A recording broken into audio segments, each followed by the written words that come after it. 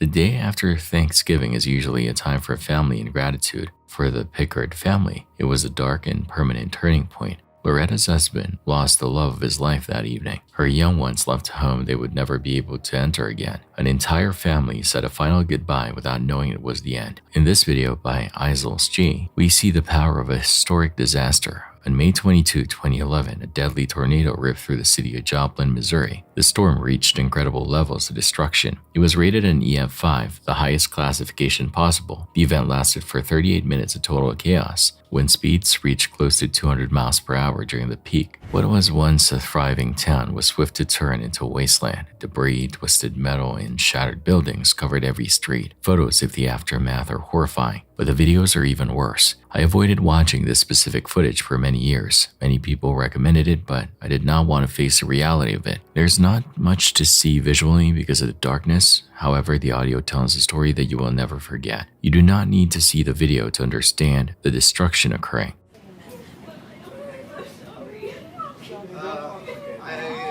At least probably 10 or 12.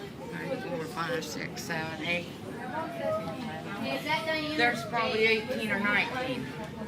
The chin is getting real. I haven't. Of course, our power's Yeah, they said there was one. They said there was one on the ground at 7th and range line. Yeah, but that's the one coming toward us around 20 of them. Man, look at that. That's why that wind's that. Yeah. No, they haven't yet. The sirens aren't going. But yeah, they did. What? Yeah, they Dude, did. That's as they we were coming Pretty in crazy. here. They This is did. getting real.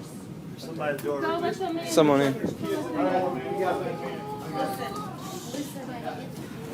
We need it. Get inside that. What is that room right there? But stuff's breaking in the back. Yeah, I know. I know. Can we go in the cooler?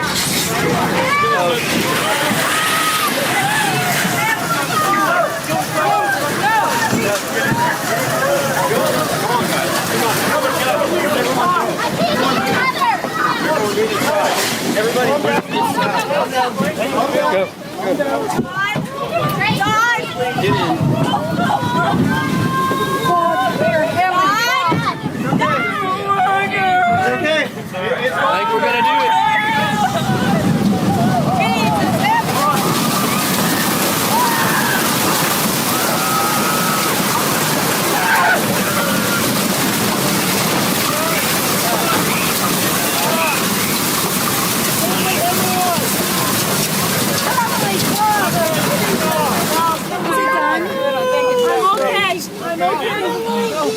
I'm trying to put less weight on him though.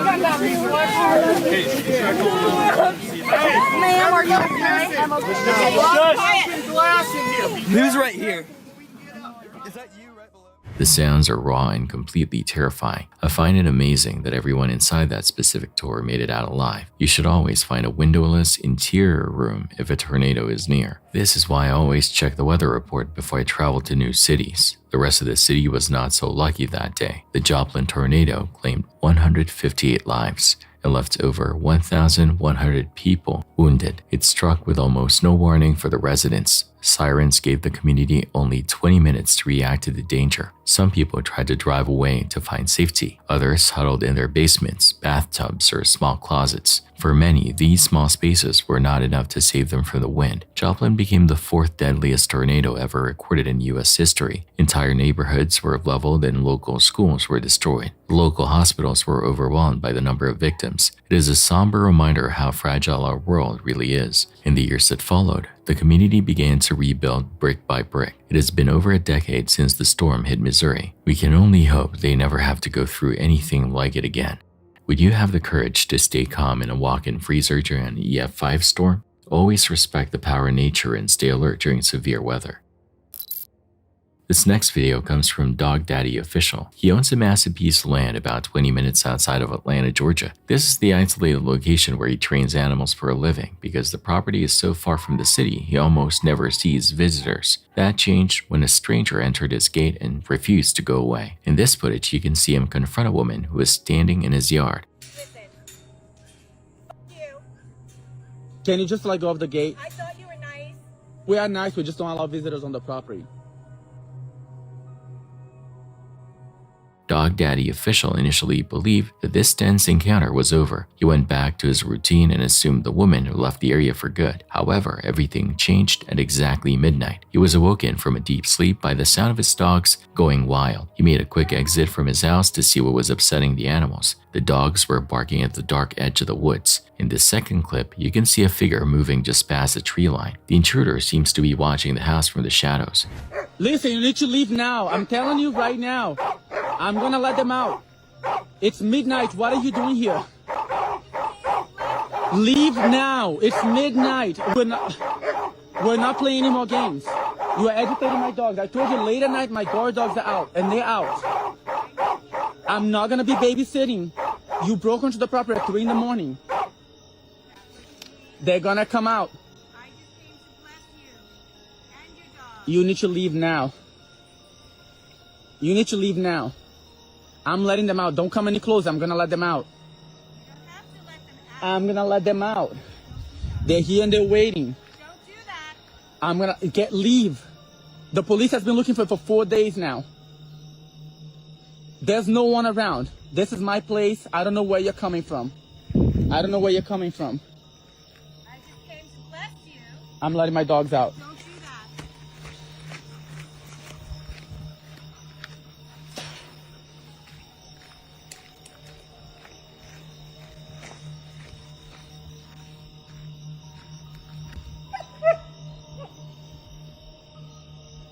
She disappeared.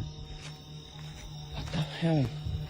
It is still unclear if this is the same person who visited during the day. The darkness makes it impossible to see a clear face or features. His viewers made a swift suggestion that he should call the police immediately. He was left feeling very unsettled by the idea of being watched in the middle of the night. The local authorities were notified, but the figure vanished into the forest. I never like being outside in the dark when I know someone is hiding nearby. This is why I think every homeowner should have a high-quality camera system. You should never approach a stranger on your property without a way to call for help. What would you do if your dog started barking at nothing in the middle of the night? Would you go outside to investigate, or would you stay locked inside your home? Share your own stories of strange visitors in the comments below. It is frightening to think about how vulnerable we are when we are asleep. Keep your doors locked and stay safe out there. October 27, 2024, a 7-year-old young one named Haley places a call to 911 from her residence. Her voice is strangely steady, but the message she delivers is alarming. This was not a simple disagreement between a parent and a youngster. Haley explained to the dispatcher that her mother was screaming at her and using cruel names. She told the operator that the things being said made her feel very unsafe. Even in this moment of crisis, Haley sounded more careful than afraid. She seemed to understand that she needed to explain the situation with total clarity. I feel terrible that such a small young one felt she had no choice but to call the police on her own mother. This is why I always tell people to listen closely when a youngster speaks up about their home life. You should never ignore the quiet bravery of a person who is just trying to find safety. Keep watching, because this gets even stranger.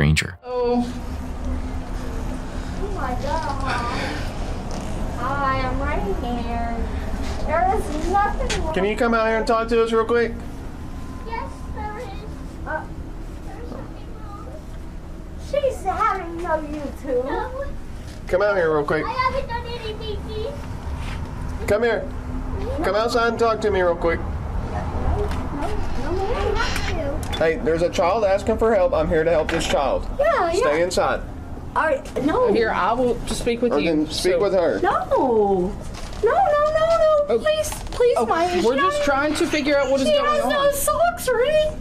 She's got Okay, shoes she's on. got shoes on. She's You're fine. fine. She's fine. Calm down. In this body cam footage, you can see the police arriving at the house. The mother initially denies every allegation made by her daughter. She tells the officers that the 911 call was fake and that they are making a mistake. The officers make a quick decision to separate the mother from the young one. They lead Haley away so they can conduct a private interview. During this quiet conversation, Haley begins to describe the disturbing reality of what happens inside that home. She speaks about repeated verbal threats and a level of controlling behavior that is hard to hear. Haley? How old are you?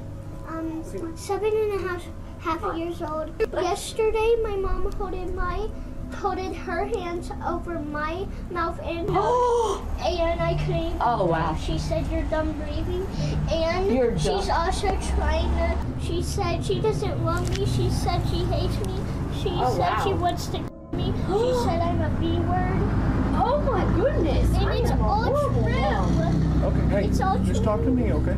Oh my god. Has anything happened Right now. tonight? Has anything happened Right now. tonight? Uh-huh. What happened tonight? She said she doesn't love me. She hates me. Dylan, you want to take her to the unit so you can talk to her? No, please, please. Yes, he is taking her over there just to talk to her, okay? Come here. To talk to her, okay? Hey, my name's Dylan, okay? That's what I'm talking All right. Dylan, Dylan, yeah.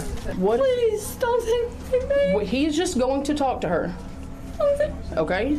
Don't take my baby. We're not taking her anywhere. He is just coming to talk to her. That's why I wanted to step inside to be able to speak with you.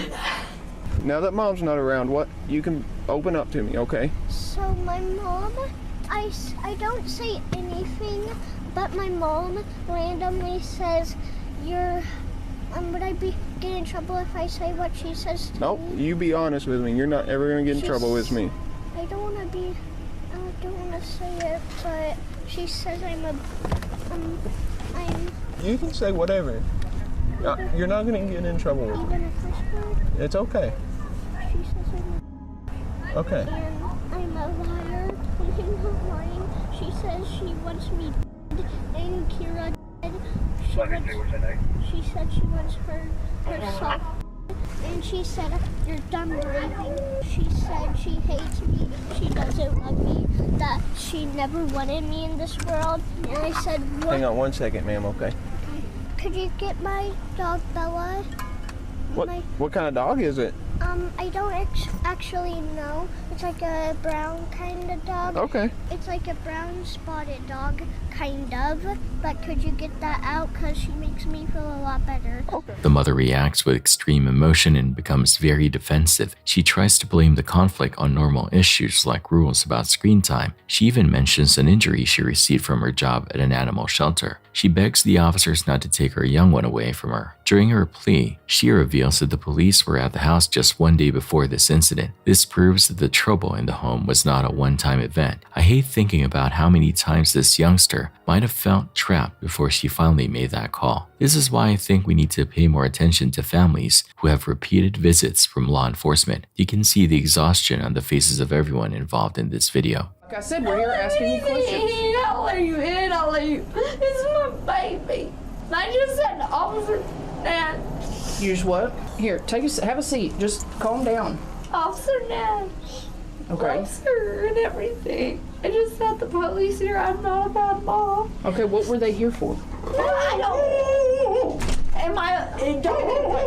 I swear, I worked at the Clay County Animal Shelter. She was gonna be killed. Okay, Can I put her in her room? okay, go put her in a room. Yeah, that's fine. The officers work with a quick pace to ensure Haley feels protected. They place her in a warm patrol car to keep her away from the shouting. Haley shares more about her life, including the fact that her father died when she was only 2 years old. To provide comfort, the officers even bring her dog, Bella, to sit with her in the car. By the end of the video, the mother is detained by the police. She is facing a possible arrest for child endangerment. Have you ever heard the B word from anybody else? Or just your mom? Only my two moms, because my dad died when I was 2 years old. Go ahead and stand up for me. Whoa. Stand Why? up. Because stand up. I'm telling you to stand up. Yes, sir, but why? Because you're under arrest. Stand up. What did I do to my baby? Stand up. Great. For real though? For real. Turn around. Are we for? Can I get? No. What did I do? Are we for real? Are we for real right now? Real is a heart attack. Well, it's a freaking heart attack. What's going on? What's up? Long time no see. What's going on? What stands out most is the mother's behavior while she is in the back of the car and at the station. She shows signs of possible drug use and has sudden outbursts of rage. She even makes threats directed at harming her own young one. And everything on my arm. Okay. I'll take it to court. That's fine. We'll see you there. No, you won't. I think I'm gonna try to say Is that a threat too? I'm sorry. Okay. Dare you do me with my child? What's your issue? You got like an issue against me or something? I don't even know you until just now. So what's up then? What's Why up? Are you hating? It's my baby girl. Her father. Grandma and I always get beat by men. Well, I'm a woman, so.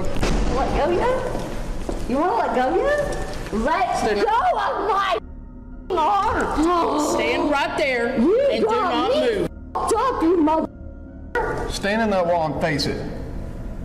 Don't move away from it. Oh, so y'all can break a mother's face. Face the wall. Oh, okay, you just got another fucking assault on a peace officer is what you just got. Y'all just Yep. There is no public information regarding formal charges or where Haley was placed after the arrest. This is standard for cases involving the welfare youngsters. Many people who watch the footage are left with difficult questions. They wonder about the pressure of single parenting and why there was no earlier intervention. What do you think was the main factor that led to this breaking point? Do you believe the officers did enough to protect the young one during the previous visit? Share your thoughts on how we can better support families dealing with loss and mental health struggles. It's clear that Haley's ability to stay calm saved her from a much darker outcome. Your awareness of the people around you can make a huge difference in a crisis. It is late at night in Albuquerque, New Mexico. A long-haul trucker named Eduardo Colon pulls his rig into the parking lot of a Super 8 motel. He has been driving for many hours on the open road. He is exhausted and only wants a warm bed and a place to rest his head. The motel is quiet and the neon lights hum in the dark desert air. Eduardo checks in at the front desk and receives his key card. He walks to his room, enters, and shuts the heavy door behind him. The television stays on in the background to provide some noise. What you need to hear, then stay here at Super 8. Clean, comfortable rooms because we inspect them more than any major economy chain. Clean, friendly Super 8. All the room you want. A commercial plays for a local business while he unpacks his bags. Something about the room feels a bit strange and cold. However, Eduardo is too tired to notice the heavy atmosphere, cleans himself up and prepares a swift meal to eat before bed. He settles into the sheets and tries to unwind from the stress of the highway. Everything about this evening seems like a normal routine for a traveler. He is just a working man trying to find a moment of peace. I feel terrible that his night of sleep turned into such a dark mystery. 2 days pass and the situation turns very grim. Eduardo has not checked out of the motel yet. The cleaning staff sees the Do Not Disturb sign still hanging on the handle. A security guard is sent to investigate why the room is so silent. He walks up to the door and knocks several times. There is no sound from the other side of the wood. The hallway feels lonely and the air is very still. The guard uses his master key to open the locked door. Initially, as he looked into the room, nothing seemed dangerous. The bed was messy and the blankets were tossed on the floor, but then he saw a collection of items sitting on the table. A woman's purse, a small gold bracelet, a physical photograph of a man, a small digital scale with the name George Martinez. It looked like someone had left the motel in a very quick hurry. The guard walked toward the bathroom to see if the guest was there. That is when he discovered a scene that changed his life forever. He found the badly decomposed body of a woman inside the bathroom. She was hanging from a suitcase strap. The man who checked in, Eduardo Colon, was nowhere to be found. He had vanished into the night without leaving a trace. I find it horrifying that a person can be found in a bathroom with no name. This is why I always carry an emergency contact card in my wallet. You should make sure your phone has a nice contact set up on the lock screen. Police arrived and took the photo of the man from the table. They believed this picture would help them identify the dead woman. It did not help the investigation at all. To this day, no one knows the true identity of this woman. Her name and her life story are completely missing. She is now known to the world only as a Jane Doe. An autopsy later found heroin in her system. The medical examiner ruled the case of death as a suicide, but the mystery only got deeper as the years went by. The scale with the name George Martinez was the only real clue for the detectives. Keep watching because this gets even stranger.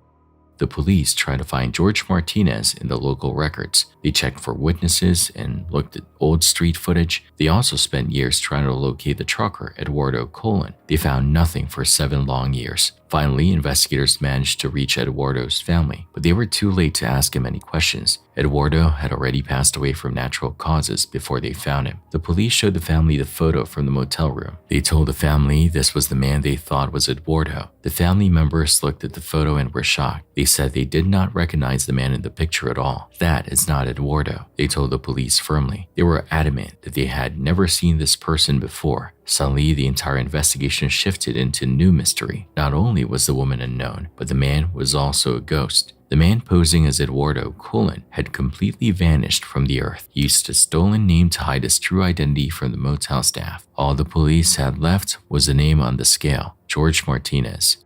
In the 1990s, searching for George Martinez was a nearly impossible task. It was like trying to find a specific grain of sand on a huge beach. The case went cold for decades with no new leads or suspects. Then in March of 2021, a credible tip finally reached the police. A person claimed the woman's name might have been Becca. They said she had flown to Albuquerque from the city of Los Angeles, but several haunting questions still remain unanswered. Why did she travel to a motel in New Mexico? Who was the man she was traveling with? Why did he flee and leave her body behind? Why did she have another man's scale in her room? Her identity remains a total mystery after all this time. She is like the famous case of Joanna Lopez. We have a clear face, a photo, and physical evidence from the scene, yet not a single person has come forward to say they knew her. What really happened inside that motel room that night? Why did the man in the photo never tell the truth? Maybe he was hiding a secret that was much darker than we realize. If you recognize this woman, or if the name Becca means something, call the police. Someone out there must know who she was before she became a Jane Doe. Keeping her story alive is the only way her family might find closure. Do you think the man in the photo is still alive today? Always be aware of your surroundings when you're in a new city. Your information could be the thing that finally solves this cold case. Meet Paulina. She is a doll that is currently the subject of a viral and terrifying video. This footage comes from a user named Sabri Bruro. Sabri explains that her father originally purchased this doll as a gift for her young ones. Everything about the toy seemed normal initially. That changed when Sabri started to notice very odd behavior. Paulina would seemingly respond to questions on cue. The doll was acting outside of its programmed parameters. The family began to record these interactions to prove what was happening. It is important to note that Sabri has never posted about the paranormal before. In this video, you can see the family speaking to the doll as it sits on a chair. Gente, esta muñeca se la compró mi papá. ¿Qué idioma hablas? ¿El idioma de Marte? No entiendo. Es súper rara. Espera, ¿qué estás reproduciendo? No me contesta. Hola. No me apures. Estoy pensando. ¿Qué estás pensando? Aquí es muy ruidoso. Vayamos a otro lugar. ¿Tenés amigas? Seremos buenos amigos por siempre. La puta. ¿Vos tenés amigas?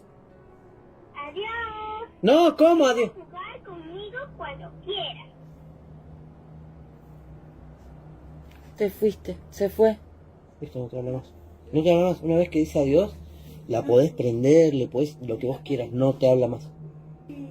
Supuestamente una vez que te dice adiós, no prende. Keep watching, because this gets even stranger. The first video of the family arguing with Paulina became a quick sensation online. Viewers asked Sabri to prompt the doll again while it was alone in a room. This would prove that no one was physically manipulating the toy. What happens next has no logical explanation. Hola, ¿cómo estás?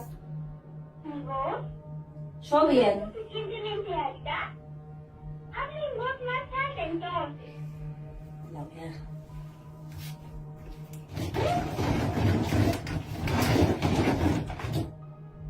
Estoy solita. Juega conmigo. ¿Dónde están todos? Hola, amiguito. ¿Te acompaño a jugar? ¡Qué dolor! Parece que estoy enferma. Me curaré solo si hablas Hola. Hola, amiguito. Qué alegre verte de nuevo. ¿Cómo estás? Aquí es muy ruidoso. Vayamos a otro lugar. In this footage by Sabri Bruro, the doll is sitting in a dark room by itself. It begins to speak and move its head despite being completely isolated. The doll has a voice box, but it does not have any optical sensors or eyes. It makes no sense that Paulina is responding to the specific surroundings. I never like being in a house where objects move or talk on their own. This is why I prefer to keep my home free of old toys that have a history I do not know. Keep watching because this gets even stranger. Sabri posted another update because the doll began saying things they had never heard before. In this clip, you can see the translated text as the doll speaks. Paulina asks a chilling question, "Why haven't you visited me?" She also makes a very specific and dark comment about her own eyes. Prendelo. Ahí ya le puse las pilas. Hola, soy Paulina. Mucho gusto en conocerte. Paulina, ¿me podés contar una historia de terror? Sin Pero la verte. puta. ¿Por qué no me has visitado? ¿Me podés contar una historia de terror?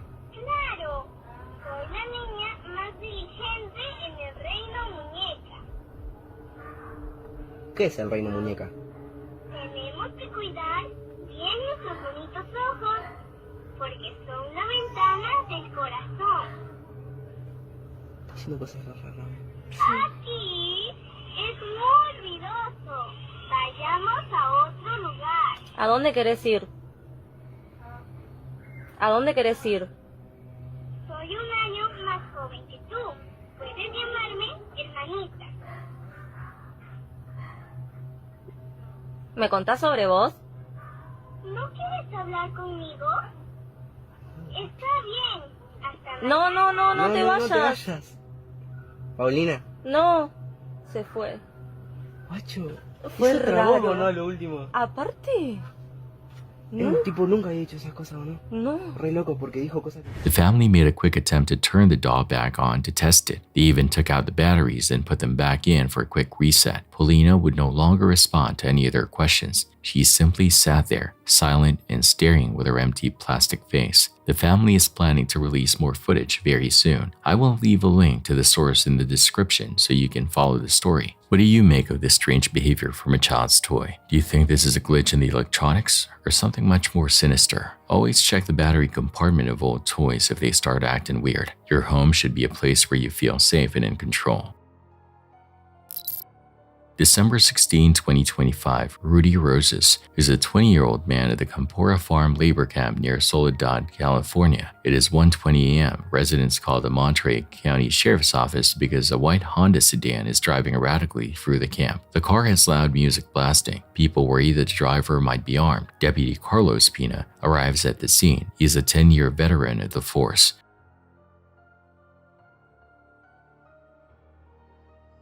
As he approaches the sedan, the situation becomes life-threatening with quick speed. I feel terrible that a routine noise complaint turned into such a violent encounter.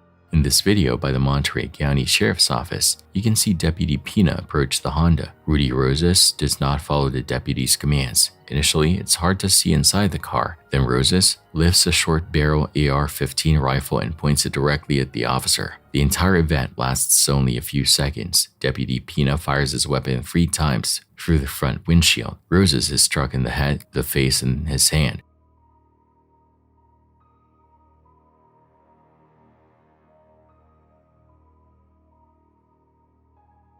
Medical teams arrive at a quick pace. Roses is rushed to the hospital in critical condition. He survived being struck, but he can no longer speak. No official charges have been filed against the driver or the deputy yet. I hate that such a young man has lost his ability to speak forever. This is why I think we need to be more aware of how quick things can go wrong with weapons. You can see how a single choice changed 2 lives in an instant. Investigators found that the rifle was an illegal ghost gun. It had no serial number and was untraceable. They also found a loaded handgun hidden inside the car. Many people questioned how the violence started so quick. The dashcam footage is the main evidence in this case. It shows the exact moment the rifle was raised at Deputy Pina. Without this video, people might have viewed the encounter differently. Sees a guy raising an AR after the guy's been told to stop and show his hands, and the guy instead raises this weapon, and the officer reacted. We have a young man, graduated high school, never in trouble before, not as a juvenile, not as an adult. From all the information I have, doesn't have any police contacts, no gang involvement. We still do not know why Roses was armed or why he refused to listen. The threat of the weapon is the reason for the deputy's response. What do you think was going through Rudy's mind that night? Do you believe the presence of dash cams makes our communities safer for everyone? Make sure you talk to the young ones in your life about the dangers of illegal weapons. It's vital that youngsters understand that a machine can end a life in a heartbeat. This disturbing 911 call is going viral right now. The audio comes from a video on Carolina Case Files. On July 31st, 2021, a man was driving his truck late at night in Pender County, North Carolina. He was traveling near the Moores Creek National Battlefield when he saw a tall figure. The man appeared to be wearing historical Civil War clothing. It also looked like he had blood covering his entire body. The driver looked for a safe spot to pull over so he could call for help. He thought the person might have been wounded or in need of medical aid. Initially, he was not sure what he was looking at in the dark. According to Sheriff Alan Cutler of Pender County, this is the actual recording of that emergency call. I feel terrible that this driver was all alone on such a dark historic road. This is why I never like driving near old battlefields after the sun goes down.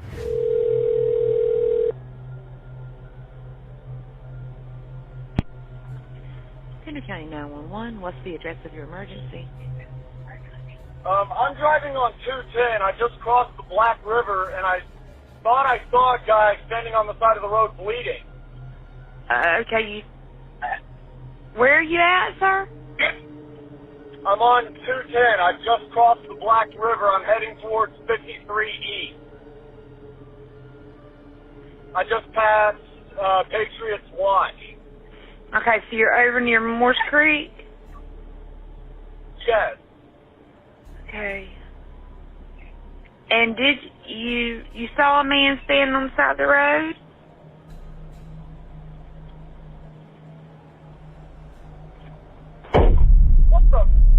What was that, sir? That's not human! That's not human! Sir, are you okay, sir? There's something in the bed of my truck! Okay, what's in the road? No, it's not in the road, it's in my truck. In the bed.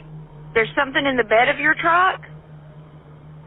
Yes, ma'am, I just turned on my bed lights for my truck and there's something in my bed.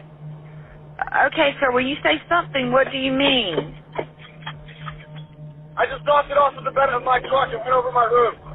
Okay, what was it? Keep watching because this gets even stranger. Reports say the creature made a quick jump onto the cab of the truck. It began to beat violently on the roof of the vehicle. The driver turned around and saw a terrifying face pressed against the glass. He described a pale white face that looked like a human skull. It had sunken eyes and no visible ears. The thin skin appeared to be pulled tightly over the bone. The man made a swift attempt to drive away from the scene. Here, something beating on the top of the truck. The caller stated that it was beating and scratching on the top of the cab of his truck. He actually stated that he was able to engage his bed light and was able to somewhat identify this object that was in the back of his truck.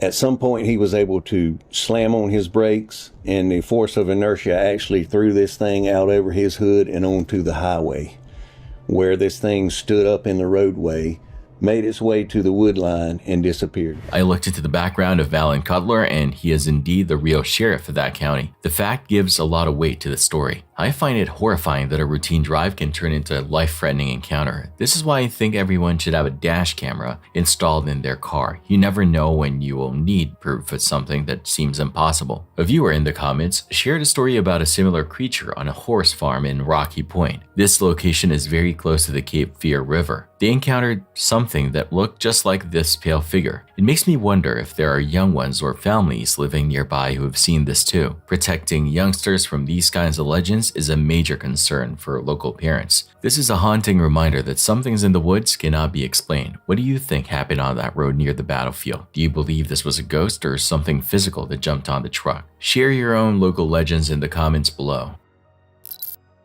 January 18, 2023, Precious Dunn is an off-duty Chicago police officer who joined the force only months prior in June 2022. She is resting inside her apartment on West 90th Street in the Washington Heights neighborhood. Outside, a loud argument erupts on the residential sidewalk. Dunn hears the shouting grow more intense and decides to step in. She walks outside and asks the group to calm down and leave the area. Most of the people listen to her and walk away. It seems like the danger has vanished.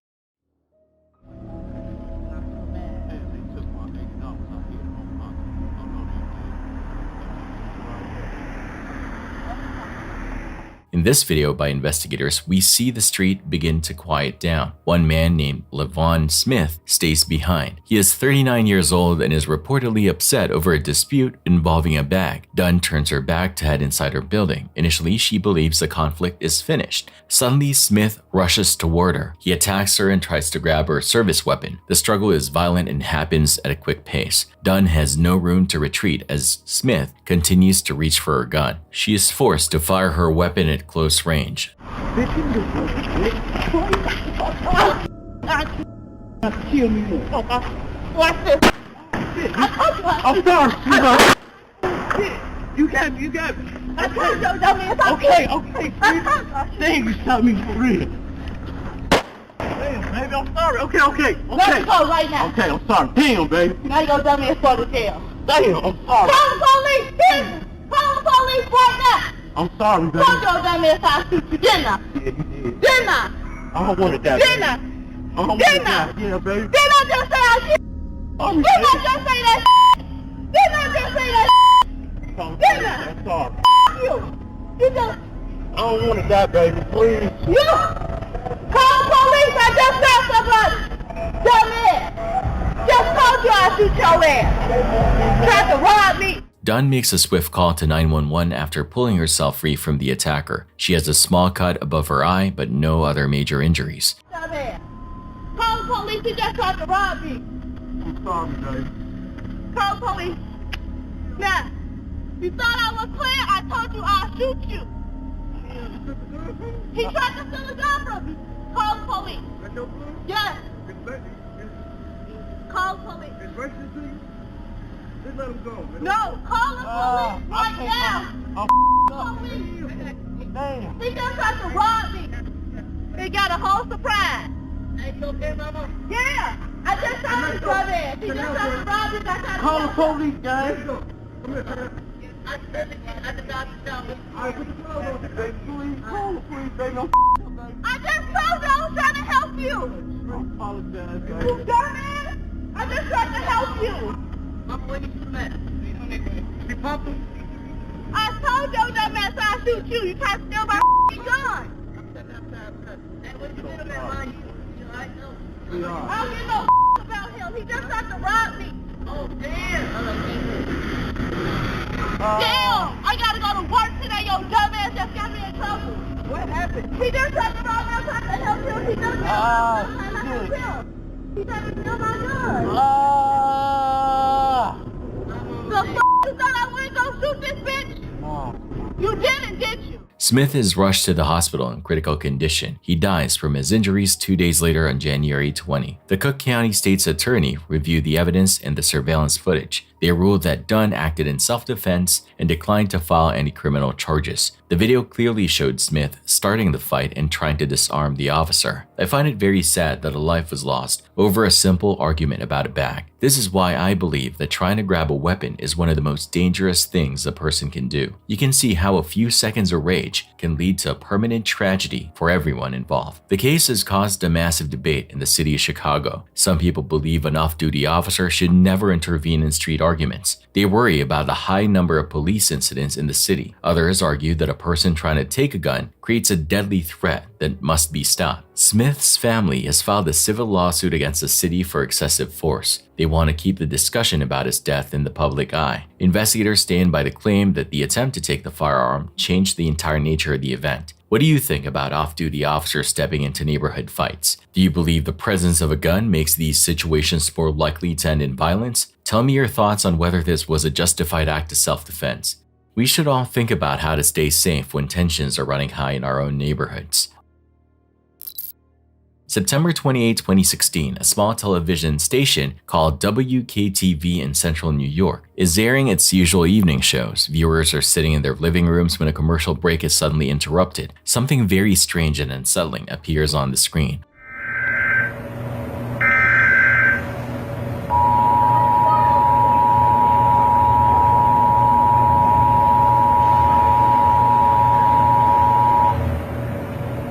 Authorities have issued hazardous materials warning for the United States effective until September 29th, 02:16 Eastern Daylight Time.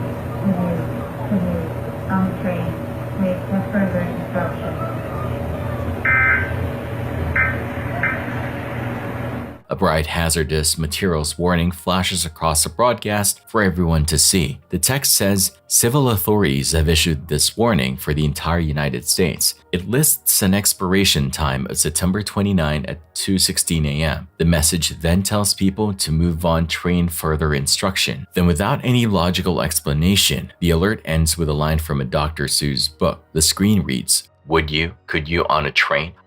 The timing of this glitch is what makes it truly haunting. The alert mentioned a train just one day before a fatal train crash occurred in New Jersey. WKTV had to act with a quick response to calm the public. They told their audience that there was no real hazard and it was just a technical error. Later that night, the station claimed the message was an automated test from FEMA. They said a national location code caused the test to be broadcast to the public by mistake. But the mystery did not stop with that explanation. There were actually two separate alerts that day that carried the same eerie message. When investigators looked deeper, the story began to fall apart. FEMA officially responded and said they never sent that alert at all. They launched a full investigation to find out who had accessed the broadcast system. WKTV had to admit that FEMA denied any involvement in the creepy message. Other stations across the country saw hacked alerts around that same time. However, only the WKTV version included this specific code about the train. Initially, people thought it was a simple prank by a computer hacker, but no one has ever been caught or identified as a sender. I find it very disturbing that someone could hijack a safety system to send a riddle. This is why I think our national infrastructure needs much better digital security. You should be careful about how much you trust the information on your television. To this day, we still do not know how the message was sent. We do not know why it mentioned a train just hours before a real derailment took place. Many people online believe this was an act of sabotage or a dark omen. None of these theories have ever been proven with hard evidence. But the facts that remain are the timing, the code, and the tragic crash. It is one of the most unsettling digital anomalies I've ever seen tied to a tragedy. The Dr. Seuss line still gives me chills every time I read it. Do you believe this was just a coincidence or something more planned? How would you feel if you saw a riddle during a national emergency alert?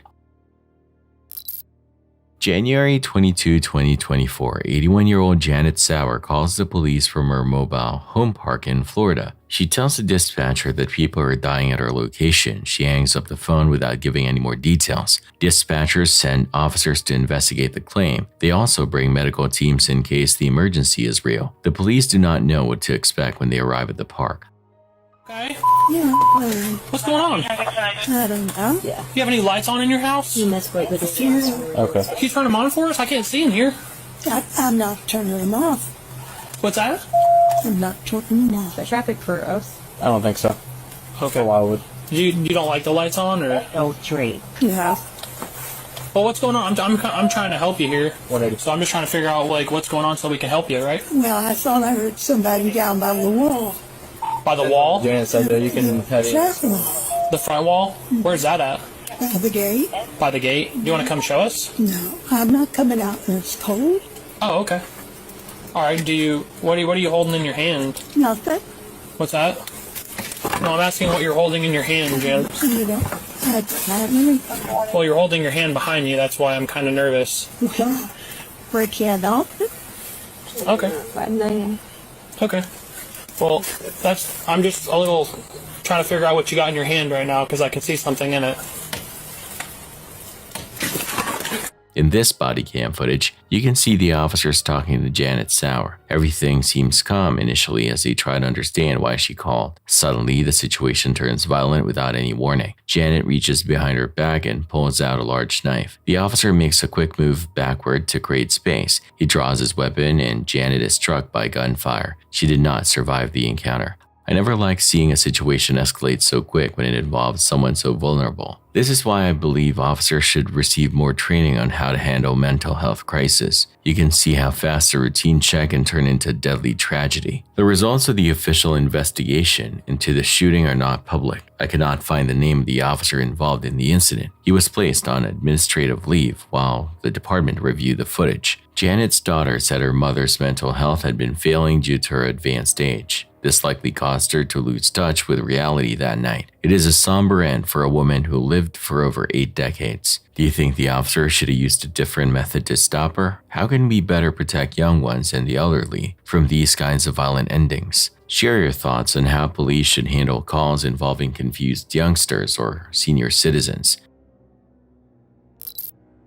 December 24, 2025, what began as a routine IRL live stream in Miami, slowly turned into a moment that many viewers would struggle to forget. The best course of action is just get in your whip and get the fuck out. Yeah, I know the best course of action, but I want to kill each and every one of these guys. In GTA. No, I want to. Well, Braden Peters, known online as a 19-year-old kick streamer, Clavicular, was driving his Tesla Cybertruck through the city. Earlier that day, a group of individuals had been following and harassing him and other creators. As the stream continued, the situation felt increasingly tense. While stopped, one person from the group climbed onto the hood of the Cybertruck. They positioned themselves directly in front of the windshield, blocking Braden Peters from moving forward. I feel terrible that this young man was being harassed, but his reaction in the heat of the moment is truly haunting to watch. This is why I never like sharing my real-time location when I'm out in public. You should always try to de-escalate the situation by staying inside your vehicle and calling for help.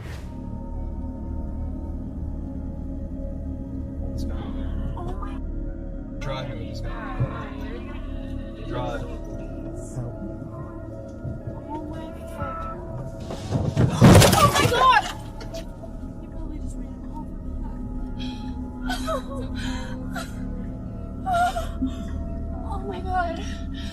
Oh my god.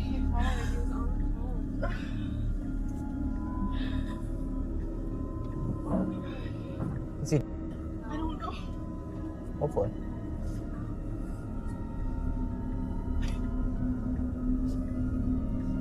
In this video by Clavicular, you can see the truck accelerate forward. The person on the hood is thrown off and the scene instantly becomes chaotic. From the audio, you can hear Braden Peters asking if the person was dead. He adds comments that will later draw heavy criticism from the internet. The individual who was struck survived, though they sustained serious injuries and were rushed to the hospital. Associates of streamer Aiden Ross later confirmed that the person was alive and expected to recover. As clips spread online, many viewers questioned if his response was necessary. Braden Peters shared an AI-generated image of the incident with a caption about winning stupid prizes. The reaction from the platform was quick, and Kick banned him shortly afterward. Clavicular later claimed he acted in self-defense. He said he believed the group was armed and pointed to earlier threats where objects were thrown at him. Police spoke with him at the scene but did not arrest him. Initially, authorities focused on gathering all available stream archives to see the full timeline. No formal charges have been announced while the investigation continues.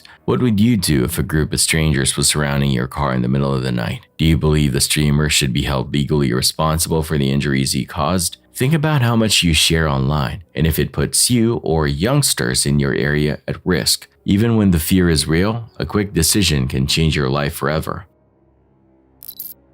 In this video from Mianyang City in China, you can see a large beer festival. Initially, the crowd is enjoying the music and the festive atmosphere. However, the weather begins to turn dangerous with extreme winds.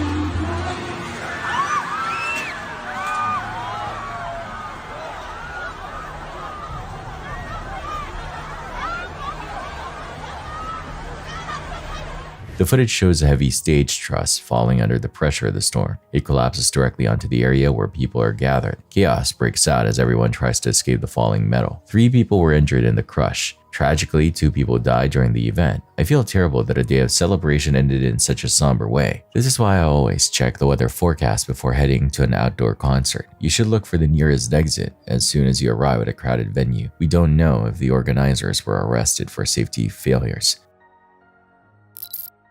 In this video from an Argentinian pastry shop, we witness a scene that is both bizarre and terrifying. Robberies happen every day in every corner of the world, but some attempts fall in the most unusual ways. 3 women walk into the shop looking like they're ready for a night out rather than a serious crime. Initially, they look like regular customers browsing the selection of sweets in the display case. Without warning, these 3 individuals jump behind the counter and attack the lone employee. They beat the young woman with a level of violence that is very hard to watch. One of the attackers even pulls out a knife to threaten the worker during the intense struggle.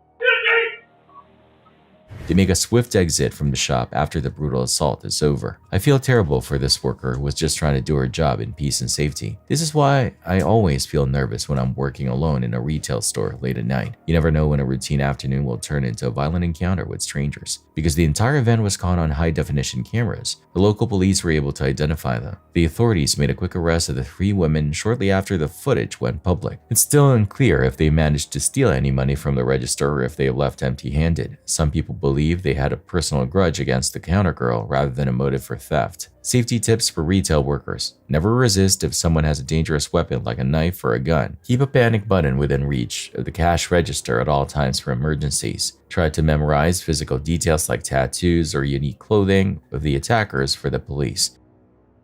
What do you think was the real motive behind this pastry shop attack? January 2, 2023, a beautiful summer day on Australia's Gold Coast turns into a nightmare in a single moment. Chief pilot Ashley Jenkinson takes off in his helicopter with 6 passengers on board. They are starting a routine sightseeing trip over the blue water. At that exact time, Michael James is flying a second helicopter back toward the landing pad. Everything seems normal, but invisible problems are already starting to stack up in the background. The radio antenna on the incoming helicopter is broken. Michael James is making calls that no one else can hear. The flight routes had also been changed recently. This made the paths of the aircraft cross much more easily than before.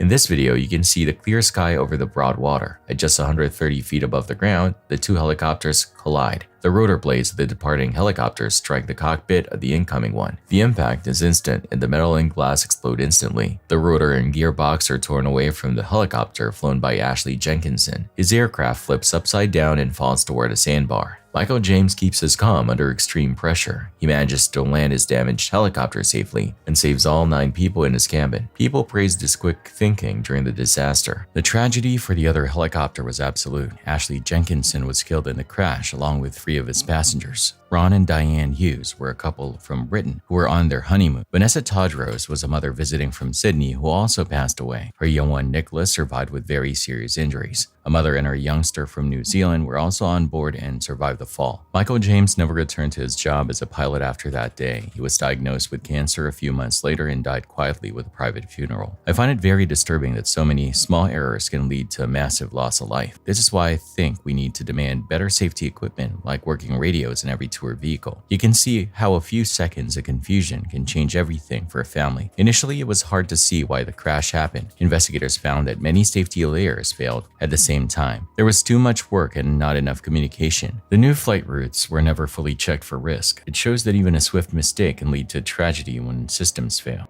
What would you do if you realized your pilot could not hear the other aircraft nearby? Do you believe that human error is always to blame, or is it the fault of the companies? Share your thoughts on how we can make sightseeing flights safer for everyone. Berlin on New Year's Eve. In this footage from Germany, you can see a terrifying situation unfolding in the streets. Crowds are out of control as explosions go off everywhere you look.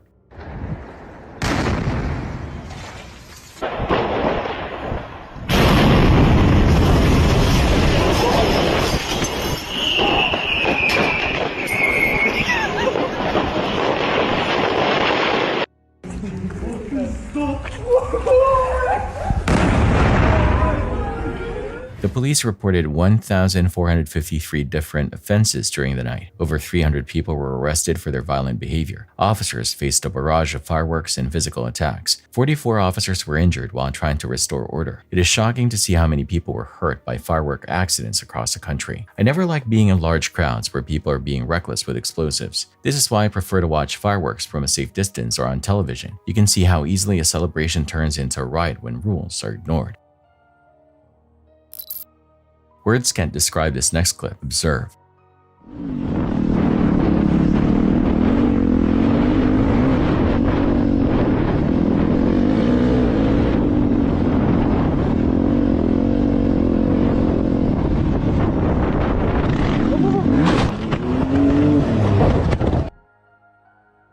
In this segment, we see a man exploring the vast open dunes on his dirt bike alongside a close friend. These specific sandy hills are almost entirely unregulated, meaning there is no official supervision on site. Because the area is accessible to every type of person, you will encounter all sorts of heavy vehicles roaming the terrain without much warning. There's an unspoken code among riders that you're not supposed to travel as quickly as the people in this UTV chose to go. They fly over the crest of a hill at a dangerous speed, nearly causing a fatal collision. It is genuinely miraculous that the biker survived such a terrifying close call. I know he is okay because he is the person who eventually shared his footage with the world. I feel a deep sense of relief that he walked away from this. This is why I always feel nervous in places where there are no clear rules or traffic lanes. Chinese authorities released security camera footage to raise awareness.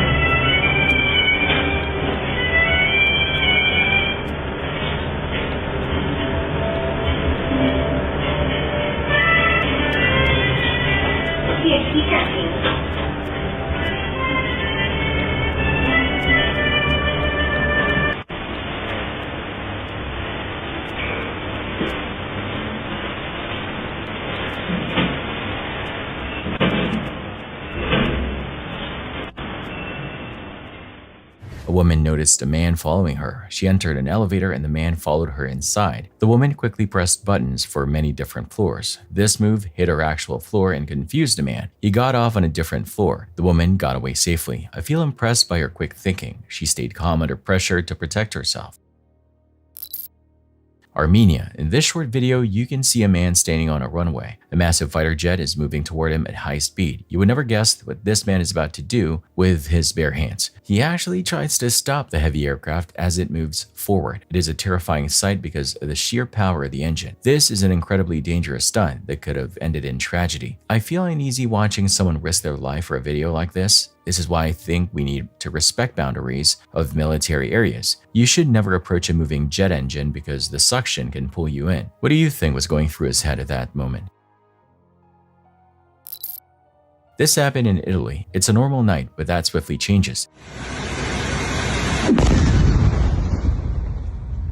Ok ragazzi, i puntini colleghi. Non vedi da molto.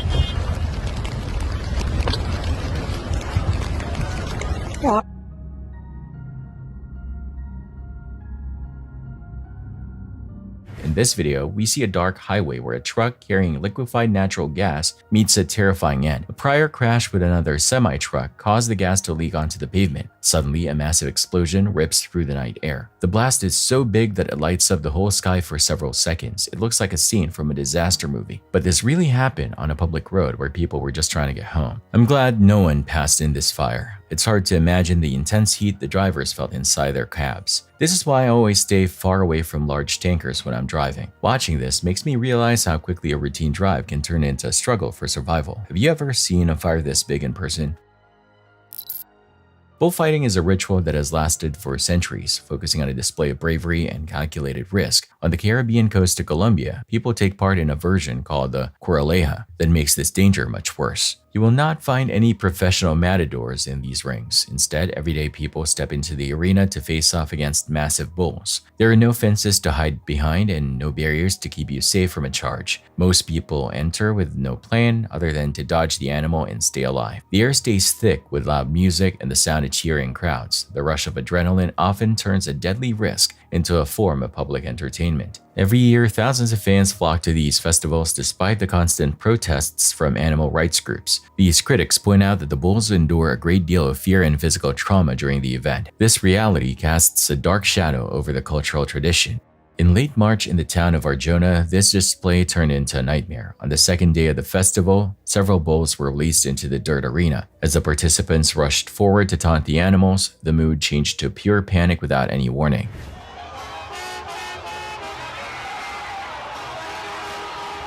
A bull charged a young man named Daniel Cardona. He was only 21 years old at the time. The horn of the animal pierced his chest with such power that it reached his heart. Doctors said that Daniel died almost instantly from the strike. Only a few minutes later, the same bull gored another man. He was rushed to a nearby hospital, but the medical staff could not save his life. Witnesses still remember the terrifying moment when the cheers of the crowd turned into screams of horror. You can see people scrambling over wooden railings to get away from the danger. The bulls barreled across the space and tossed people into the dirt like dolls. Local medical teams said that more than 10 people suffered very serious injuries. Some participants were trampled while others were knocked unconscious by the force of the animals. You can often find a youngster in these crowds who is at a very high risk of being hurt. The bulls were frantic and wounded as they continued to charge at anything in their path. They were not acting out of natural aggression, but out of total fear and confusion. I feel a deep sense of sadness for the families who lost a loved one at this event. It's very hard to watch both people and animals suffer for the sake of a show. This is exactly why I stay away from large, unregulated events where things can go wrong fast. Do you think a tradition should be allowed to continue if it costs this many lives?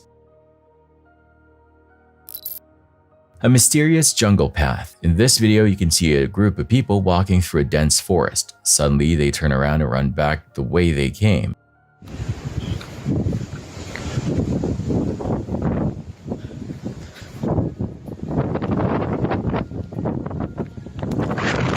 Initially, it looks like they are fleeing from nothing at all. However, there was a large tiger lying right in the middle of the trail. The animal was asleep, but the danger was very real. This is why I should never enter protected wildlife areas without explicit permission. I never like walking in areas where predators might be hiding in the brush. This is why I always hire a local guide when exploring new terrain. You should never assume an animal is safe just because it looks peaceful. How would you react if you stumbled upon a tiger in the wild? On November 14th, 2025, a small family arrived at an Airbnb for what they hoped would be a quiet trip away from home. They booked this house to attend a wedding out of town. Initially, the property looked like a perfect place to rest. However, the trip took a very unsettling turn after they returned from walking their dog one night. Just out walking my dog, and when we came in, we heard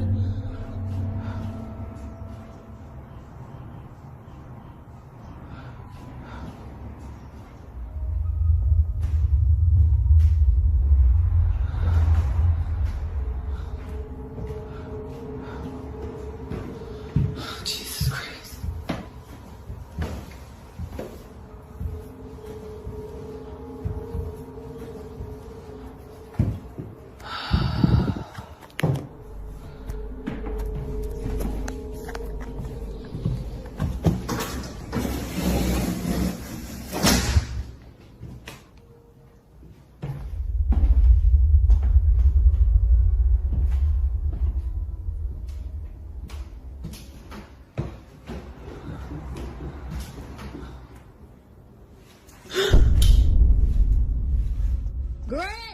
In this video, you can see a leash clipped to the dog's collar suddenly jerked upward with immense force. It moves in a quick motion and wraps tightly around the dog's body. It looks as if an invisible hand snapped it into the air. No one is standing anywhere near the staircase when this happens. Right before the leash lifts, a faint sound is heard on the recording. This suggests that something was standing there in the dark. Sydney, the woman who recorded the event, was completely stunned. She sent the footage to the Airbnb host, but they were just as confused as she was. The next day, Sydney decided to see if the event would repeat itself. She placed the leash back on the stairs and waited. This time, the leash does not move, but the dog begins to act very strangely. This is the leash.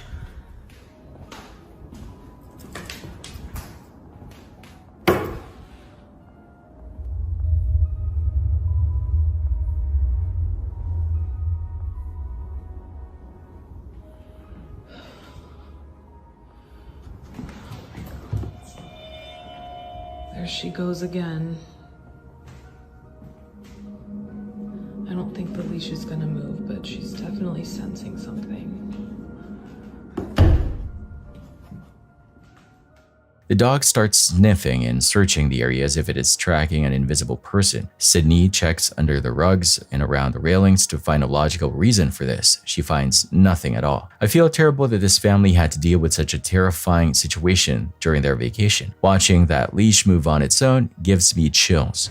I wanted to show you guys some footage of my dog with these stairs. So here's another clip that I got of her doing it, walk over and see her, and she was so locked in. If you look closely, you will see the dog is always drawn to the same middle section of the stairs. It never goes to the top landing. Sydney realized that whatever the dog sensed was actually below the staircase. That space sits directly over a locked room. Sydney and her sister began to investigate a chilling possibility. They walked down to the closed door that leads underneath the stairs. So I think I figured out why my dog just is always hanging out right here. So I just found a door back here. So I don't think that it's what's on the stairs. I tried to check, but the door is locked. Obviously it's an Airbnb, so they lock a lot of the doors up. Yeah, I don't think that it's what's on the stairs like what I initially thought. I think it's what's... Quickly after she began recording, the doorknob began to turn. There were no footsteps or voices heard in the hallway. It was a deliberate twist, as if someone was gripping the handle from the other side. This is the switch. You guys can see the light is on right there.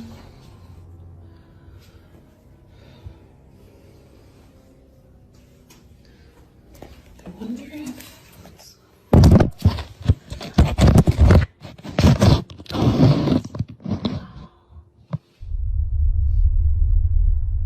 Just, man, there's something right behind the door.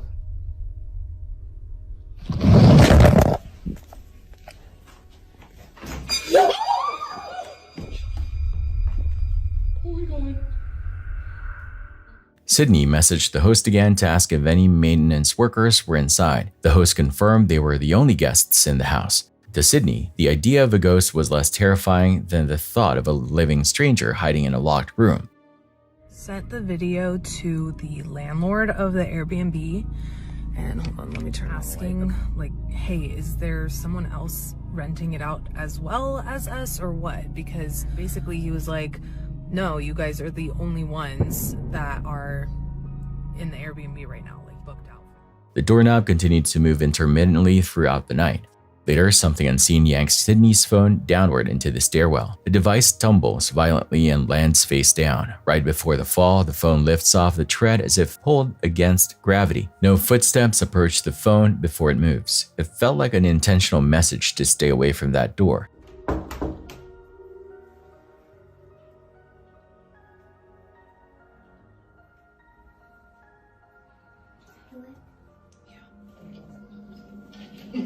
Scary. Okay. Okay, every time we've knocked before, this doorknob would turn a little bit.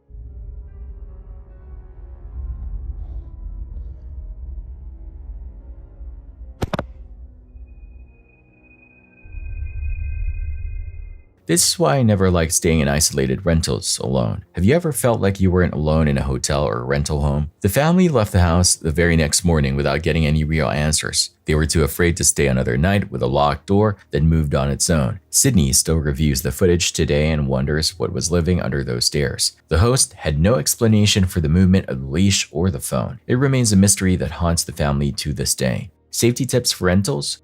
Check all doors and window locks as soon as you arrive. If you see something suspicious, contact the platform and local authorities immediately. Never try to open a locked door that is not part of your rental agreement. Keep a close eye on any youngster or pet traveling with you.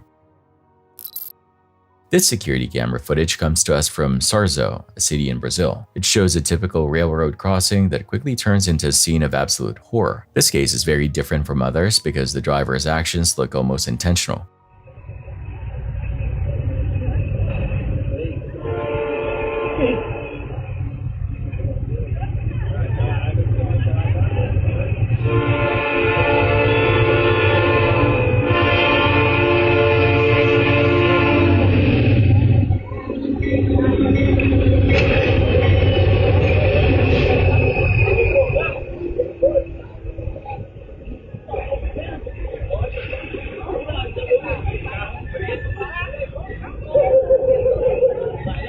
In the video, you can see the car moving at a snail's pace before it just stops directly on the tracks. It is baffling why the driver chose to ignore the bright safety barrier and the loud warnings. While panic can cloud a person's judgment, stopping in the path of a massive train is a decision I will never understand. This mistake led to 4 people being badly injured. One of those victims was a helpless youngster. I feel deep sadness thinking about what that young one went through. It is truly miraculous that every person in that vehicle managed to survive the impact. I always feel a bit of anxiety when I have to wait at a train crossing. Do you ever feel like the gates take too long to open? Ukraine. In this footage, you can see the aftermath of a massive drone strike.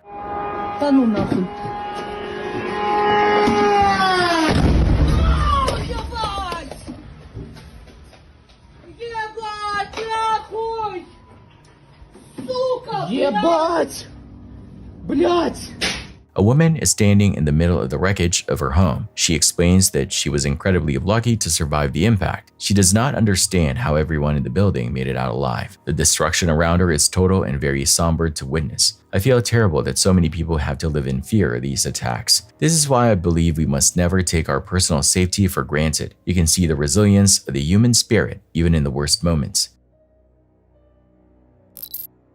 Aviation experts spend their lives studying every major crash because every tragedy provides a vital lesson for the future. Every jagged piece of metal wreckage and every cockpit recording helps the industry prevent another disaster. However, the footage captured by people on the ground tells a very different story. When a bystander points a phone toward the clouds, we see how fragile our control really is. These videos show how a routine flight can turn into a catastrophe with quick speed. This story is not just about a single event or one tragic accident. It serves as a somber reminder of a fear that millions of people share. Online, you can find a massive amount of this footage. There are recordings from cabin windows and airport surveillance cameras that capture sudden fireballs. Even cockpit cameras show the final seconds before a plane is struck by the ground. Each clip ends in a different way, but the tension in the air always feels exactly the same.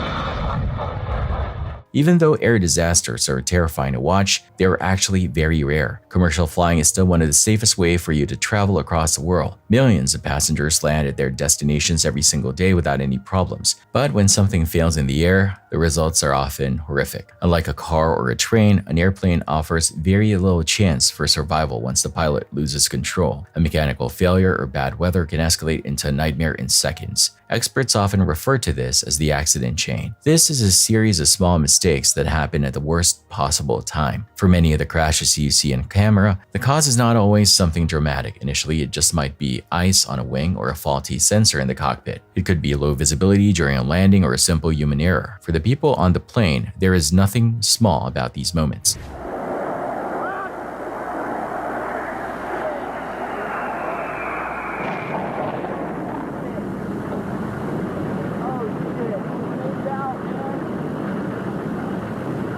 In many disasters, the passengers do not even know that something is wrong until it is far too late. They might feel a brief vibration or a strange drop in altitude. Then they hear an alarm sounding from behind the cockpit door. After that, there is only panic and force, followed by a deep silence. These clips feed into deep anxiety that many travelers feel. Even though these events are rare, they are almost always fatal. I feel terrible for anyone who has to experience that kind of fear in the sky. It is haunting to think about how calm skies can hide such unpredictable danger. This is why I always pay close attention to the safety briefing before a flight takes off. Every person on those planes has a father, a mother, or a youngster expecting to land safely. Sometimes the sky gives no warning before everything changes forever.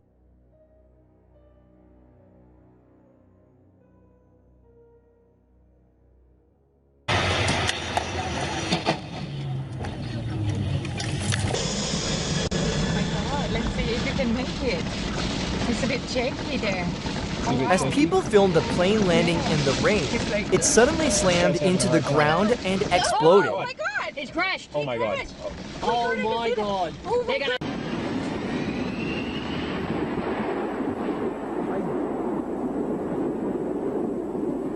Oh la la. Oh yeah. Oh no, oh no, oh no, oh no, oh no. It was climbing into the sky until the engines died. Within seconds, it plunged nose first and exploded in a fireball.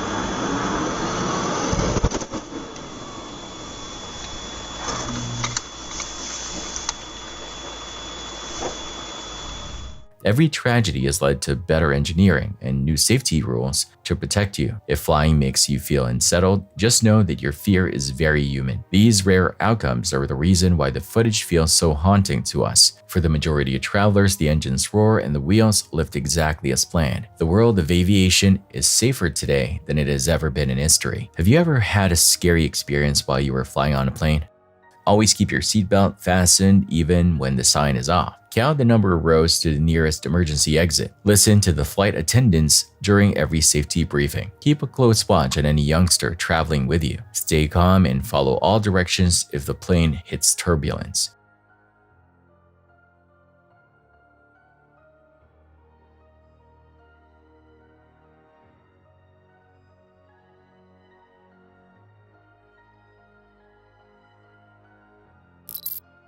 This is a checkpoint in China. Police are checking for drunk drivers. Drinking and driving is a serious problem here.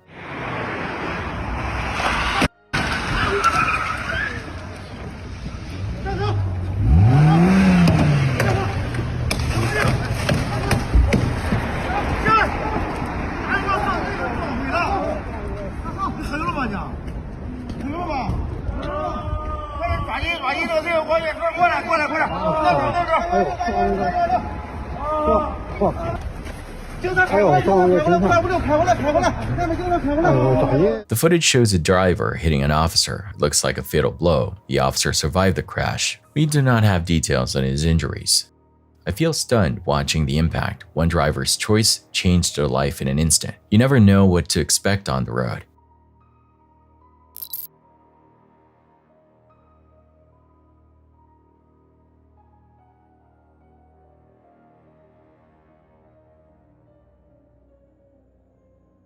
This man's choice to pause and hold the door altered his timing in Minsk, Belarus. He was about to take a step when a window frame collapsed. In this instance, he avoided a catastrophic accident thanks to that straightforward decision.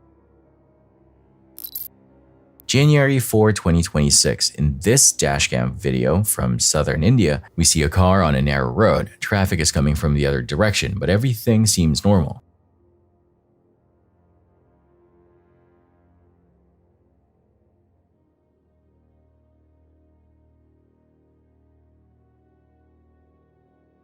Suddenly, a man on a scooter tries to overtake a bus on a blind corner. The scooter driver loses control and falls directly into the path of the car.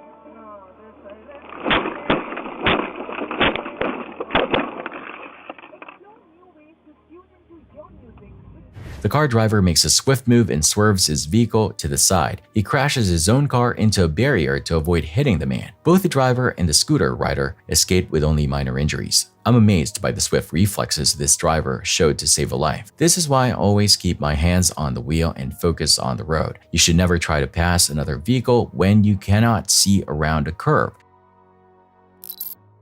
The history of St. Augustine, Florida is known for its picturesque views and centuries of history. But on this particular day, the Bridge Alliance became the stage for a deeply unsettling scene. It began with frantic calls from witnesses reporting a woman behaving erratically. She wasn't alone. Beside her stood a young boy, forced to witness his mother's descent into a state of chaotic instability. When officers arrived, they found a 32-year-old woman in the grips of a disturbing internal crisis. I'm with the St. Augustine. Okay, I'm with the St. Augustine Police Department.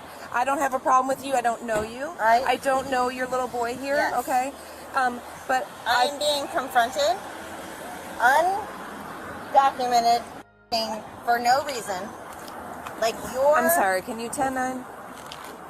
St. Augustine is hit or miss, whether or not you hit evil or you hit good. If someone can start rolling this way, just code 1, just because I'm in the middle of traffic holding everything up. So because of where we're at right now, what I'm just asking is if you and I can just have an adult conversation. I'm always up for adult conversation. All right. Would you prefer to walk that way? I would prefer to have documentation of your copies of record. Okay. Of the complaint. Okay, well, I've gotten 2 phone calls so far. Okay. I would love documentation. Okay, well, I can't provide that to you right now in the middle of the bridge.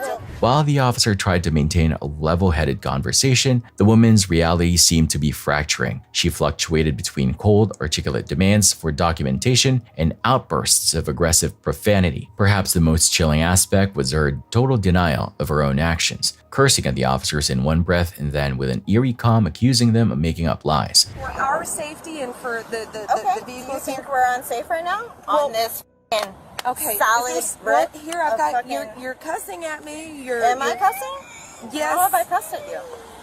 Okay. When have I cussed at you? Because I feel You've been using the F word ever since I got here. Really? Is there a problem? Can you replay that? Yes, I can, but not right now. Because I haven't used the F word at all. Okay, sweetie, are you okay? So you are the problem. Okay.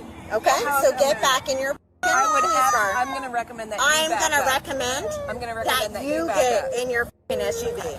Because you are making shit up that is not happening. And I will contact my lawyer. Okay. You cannot resist us. Okay. You want to be a cop right now? Go right ahead. Yeah, You've all made it out. I'm thinking she's going to fight. So it's not a fight. Okay. It's a ground. Well, so here's because she wants to interfere with my opening. Yeah. As the situation escalated, the presence of her son loomed over the encounter like a shadow. The boy was visibly upset, a silent victim of the unfolding drama. Despite the officer's attempts to de-escalate, the woman's behavior became increasingly combative. Okay. Is that documented for court? Is that documented for court? Is it documented for court? Because that's what we're talking about. What are we doing? We're going to put you in handcuffs. For what? Are we just going to talk? We'll get there. We're detaining you right now. Okay. That's fine. We're going to get out of all these nice people's ways. We're going to talk to your little boy, see why he's so upset. Everybody on this bridge is nice? You vetted them? You sure they're not No, you're absolutely right. Maybe they are. Yeah. Hey, buddy. But ever since we've been talking, you've been cussing at me? No, I have not. Yes, you have. Please review the tape. Oh, because that's not true. There's one of us that's not drunk here, and it's me. Okay? I am not drunk. Okay. I am buzzed, and I am happy, and I've been enjoying my day. And I have not cussed at you once. You'll have to carry me, bro. I'm not going nowhere. I'm not going to. I'm a nice guy. You don't want to. Are you? Yes. Well, she's not a nice girl. She's a fucking corrupt cop. Do you understand? Here, stand her up. Here, Can stand up. follow you fucking people all the fucking time. Just step in. No, I'm not stepping into the fucking truck for no fucking reason.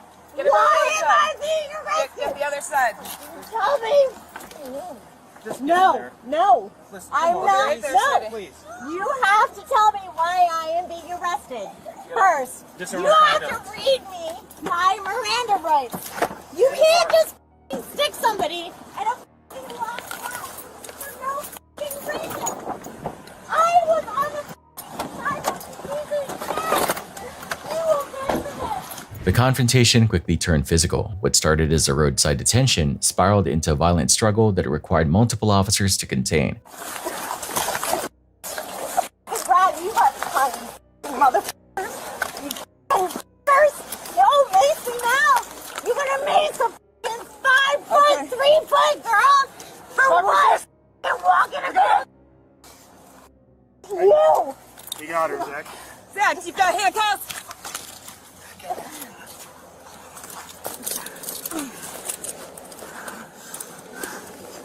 Yeah, good luck. Get them in together. What are legs? Yeah, they're strong. She's fighting, sorry. Yeah, why are you know this is going to court, right? The sheer intensity of her resistance was so great that officers were forced to use leg shackles or hobbles just to keep her from kicking. For what? For what? Where's Embry? He's got the kid. Alright, we pick her up on all 4 sides, we'll just throw her in there. Yes. Someone grab the legs, just grab the front, and we'll just throw her in there. Can we get this?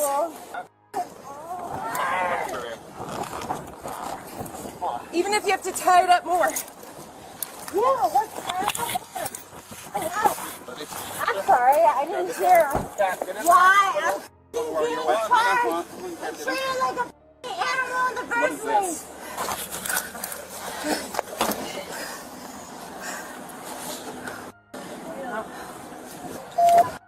Wait.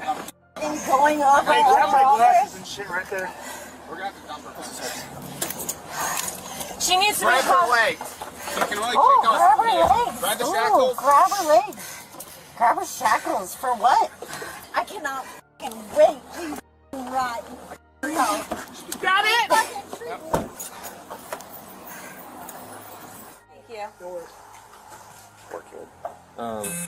So apparently she just had too much to drink. He said, we didn't know about this, but apparently she was thrown out of a bar because she wanted to-go drinks, and clearly she's had too much to drink, and she was on the bridge, and I guess he said that she was giving people the finger and cussing at people and screaming. And then our officer got out with her. The aftermath revealed a tragic pattern. The boy's grandmother arrived on the scene, explaining that she had already been in contact with the sheriff's office earlier that morning, worried for the child's safety because the mother had disappeared with him. The grandmother's hope was simple but heavy, that this incident would finally be the catalyst for the woman to get the help she so clearly needed. The woman was eventually charged with 3 counts of battery, resisting an officer, and disorderly intoxication. While the bridge eventually cleared and traffic resumed, the memory of the unbounded soul screaming at the sky remained, a haunting reminder how quickly a life can unravel in the public eye, and the innocent children who are often left to pick up the pieces. Caracas, Venezuela. In this video, you can see a collection of strange clips surfacing online. The city of Caracas is the source of these unsettling recordings. I will not spoil the details, but you need to see this for yourself.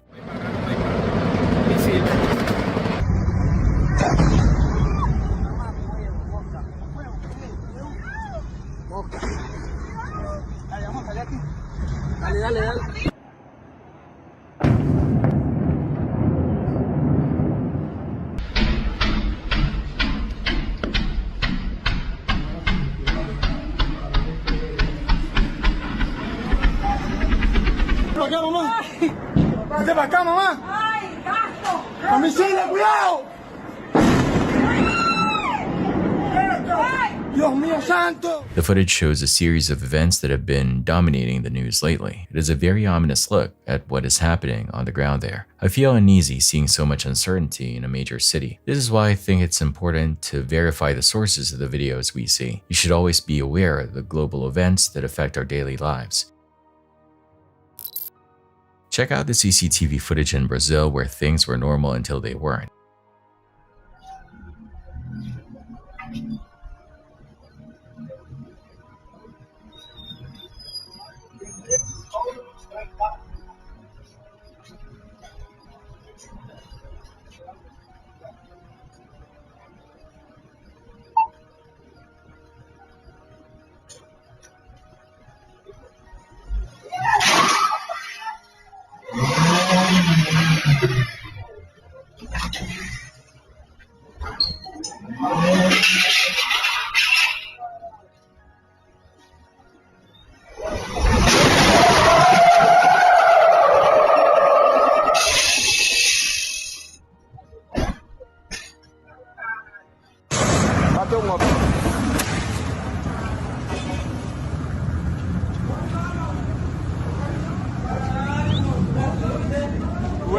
A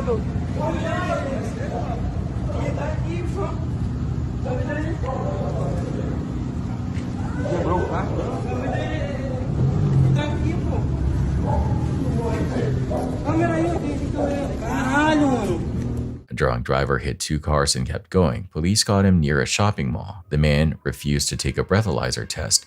No one was hurt in the chaos.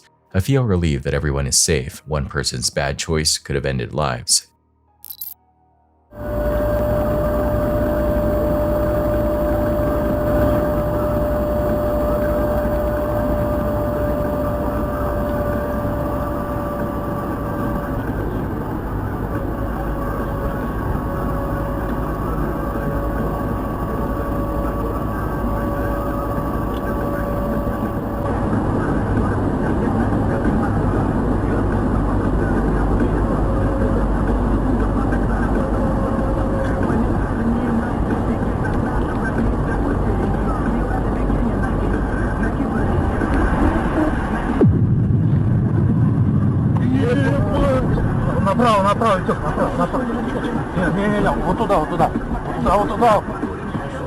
A cargo vehicle was struck head-on by a petrol tanker that veered into oncoming traffic close to Nefagansk, Russia. Due to a diesel spill from the collision, both cars caught fire right away. The other driver did not survive, and the guilty driver was admitted to the hospital. A loader is seen driving in the incorrect direction following the collision, indicating that the tanker attempted to avoid it. However, the accident is being looked into as of this video.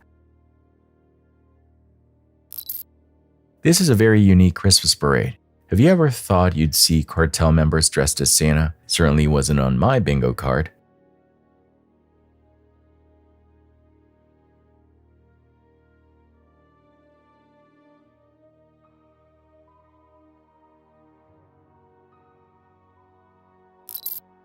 Hurricanes are massive engines of heat and wind that rotate with violent power. To predict where they will go, satellites are not enough. Experts must go inside the storm to get the real numbers. This is the job of the hurricane hunters. These air crews fly straight into the most destructive forces on the planet. Since the 1940s, these brave teams have risked their lives to gather data. This work helps warn people on the ground before it's too late, but this bravery has come with a very high price. Over the years, 6 aircraft have been lost and more than 50 crew members have died. One of the worst cases was a Navy plane that vanished inside Hurricane Janet in 1955. It is a somber reminder of the danger hiding in those clouds. On Monday, October 7th, a new storm named Hurricane Melissa grabbed the world's attention. It grew with quick speed into a Category 5 monster. Its winds were moving at over 160 miles per hour as it moved across the Caribbean. Jamaica was in the direct path of the storm. A reconnaissance plane flew right into the fury to help the people below. The aircraft was a reinforced turboprop filled with sensors. Heavy rain slammed into the metal body like fists while the wings bounced in the air. The crew dropped instruments into the spiraling bands to measure pressure and wind. This data tells officials when to order a swift evacuation. Initially, the flight was pure chaos, but then everything changed. The plane broke through the thick eye wall and entered the center of the storm. Inside the core, the crew saw something that most humans will never witness. They call it the stadium effect. The clouds rose up for thousands of feet like a giant white bowl. Above them, the sky was a calm blue dome. It was a sharp contrast to the wall of destruction just a few miles away. The crew recorded this moment of unbelievable clarity. Sunlight poured into the silent arena that had been carved out by physics.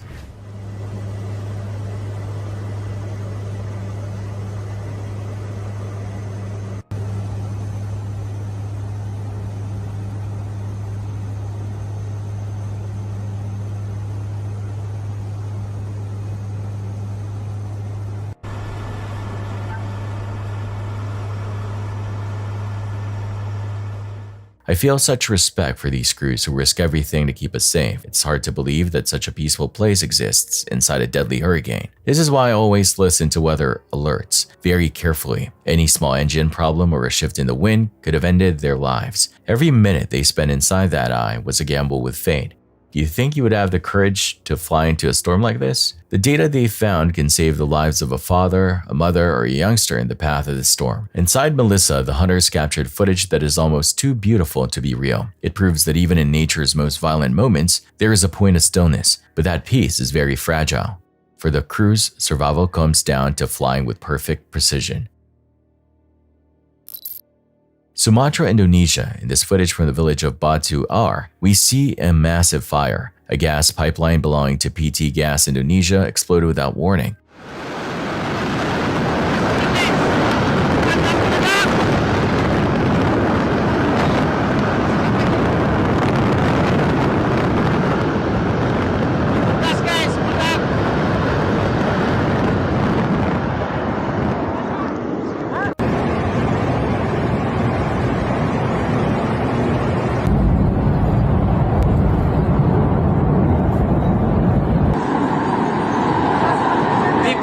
Pipa gas meletup.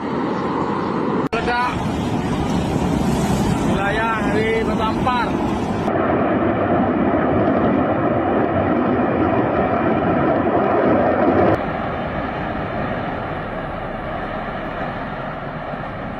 The explosion caused total panic among the local residents. Traffic in the area was completely stopped by the heat and the flames. It looked like a scene from an apocalyptic film. I never liked thinking about how close we live to dangerous infrastructure. This is why I think cities need to have better emergency response plans. You should always have an evacuation bag ready in case of a local disaster. Professional freerunners often show polished videos that show off their controlled confidence. Beneath those smooth movements lies a very fragile reality that most viewers never truly understand until a moment goes wrong. Parkour was originally born from military obstacle training. It is built on pure speed and an absolute trust in your own body. In urban settings like rooftops and narrow ledges, the margin for error completely disappears. There are no safety nets or harnesses to catch you. There is only concrete and gravity. Most online clips show perfection with powerful jumps and triumphant landings, but what you often forget is that every one of those moves walks a razor-thin line between mastery and a total disaster. This clip was uploaded by Dan Levelville. He is a creator known for sharing quick snapshots of technical free running. This specific video reveals the danger that lurks beneath the highlight reel. Somewhere high above the city, Dan begins a quick sprint toward the very edge of a building. The surface is slick with rain and very unpredictable.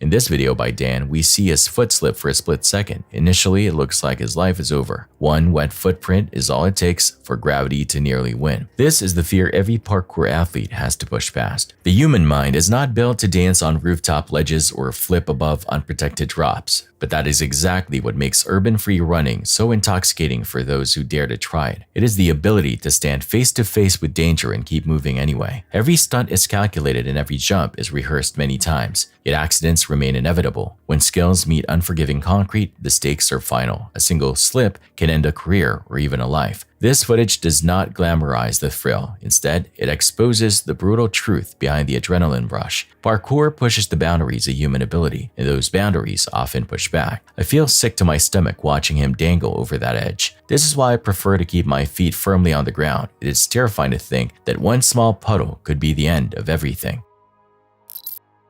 A group of people attacked this dealership in Ida, Santa Catarina, Brazil, and quickly stole bikes by using the keys that were left in the ignition.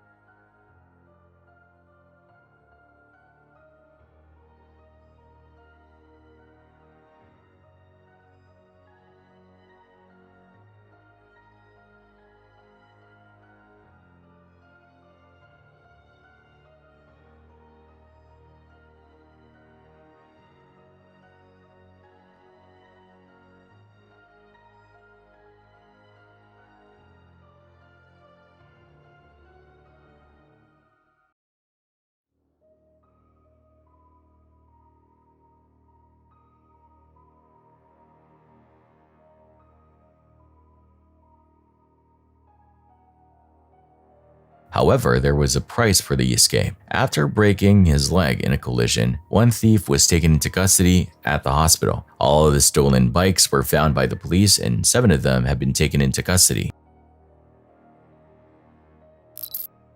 New Year's Eve 2026. In this video, you can see a man celebrating with far too much energy.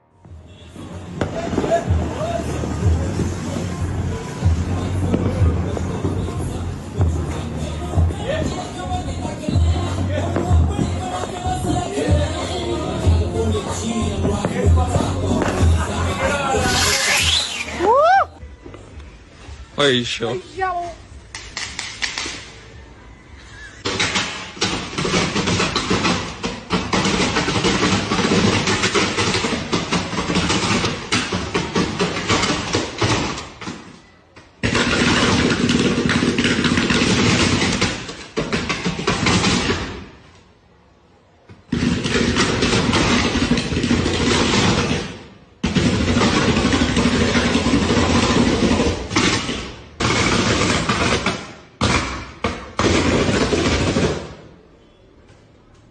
He accidentally launches a projectile that hits a group of power lines. A massive electrical fire starts on the street in a swift second. It was a very destructive way to begin the new year. The power was knocked out for the entire neighborhood. I feel bad for the neighbors who had to deal with a fire on a holiday. This is why I think we need to be much more careful with how we celebrate. You can see how one accident can ruin the night for hundreds of people. Always keep a fire extinguisher in your home if you're using pyrotechnics.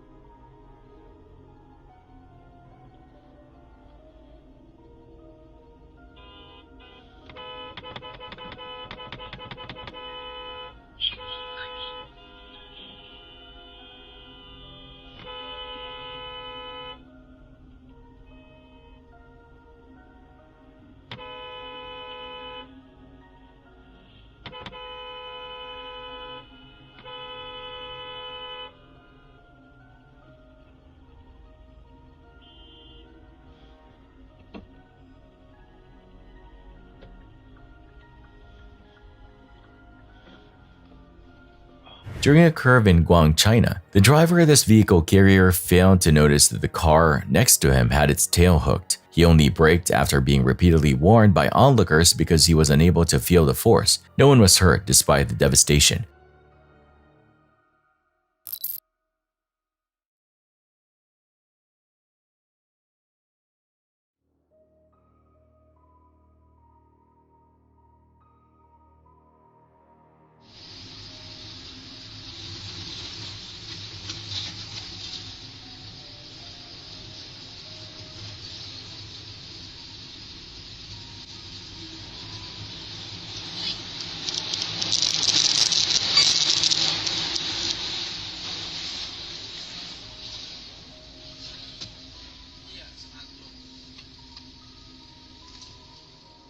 Two persons were killed and one injured after a crane part fell onto a pickup vehicle traveling on the highway in Samut Sakhon, Thailand. Due to the fact that this was the nation's second crane collapse in a matter of hours, all elevated construction projects were immediately suspended until an investigation was conducted. It was supposed to be a quiet afternoon in Oshkosh, Wisconsin, but for one couple, a public bus stop was about to become the scene of a life-altering mistake. It began with multiple calls to the police reporting a man and a woman engaging in explicit, inappropriate behavior in broad daylight. When officers arrived, they found 44-year-old Anthony and his 41-year-old partner sitting at the stop, acting as though they were just waiting for the next bus. At first, the interaction was almost polite. I called RP a little bit. Yeah, What's that? we're waiting for the bus. Okay. So I can tell you a little bit about what they told me. You guys are saying this wasn't you guys that did this? No, we've been here like 5 minutes, dude. Okay. Well, You want to keep looking for that ID, man? Yeah, I was gonna say she described you as the individual that was facing backwards towards that way, on top of his lap, his pants down. No, we were kissing a little bit, but that's it, dude. We Kissing were a not little having- bit? We were not having intercourse. Because maybe she was sitting on my lap, we were kissing and stuff. Like, we were not having sex. Why would we have sex in a Yeah. Well, and so I was gonna say, right? So this is kind of your guys' one-stop shop to tell the truth, because we're gonna get video footage right now, and go figure out if what this person's saying is happening. Okay. The couple insisted they were merely kissing a little bit and sitting on a lap, denying any claims of public indecency. But the officers knew better. They informed the pair that the bus stop was equipped with high-definition surveillance cameras that had captured everything. What's your first name then? Anthony. Anthony? Yes, and I am on probation. Okay. What I'll tell you, right? I understand that you don't think she should be in your business, and you guys are two grown adults. Yes. But at the same point, if you guys are actively having sex in public indecency, does that kind of We were not having. We weren't. I get what you guys are saying, okay, but we also have two sides to every story. That person said that they visibly saw your pants down at your ankles and you on top of him. No. And so, right, that's why we got to come out here and investigate it, okay? So we're going to go grab the video She footage. was literally sitting on my lap and we were kissing. That was Okay, and I told you, we're going to go grab the video footage and go figure out if you guys were or were not. Now, I'll ask you, is there any reason your pants would ever be down to your ankles since you've been in this? No, absolutely not. Even with the threat of video evidence, the couple was stuck to their story, unaware that their performance for the camera was far more revealing than they realized. The situation grew darker as the officer began checking Anthony's background. It turned out he was on parole after serving 7 years in prison, and he had a strict no-contact order regarding his partner, an order he had been violating for months. We were just sitting, she was sitting on my lap and we were kissing. That's all we were doing. So just because we had police contact, we're going to end up having to contact probation? We're not going to do it now? That's fine. That's fine. I am on probation and I'm on parole. Okay. I was in prison, so. Gotcha. Okay. And I was going to say, I got no issues with that, any of that I've been stuff. out for 7 years. Yeah. I told you, I got no issues with that stuff. All right. What? It's okay, babe. You're okay. It's okay. I told you. You're all good. Okay. I'm going to jail, dude. So I don't know. So there's video footage of her giving you a hand. Okay. And what? Her giving you a hand, touching your pee with her hand, and your shorts down. There is video My footage. shorts were not down. So there's video footage of that. Why would there be video footage of that? So, whatever. So what's up? Am I going to jail?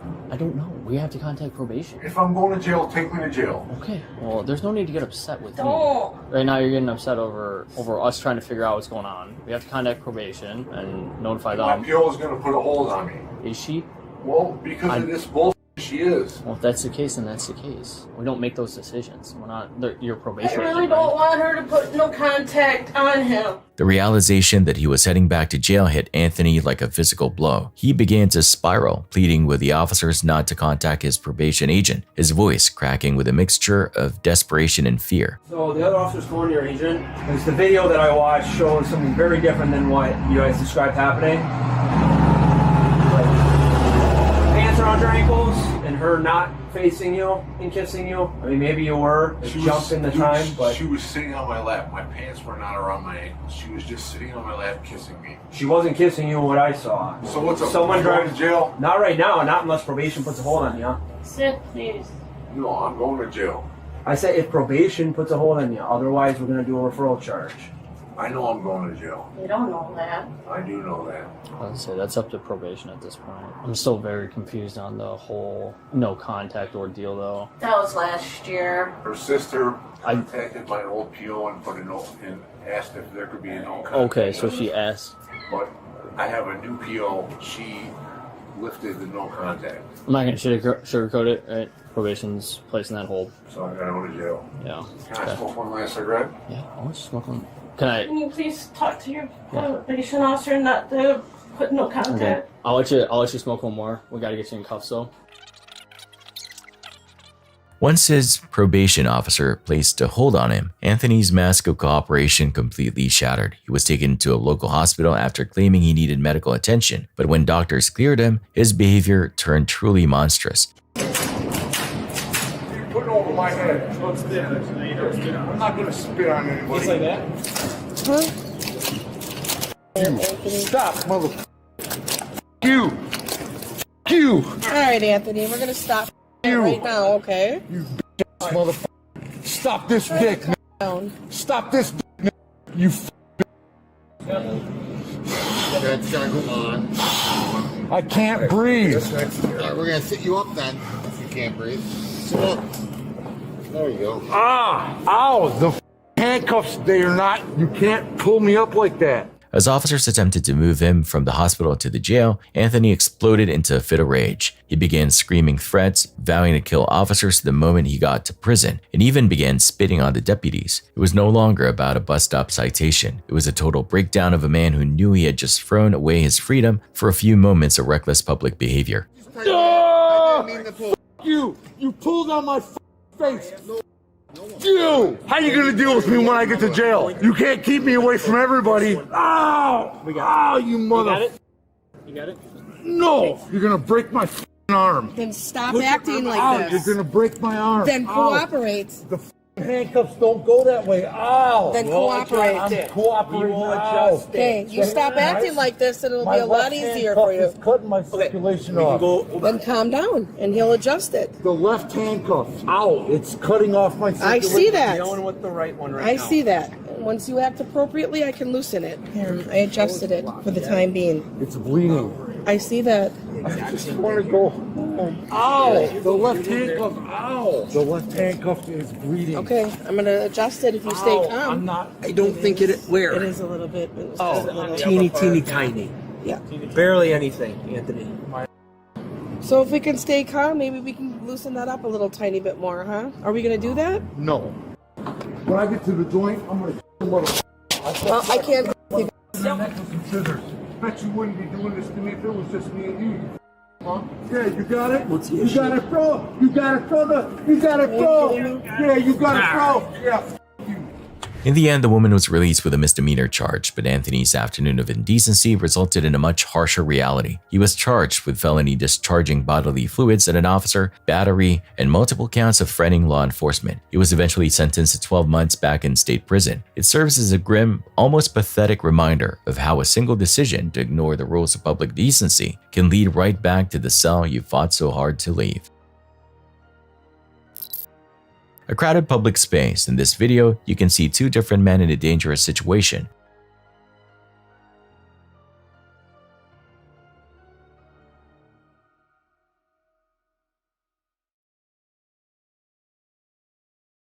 I never like walking in public when I'm distracted by my phone. This is why I always keep my head up and watch the people around me. You should always be aware of your surroundings to avoid accidents. Do you think you have the good situational awareness in a crisis?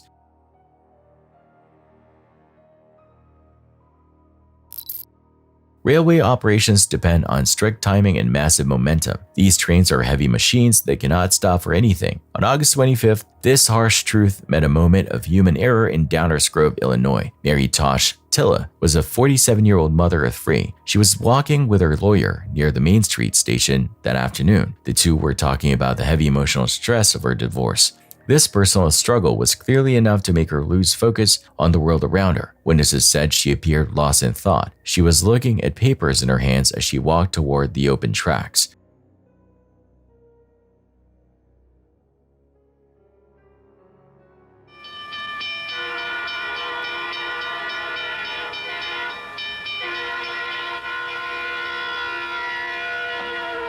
A Burlington Northern commuter train was approaching the station. The locomotive was moving at about 70 miles per hour. The horn was blowing and safety signals were flashing red. Every commuter waited safely behind the crossing arms. However, Mary kept walking forward. She crossed over the first track and then the second one. As she stepped onto the third set of rails, she never once looked back to check for danger. The train struck her in a split second. This impact was fatal and she died instantly on the ballast. Thousands of travelers faced long delays while police secured the area. The officers needed to reconstruct exactly what happened. They ordered the engineer to back the train up and reenact the arrival. Reports say that when the engineer passed the spot where Mary was still lying, he broke down. The emotional weight was too much for him to handle. He had to be replaced for the rest of his shift. A bystander happened to be filming trains that day and caught the entire event on camera. They had no idea they were recording the final moments of a life. I feel a deep sense of sorrow for the three youngsters who lost their mother that day. It is truly haunting how a few documents and a difficult conversation can distract someone from a massive train. This story reminds me to always keep my head up and my phone away when I'm near any tracks. I cannot imagine the trauma that the engineer and the witnesses have to live with now. Do you find yourself getting distracted by your thoughts when you're out in public?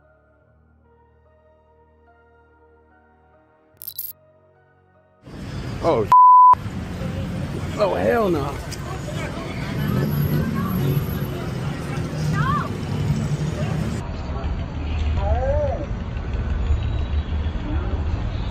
dramatic event on a Bangkok street was filmed by a man's meta glasses when a lady brandishing a knife began cutting and threatening people.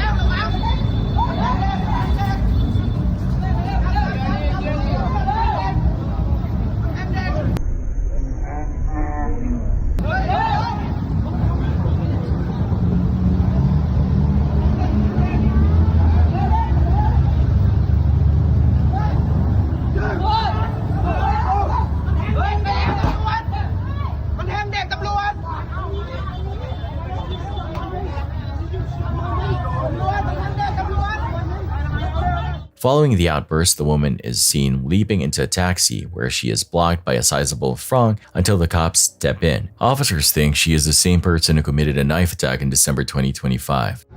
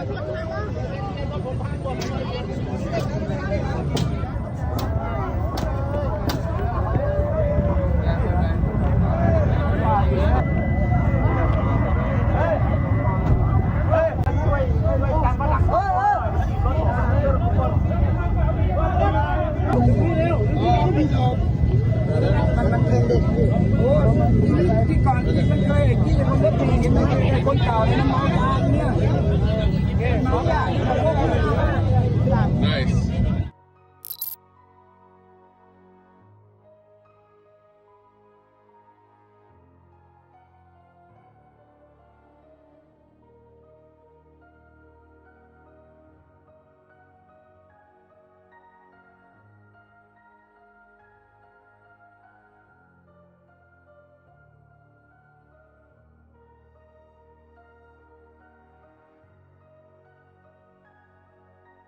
The purpose of taillights is to prevent circumstances such as these. The motorist just had a few seconds to respond. This serves as a warning about the carelessness of operating lighted machinery on the roadways, but I was unable to locate any pertinent information to give. Seattle is a city known for its vibrant streets, but in December 2024, the shadow of a notorious repeat offender turned a downtown intersection into the site of a truly waking nightmare. 75-year-old Jeanette Markin was simply standing at a crosswalk near the King County Courthouse, waiting for the light to change when the unthinkable happened. She was in broad daylight, surrounded by people, yet she was about to become the target of a senseless, unprovoked act of extreme violence. Security footage from the scene is difficult to watch. It shows a man, later identified as 42-year-old Falpa, creeping up behind the unsuspecting grandmother. In his hand, he carried a makeshift weapon, a heavy wooden board with a large rusted screw protruding from the end. Without warning or a single word spoken, he swung the spiked board with full force into Jeanette's face. The impact was catastrophic. As she collapsed to the pavement, her eye was gouged out by the spike, leaving her permanently blind in one eye and suffering from a shattered nose and cheekbone. The scary element of this story isn't just the attack itself, but the chilling realization that follows. When police arrived and moved in to make an arrest just a block away, the body cam footage reveals a disturbing truth. The officers didn't need to check his ID or run his prints. The moment they saw him, they knew exactly who he was. One officer can be heard on camera describing the suspect as notorious for random assaults, noting that while he usually just punches people, today he had decided to escalate. He's a regular. He usually punches. I guess today he decided to escalate things way worse than his usual. Where is he usually? He's usually just up and down third. Do you have the suspect's ID? Yeah, suspect's ID. He's being searched right now. Yeah. You know him? Oh, he's notorious for random assaults on third. This was a man who had become a ghost in the system, a predator the police were all too familiar with. His criminal record reads like a catalog of failures, convictions for stabbing victims, multiple assault charges between 2020 and 2024, and staggering 8 arrests in the very same year as this attack. From indecent exposure to unlawful use of weapons, he had been cycled through the courts and back onto the streets time and time again until his behavior finally escalated to the point of permanent mutilation. The footage of the arrest is quite unclinical, a stark contrast to the bloody scene left behind at the intersection. As officers secured the spike board, the board with a screw as they matter-of-factly call it, there is a sense of grim resignation. They had seen this coming. They knew his name, his habits, and his history of violence. For Jeanette Markin, the world is now forever changed. A life of independence stolen in a single silent second. Her family has turned to the community to help cover the costs of the massive reconstructive surgeries she now requires. Meanwhile, the man the city knew was a ticking time bomb sits behind bars on a $1 million bond, facing first-degree assault charges. It's a haunting reminder that sometimes the most dangerous monsters aren't hiding in the dark. They are walking right beside us in the daylight, known to everyone, yet stopped by no one until it's far too late. It was not a good idea to use a heat gun to unfreeze a Kia Sorento in Novosibirsk, Siberia. The vehicle was totally destroyed by flames as a result of the heat penetrating the bodywork and igniting the interior components. He fixed the ice issue, but it cost him the car as a whole.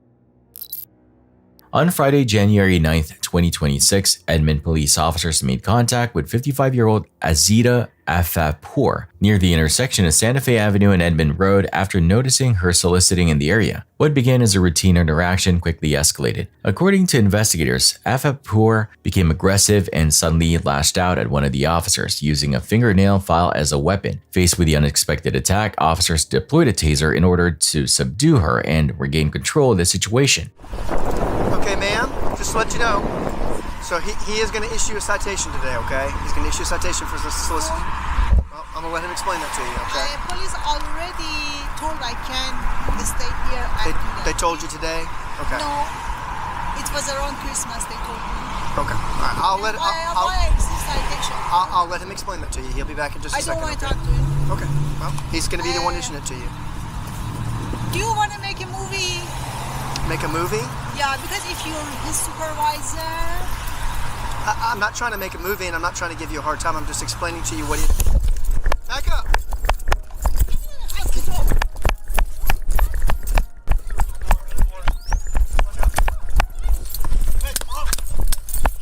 Get on the ground! What's that? 694, start me a supervisor, taser deployed. Put your hands behind your back, do it now! Put your hands behind your back! Cover. Cover. Yep. I don't know what she's got in her hand. Do not move, do you understand me? Do not move.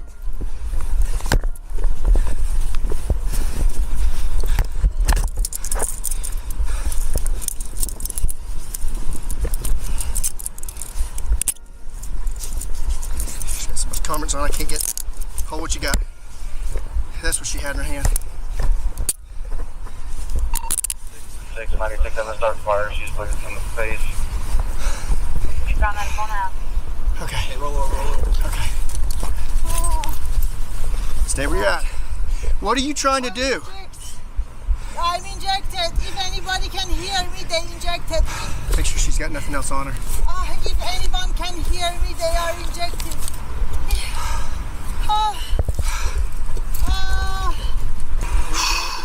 Holy crap. I look up from talking to the camera and I see you. I'm bolting this way. I got my taser out, but she had something in her hand like this. I thought it was a knife. It wasn't until I got it out of the... Where are you bleeding from? Other than the nose? Just leave her running. Fine. She was fine. He went back to his car. I gave him the information, and I went and made contact with her at the pole. And then she just flipped. She was transported to a nearby hospital for evaluation before being booked on assault-related charges. Police have not disclosed whether the officer sustained any injuries, and the incident remains under review as the investigation continues. An incredible moment, an Italian helicopter pilot avoids death by regaining control just as the aircraft appears to be about to crash due to wind-induced spinning.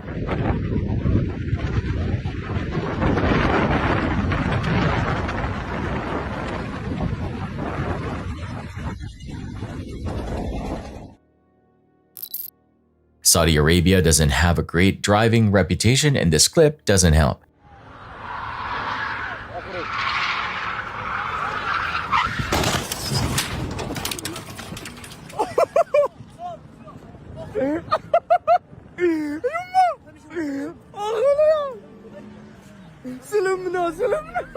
Thus, many take pleasure in letting their car skid and losing control. You'll see things like that frequently, even though I realize it's strange. The drawback of this is that things can go wrong, as they did in this instance. But fortunately, none of them were harmed. According to what I discovered, there was simply material damage.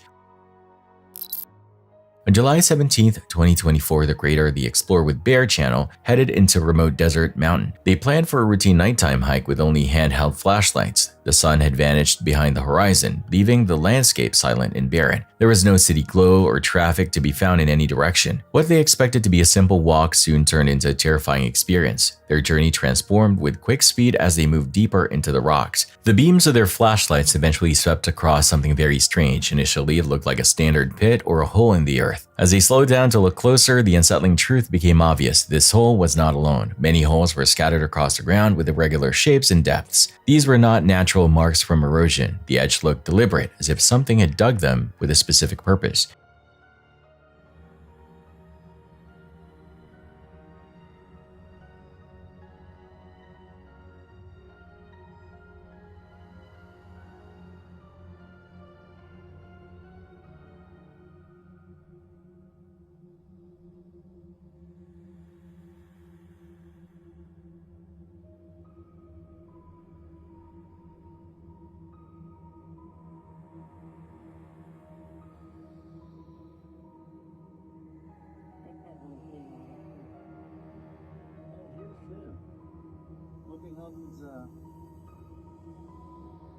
It's just weird because that looks like a bunch of rocks stacked up there. And then looking there, there's like holes. See a hole there? I wonder if there's anything up in it. Don't animals live in holes? Yeah, and snakes too.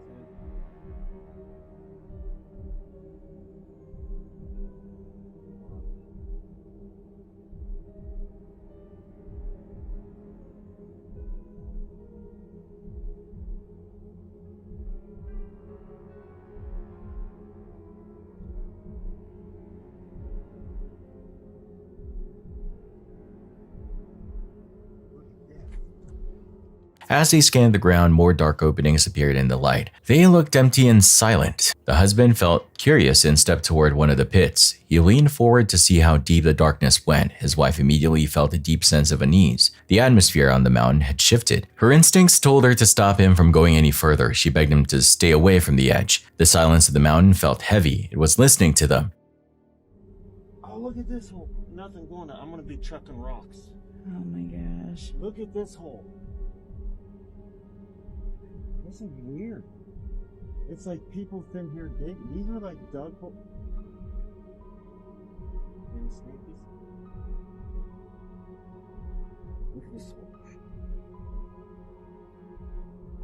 You and your fascination with holes. I love them. Look at this. Whoa. What is doing this? An animal? Jerry, don't go in there. There's a lizard just like spitting up in there. Oh my gosh. Don't you dare go in there. No, I'm serious.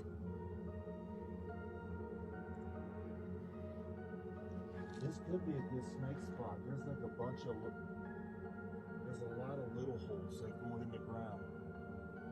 You know what I mean? Like they could be snake holes. Can we finish our mountain lion conversation? That's what we're doing. Do they like sneak up on you? Oh, mountain lions? Or do they just attack? They probably would stalk. Oh, wonderful. They'd probably like try to sneak us. That's why we gotta stay vigilant. Suddenly, a low and guttural growl broke through the night. The noise echoed and made the rocks beneath their feet vibrate. The wife froze in place and gripped her flashlight until her knuckles were white. Panic set in instantly. The sound changed in tone and volume as if something unseen was moving through the dark. I feel terrible that they had to experience this kind of fear in such a lonely place. This is why I never like walking in the desert after the sun goes down.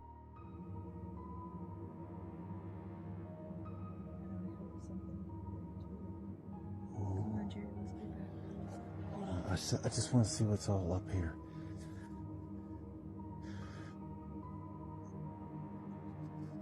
We can go a little further. Wow, look at this.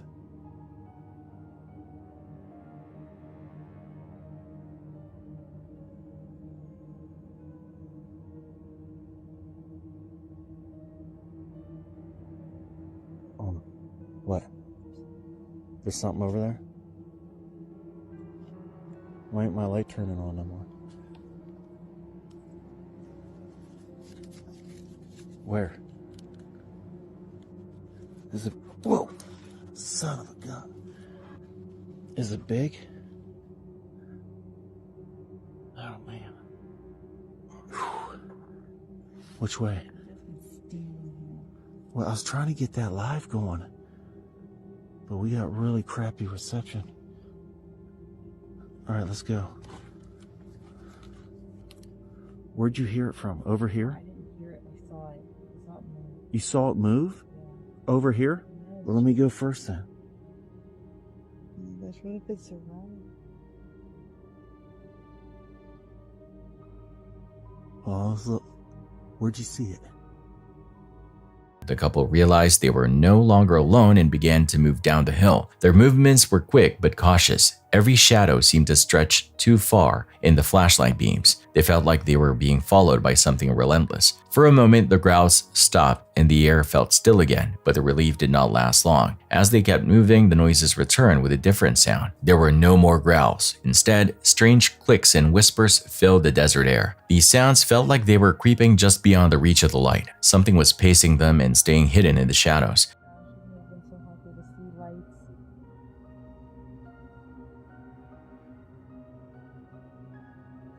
Actually, this light was helping too.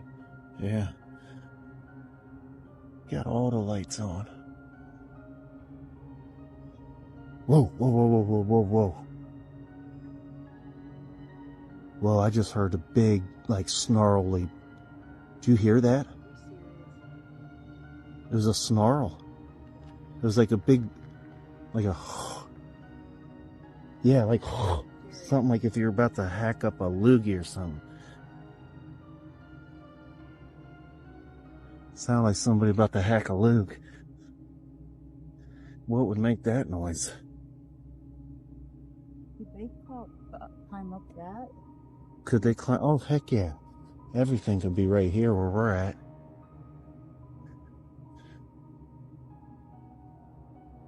Man, look at that out there. I don't know what to be more worried about, the top or the bottom. Yeah, I know. I'm sort of more worried about behind us. So you're good. I think whatever we're going to have an issue with is right over here. The desert no longer felt empty to the couple. They wondered if it was an animal or the wind was playing tricks on them. It's possible they wandered into a territory they were not welcome. It is haunting to think about things that watch us from the dark without being seen. What do you think was living in those holes? There's no provided info available to my knowledge, but I still have to show you.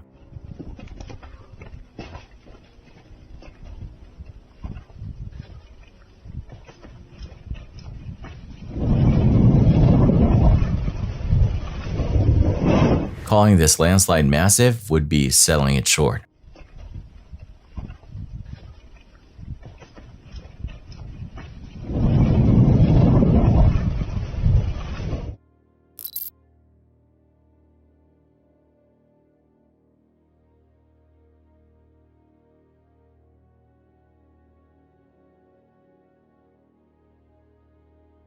I would pay any amount of money to know the lore behind this guy and his sheep.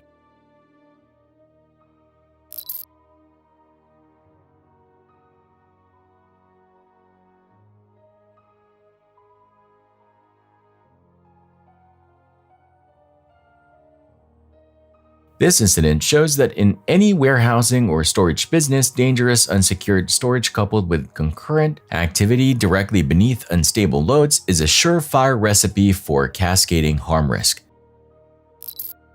You won't believe what transpires in the CCTV footage.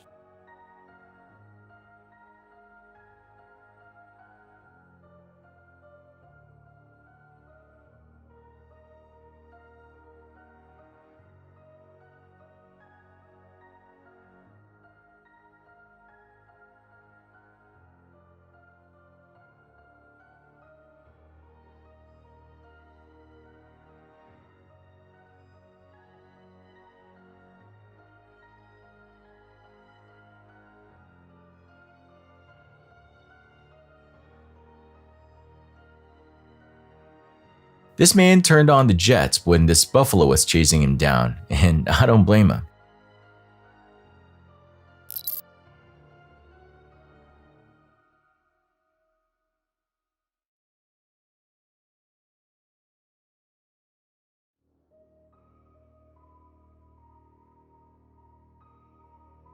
The incident occurred when a large trailer carrying a massive bridge girder tried to scale a temporary access bridge. The entire truck overturned as the trailer lost control of the makeshift structure.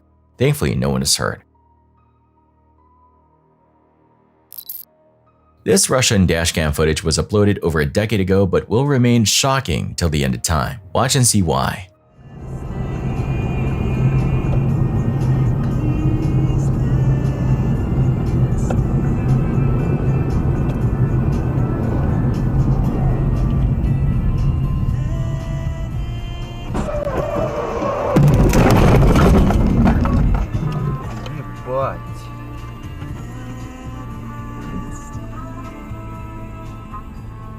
The truck driver admitted to the authorities that he was at fault and that switching radio stations had caused him to become inattentive. As a result, he attempted to swerve to avoid running into the back of an automobile. Unfortunately, 2 people were struck while using the zebra crossing. The man on the right was likewise anticipated to fully recover, and the woman on the left had injuries but was discharged from the hospital rather swiftly.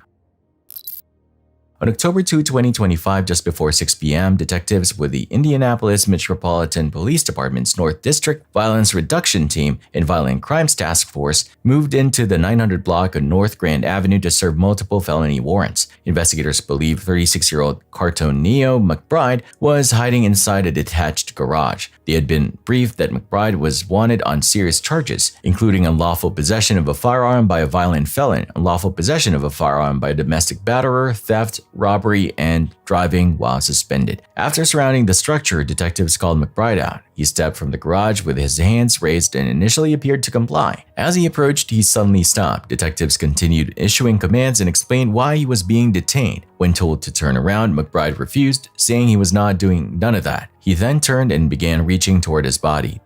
Keep your hands up. Walk towards us. Walk. Yeah, she's weird. Walk towards us through the fence right here. Fence line right here. Walk towards us. Walk towards us through the fence. I understand that. Walk towards us through the fence. There's police officers on both sides of that garage. Come on.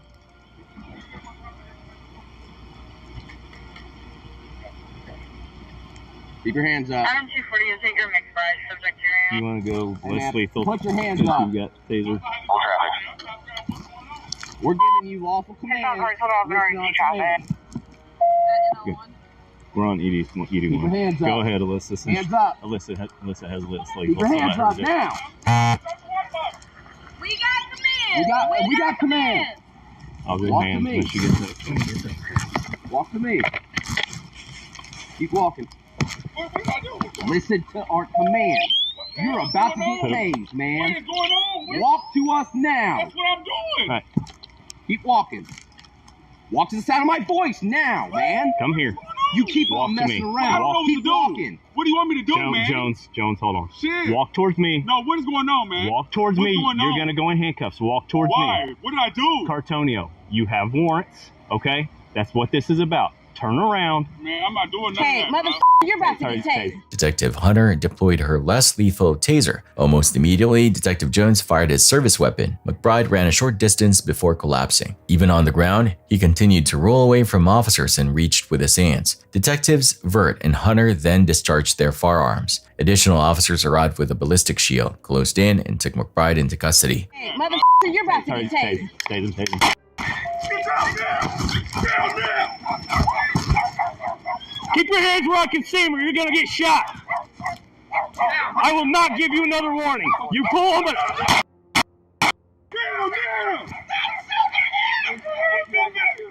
Towards me. No, what's going on, man? Walk towards what's me. going on? You're going to go in handcuffs. Walk towards Why? me. What did I do? Cartonio, you have warrants, okay? That's what this is about. Turn around. Man, I'm not doing none Hey, of that, bro. mother, you're about to get tased.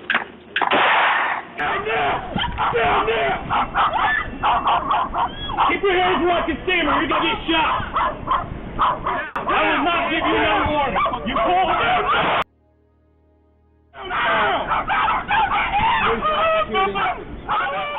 Officers rendered medical aid until medics arrived. McBride was transported to Eskenazi Hospital in critical condition. He was formally arrested on multiple outstanding warrants, including unlawful possession of a firearm by a serious violent felon, theft, driving while suspended, unlawful possession of a firearm by domestic batterer, and a separate robbery warrant out of Johnson County.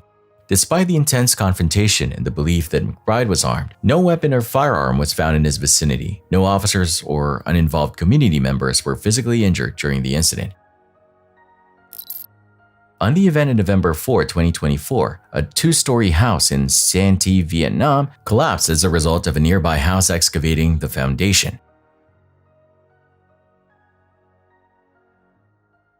This story takes us to a quiet Sunday afternoon in Brandon, Florida. It was around 2 p.m. when the peace was shattered. Emergency calls started coming in about a domestic fight. There was a report that a young one was in serious danger. Deputies from the Hillsborough County Sheriff's Office rushed to the house. They knew that every second mattered in a situation like this. When the officers arrived, they found that 27-year-old Mario Camacho had locked himself in a bedroom. He had his 7-year-old brother in there with him. The officers could hear the young one crying for help behind the door. They tried to talk to Camacho, but he would not say a word. He had a knife and was wearing a motorcycle helmet. He even had on 2 tactical vests with metal plates inside. The tension was at a breaking point. Deputies finally forced their way into the room. In this body camera footage, you can see the chaos. The room was small and the youngster was terrified. Deputy Antonio Gonzalez had to make a choice in a split second to save that young one. He fired his weapon to stop the threat.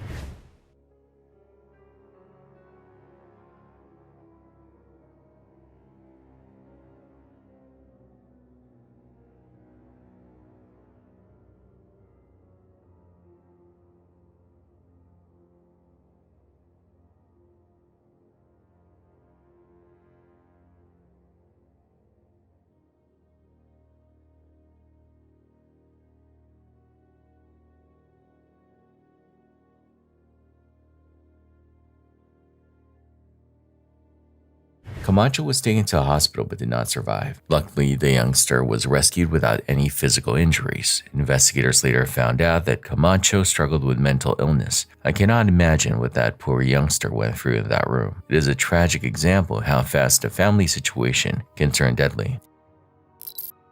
It was a normal afternoon for 17-year-old Daniel Shai. He was doing some yard work for a neighbor, completely unaware that he was standing in the crosshairs of nature. In a split second, a bolt of lightning ripped through the sky. The strike was so powerful, it knocked out the nearby ring camera, leaving the screen black. When the neighbors rushed outside, they found Daniel sprawled on the ground, writhing in pain.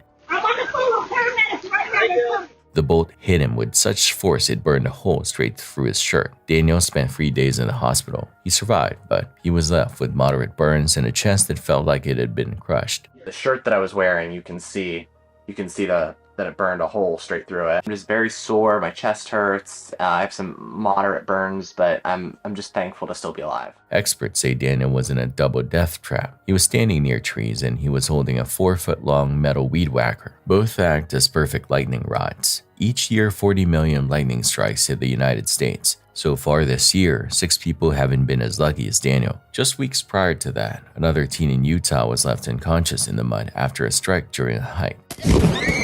If you find yourself outside during a storm, remember the 30-30 rule. If you see a flash and hear thunder within 30 seconds, get inside immediately. Then stay there for at least 30 minutes after the last clap of thunder. It might seem like a long time to wait, but it's better than becoming the next victim of a bolt from the blue. The 30-30 rule. What is the 30-30 rule? If you see a flash and you hear thunder within the next 30 seconds, which is quite a long time, I know, retreat to a safe place for about 30 minutes. This happened in Brazil, and something insane happens I bet you won't be able to guess.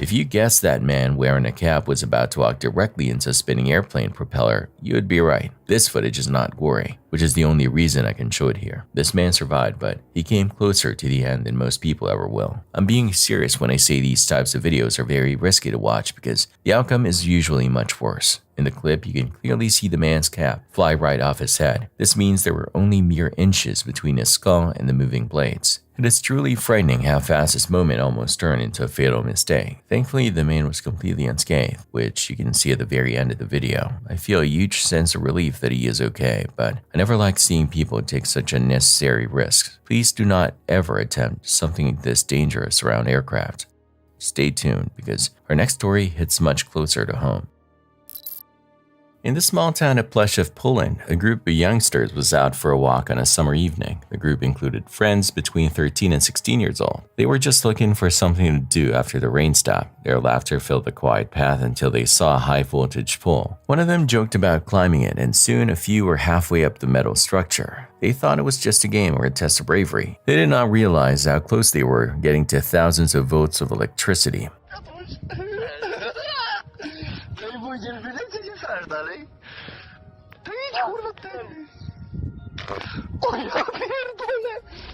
15-year-old Lucas was being the most reckless of the group. Near the top, he reached out his hand toward the power lines. Suddenly, a blinding white light flashed. The electricity jumped through the air and hit him before he even touched the wire. The shock was so strong it threw him backward. He fell 10 meters straight to the ground. His friends watched in horror as he lay still on the forest floor. In this video, you can see the aftermath of the flash. Miraculously, Lucas survived the fall and the shock. The current burned his arms and legs, and the fall broke his back. Doctors think the damp air from the rain actually saved his life by spreading out the electricity. If it had been a dry day, his life would have been taken instantly. Local officials called it a total miracle. I never liked seeing youngsters take risks like this for a bit of excitement. It shows how fragile life is when you meet real danger.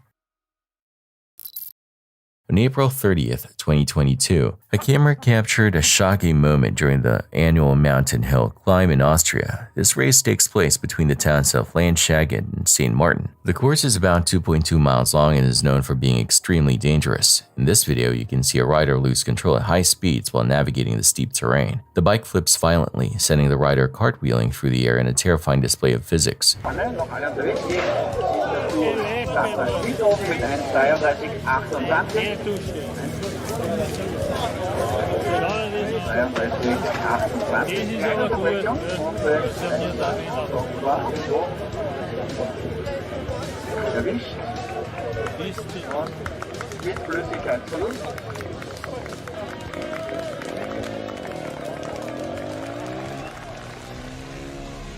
What you saw was an unbelievable accident that could have easily ended in tragedy. It is completely insane to watch, but the most shocking part isn't the crash itself. Somehow the rider was not hurt at all. Instead of waiting for help, he immediately rushed back to his bike to continue the race. Clearly, he did not want a massive accident to ruin his day. I feel so nervous just watching him hop back on that machine after such a brutal fall. It's wild to think someone can tumble through the sky and just keep going a few seconds later. Even the spectators and other racers behind him look extremely confused by what they just witnessed. I have no idea how he walked away from that without a scratch.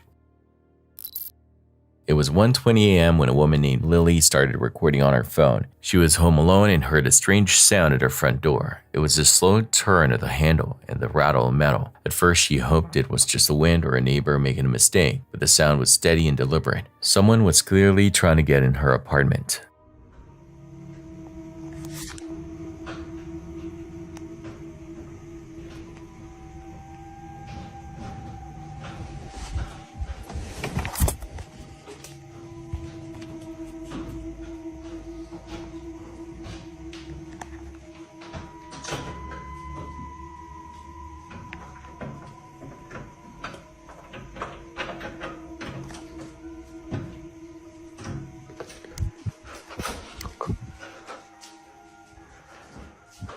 In the video, you can hear her breathing get very fast and heavy. The room is dark and the only sound is a creepy movement at the door. A few seconds later, the video shows footage from her security camera outside. It captures a man dressed all in black with a hood pulled tight over his face. He moves in a very calculated way, scanning the area before walking into the complex.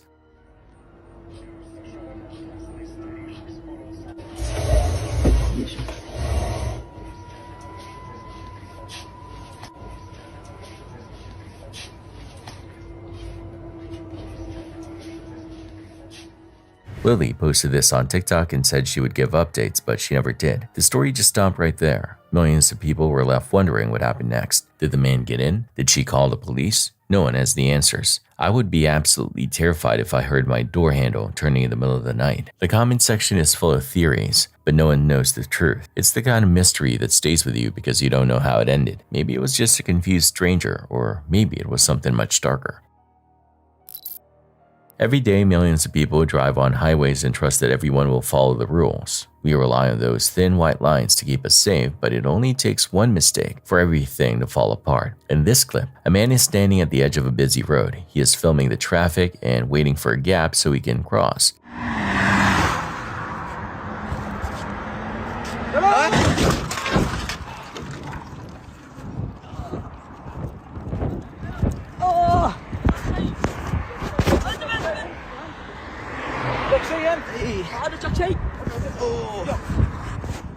Suddenly, a car starts to drift out of its lane and moves slowly toward the man as if the driver isn't paying attention. Before anyone can react, another speeding vehicle slams into it from behind. The crash happens right at the man's feet. You can see metal twisting and tires exploding in the video. The wreckage misses him by just a few inches. He stands there frozen for a second, realizing how close he came to death. The car skid across the asphalt and shatter. No one knows exactly where this happened. I looked for police reports or news stories, but there's nothing solid. Some people think it was in Saudi Arabia, but there's no proof. It's just a fragment of chaos that has been shared all over the internet. This video is frightening because it shows how a simple lane change can turn lethal. For the man filming, it was pure luck that he wasn't hit. One step forward and the story would have been much darker. It's a reminder that the road isn't as predictable as we think. I want you to picture a quiet afternoon in your own home. You're just relaxing and going about your normal day when you hear a strange noise coming from the kitchen. At first you think it's nothing and try to ignore it, but the scratching sound keeps happening sporadically. This exact situation is what a family in West Java, Indonesia had to deal with recently. Kakinya tahu, ya gede banget. Buset deh. Wow, gila. Buntut kita mah, Mi. Buntut kita mah. Itu buntutnya. Kaki belakangnya, Pak. Boleh minta videoin, Pak? Iya, ini saya videoin. Saya videoin, Pak. Iya, enggak, saya videoin. Gede banget. Sini mau lihat nggak? Udah kepegang. Wow. Tuh, gede banget gila.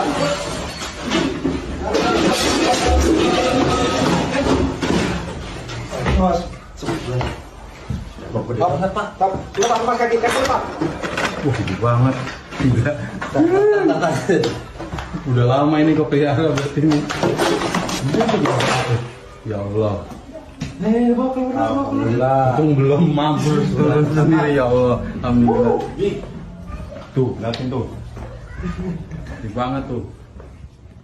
They soon realized the cause wasn't a small rat or a common house bat. Instead, they found a massive monitor lizard hiding inside their kitchen ceiling. The reptile was so enormous that the officials who came to move it had a very difficult time. It's completely bizarre to me how a creature that large managed to crawl into the ceiling of a house. I would be absolutely terrified if I found a giant lizard looking down at me while I was trying to cook. Thankfully, the animal was not hurt during the process. The officials were able to relocate the lizard to a much safer area away from the neighborhood. This ensured that both the people and the animal remained safe. The shocking footage comes from Chia, Colombia, and was recorded around December 21, 2020. Even if you don't know anything about construction work, you can see right away that safety was not a priority at this site.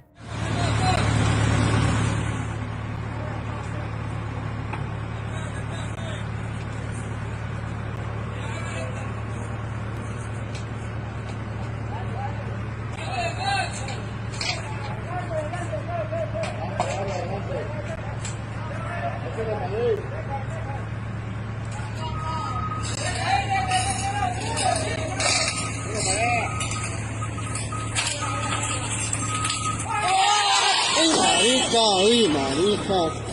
No, baila, hermano. No.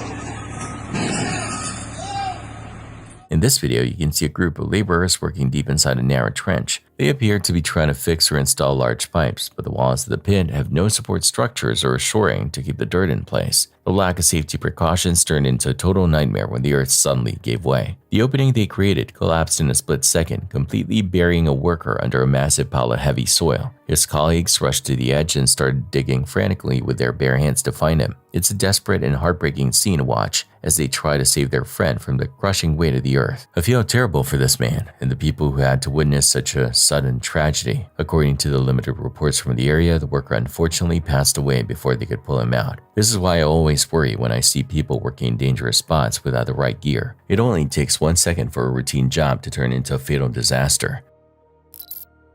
It starts as a tiny point of light in the night sky. At first it looks like a star over Tel Aviv, but this isn't a star and it's moving much too fast. Within seconds, the light starts to fall toward the earth. It grows brighter and brighter as it picks up speed. Then, without any sound or warning, it hits the ground. A massive eruption of light fills the horizon. This is some of the clearest footage ever caught of a ballistic missile strike. It was filmed during a wave of attacks known as Operation True Promise Free.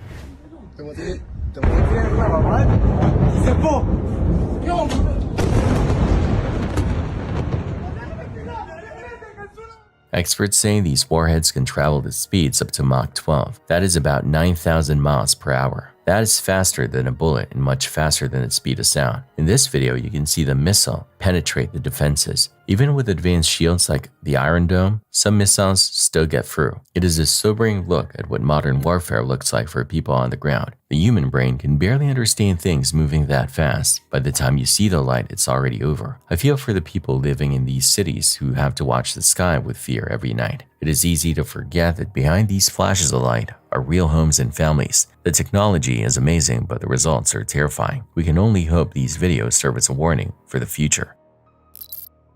This next video was recorded in Brooklyn, New York around September 6, 2024. It shows a scene that is both shocking and incredibly chaotic. What looks like a normal street quickly turns into a complete mess because of a towing operation gone wrong. A man was caught on camera trying to stop a truck from being towed, but then he took things way too far. The man actually tried to steal the tow truck itself. This part is especially confusing because at first glance the person in the shorts looks like the owner of the car. In reality, that is the actual tow truck driver trying to regain control of his vehicle. I cannot imagine the panic of seeing your work truck being driven away by a random stranger.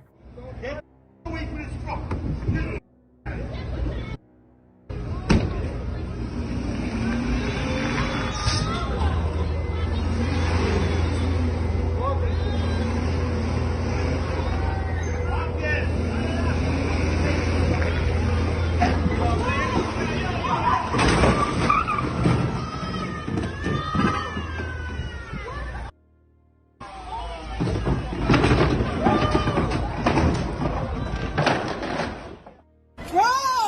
Oh my God! Oh my God! No!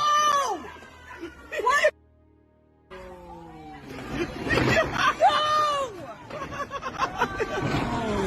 No!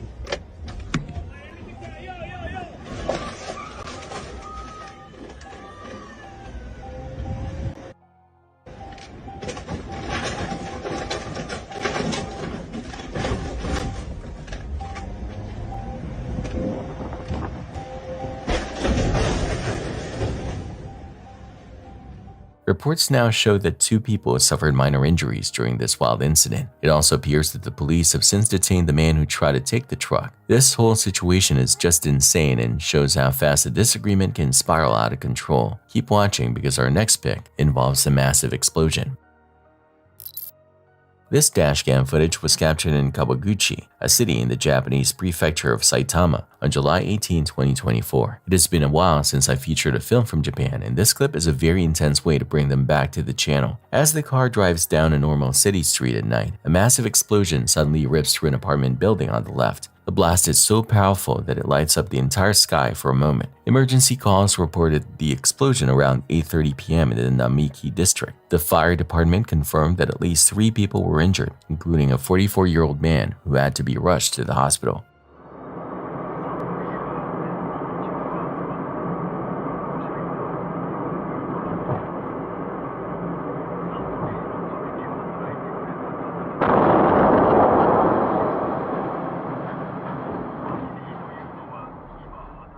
It is still not entirely clear what caused the blast, but the odds of a passing car catching the exact moment on camera are incredibly low. This is a rare and frightening look at how fast your life can change while you are just sitting at home. The force of the explosion sent large glass fragments flying over 100 meters away from the building. Some of these strands were found to be nearly 8 inches long. I feel so uneasy thinking about the people living nearby who were showered with broken glass. It really shows you how much power was packed into that blast. The conflict in Ukraine continues to produce some of the most intense footage I've ever seen. Both sides are constantly escalating their tactics, and the results are often devastating. This next video was recorded around the 17th or 18th of September 2024. It's hard to pinpoint the exact location during an active war, but most reports say this happened in Toropets.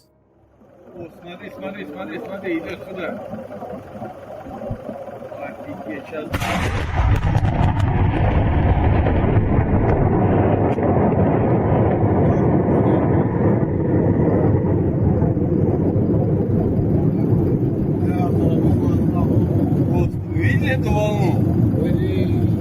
Просто жесть. А как светло было, вообще капец.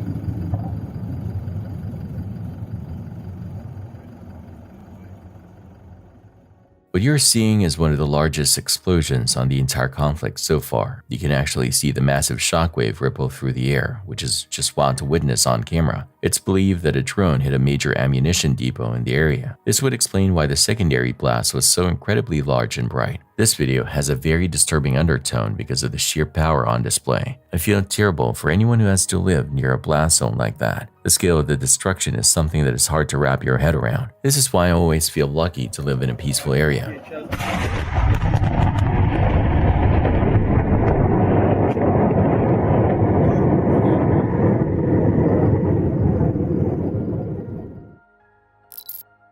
This video starts like any other motorcycle clip on a quiet road. You hear the rumble of the engine as the rider enjoys the open air, but the mood changes quickly when he sees a woman on the side of the road. She is crying and has her face buried in her hands. The biker slows down and pulls over to see if she's okay. You good?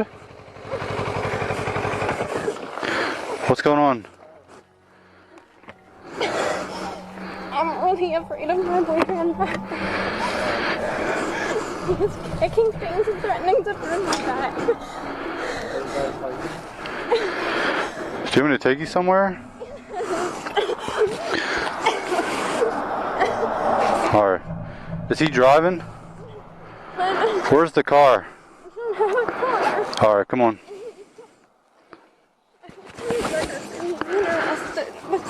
Okay. just listening. Where do you live? I live in Tennessee. Tennessee. Alright, I'll take you into town. Yeah, I just need a hotel or something. Alright, here, put this on. You have your wallet with you? No, it's in my bag. She tells him through her tears that she is scared because her boyfriend has been threatening her. She says he was shouting and kicking things and she didn't know where to go. The biker stays with her and tries to figure out how to help. It is a moment that makes you feel good about human kindness. A stranger stopping to help someone in real distress is always a powerful thing. However, there is a very unsettling side to this video. The clip ends suddenly, and the person who uploaded it never posted the second part. People in the comments started to worry that something went wrong. In some places, people stage emergencies to lure kind strangers into an ambush. It's a cruel way to take advantage of someone's empathy. We don't know if this woman's story was real or if it was a trap. The silence from the uploader makes the whole thing feel very wrong. I hope the biker and the woman are both safe, but the lack of an update is haunting. It reminds us that even when we want to help, we have to be careful. Sometimes what looks like a cry for help is actually something much more dangerous. Check out this crazy footage from Thailand involving a boat tour that went horribly wrong. In this video, you can see a small vessel packed with tourists struggling against rough waters. It is a good reminder that taking the cheapest tour option isn't always the best move for your safety. The captain of this boat steered the group directly into a massive breaking wave that threatened to flip the entire boat over.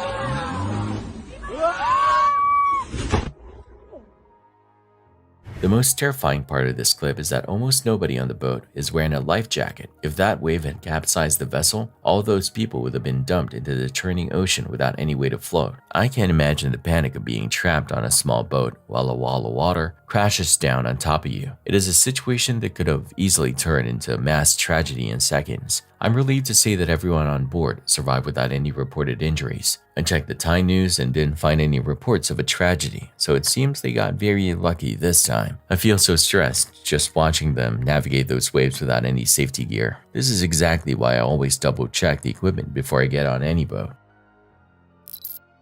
China has dealt with several powerful storms this year, including Typhoon Yagi. Most recently, Typhoon Babinka made landfall in the city of Shanghai. While it was only a Category 1 storm, it was still the most powerful typhoon to hit that specific area since 1949. Over 500,000 people had to be evacuated from their homes to stay safe from the wind and rain.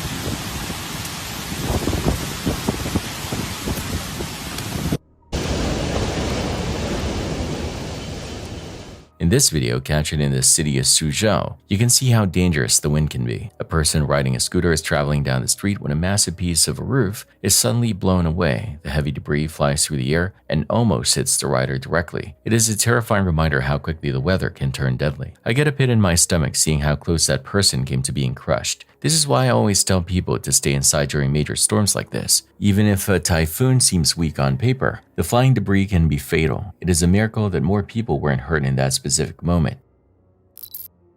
Helicopters are seen as symbols of power and speed. They land on rooftops and private estates all over the world. To most people, they are just a way to save time, but every landing is a very dangerous moment. The pilot and machine have to work perfectly together. One small mistake can lead to disaster in less than a second. A video recently started going around online that shows this danger perfectly. It shows a group of people standing way too close to a helicopter while the blades are spinning. One man starts to walk forward calmly. He acts like he doesn't realize the invisible blades are right above him. In the next moment, there is a violent impact.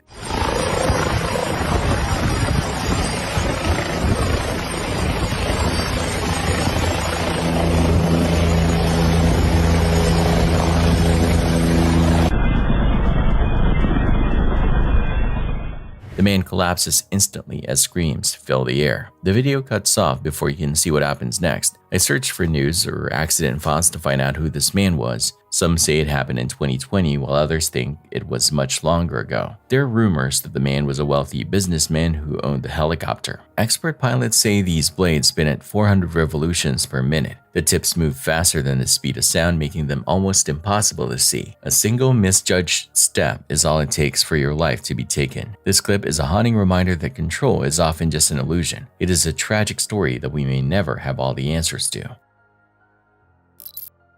This unbelievable footage surfaced on social media recently and comes from the Naninsky district of Kazakhstan. This area is home to an industrial zone called Orasai, where the KMG Supply Company is located. This company handles large amounts of sulfur and petroleum coke, which are highly flammable materials. In the video, you can see what looks like a glowing river moving through the dark landscape.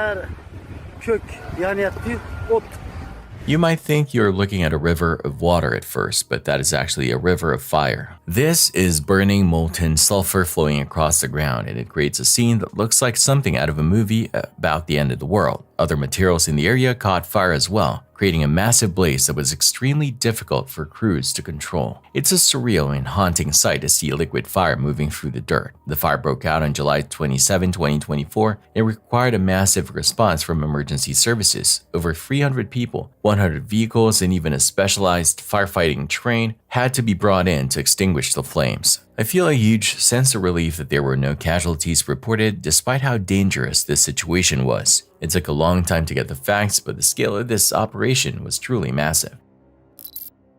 In the quiet town of Vienna, Missouri, the residents of Vienna Point were fast asleep. It was August 7, 2025. The air was still and the night seemed safe, but a high-ranking official was about to make a mistake that would destroy everything. Vienna Police Chief Shannon Thompson arrived at the care facility just before midnight. He was only there to check on a 911 call that had been made by mistake. While he stood near the entrance, he lit a cigarette. Security cameras captured him tossing the lit butt into a plastic planter on his way out. Investigators later pointed out that a proper ash can was sitting just 10 feet away. Have you ever wondered how such a small spark could lead to so much destruction? Thompson later claimed he tried to put the fire out with a shoe. He also told officials he thought this specific brand of cigarettes would put themselves out, but he was wrong. For 19 minutes, the embers smoldered in the dry soil. Suddenly, the planter burst into flames. The fire climbed the walls and tore through the roof. By the time the fire department arrived, the building was a furnace. The crews tried to fight back, but they ran into a series of disasters. Their hoses got clogged with sediment from the old water lines. Then the town water tower began to run empty. They had to call in tankers from other towns just to get enough water to stop the spread. I feel so relieved that the firefighters were able to rescue all the residents in time, but the $4.4 million facility was completely gutted. The images of the orange glow against the dark sky are truly haunting. It is a heavy thought that home for the elderly was lost because of one discarded cigarette. Prosecutors are currently deciding if the chief should face criminal charges for what happened. It is hard for me to believe that someone in his position would be so careless. In this footage, shared by Derbyshire Police, a normal afternoon in Derby, England, turned into a scene of pure tension. You can see 38-year-old Jamie Burks walking through the city while swinging a heavy garden spade high above his head. He looks completely detached from reality as he marches past shops and unsuspecting pedestrians. I cannot imagine how terrifying it would be to see a man with a metal tool act in this way while you're just trying to go about your day. Two police community support officers and a group of worried bystanders began to surround him, trying their best to keep the public safe. But Burks was not going to go quietly. He suddenly began to lash out with a spade, putting everyone nearby in immediate danger. I feel so much respect for the random bystander who decided to take action when others were frozen in fear. Out of nowhere, this hero charged forward and tackled Burks to the ground with incredible force. Even after he was spinned down and the spade was gone, the violence did not stop. While officers tried to restrain him, Burks headbutted one of them in the leg and spat directly at another. It is truly disgusting to see someone treat emergency workers with that much aggression.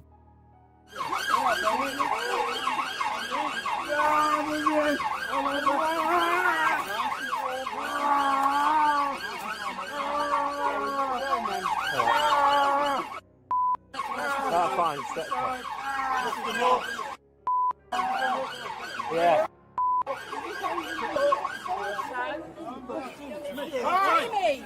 Right.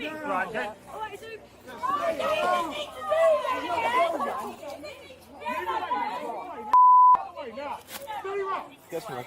Get that dude now. Yeah, hold up.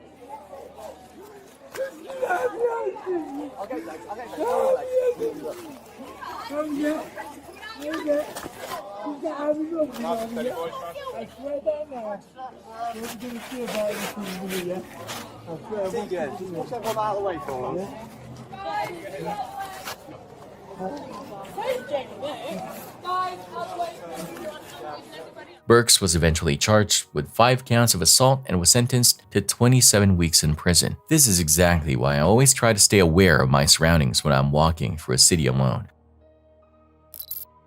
Mont Blanc is the highest peak in the Alps and rises over 15,000 feet above sea level. It is one of the most popular mountains in the world, with more than 20,000 people trying to reach the summit every single year. But this popularity comes with a very dark side. This video shows how quickly a routine climb can turn into a fight for your life when nature decides to strike back.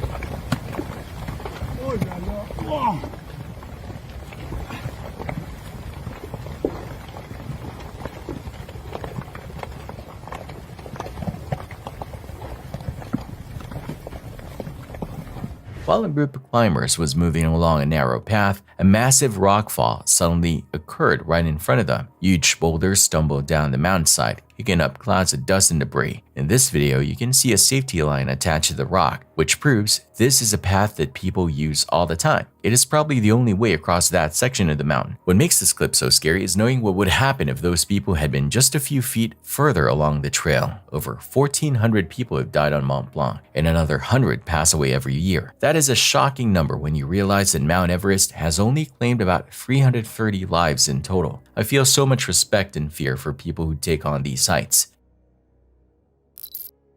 It was the morning of January 4, 2026 when a man decided to break into a locked construction site. A remote security worker watching the live camera feeds noticed a stranger climbing over a high fence. This suspect, later identified as 33-year-old Juan Rincon Carreno, was trying to start up a massive piece of heavy machinery. When a security guard on the ground went to confront him, the situation turned violent almost immediately. Carreno became very aggressive and started screaming that he was going to kill the guard. He pulled out a screwdriver and held it like a weapon. I feel so bad for that guard, who was just trying to do his job and suddenly had to face a man threatening his life. The guard and the remote worker both called 911, but things were about to get much worse.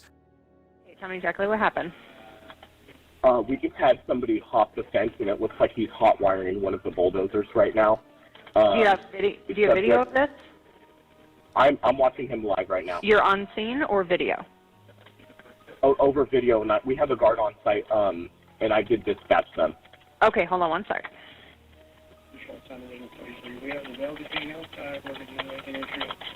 And he's hot wiring a bulldozer? It looks like it, yeah. Okay, I'll get a description. Okay, hold on.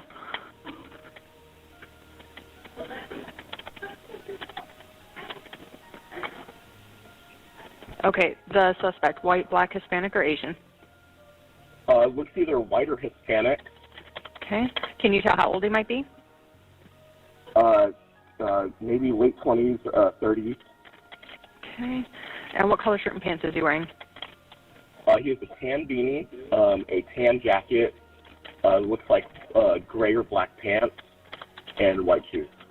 Okay. Did he arrive on foot or in a car? On foot. He hopped the fence. Before the police could arrive and stop him, Carreno actually managed to start a large front loader. He crashed the heavy vehicle through the perimeter fence and drove it straight out onto the public streets. When the first officer arrived and tried to pull him over, Carreno completely ignored the commands. Instead of stopping, he turned the front loader and drove it directly at the patrol cars. You can see the pure chaos as he slams into the vehicles. Officers had to open fire as he kept charging toward them. He eventually rammed 2 police cars so hard that the front loader became stuck.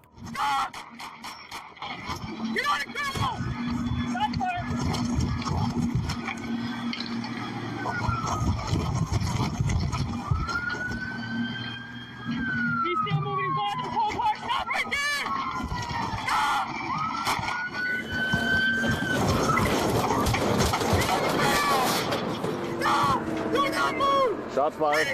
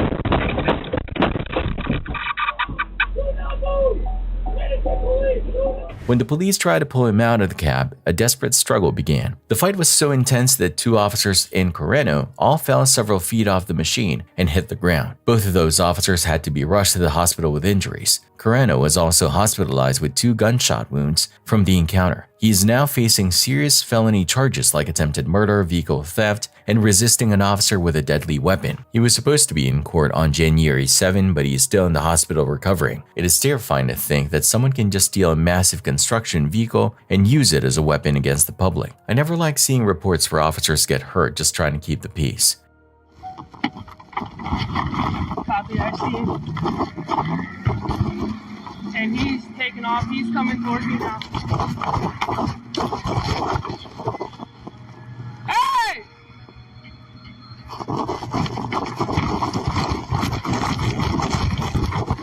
He's coming right at my patrol vehicle. Hey! Stop! Stop now! He's coming at me. Stop! Get on the ground!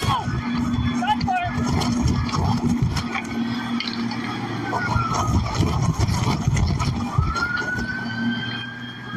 He's still moving. He's going to the whole car. Stop right there! Stop!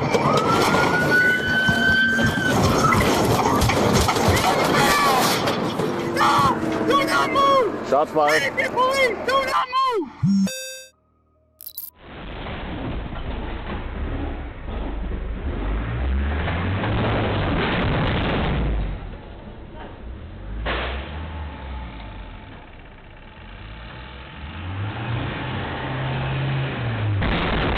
In the early morning of August 6, 2025, the silence outside a Bristol defense factory was broken. 6 activists from a group called Palestine Action launched a coordinated raid on the Elbit Systems UK site. They arrived in a repurposed prison van and used it to ram through the building entrance. In this police bodycam footage, you can see the suspects wearing bright red boiler suits. It looks like a scene from a movie, but the danger for the officers involved was very real.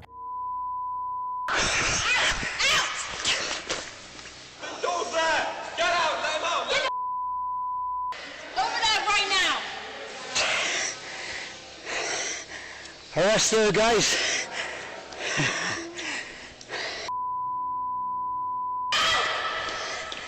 I'm going back. I'm not fast enough, mate. I'm a bit concussed.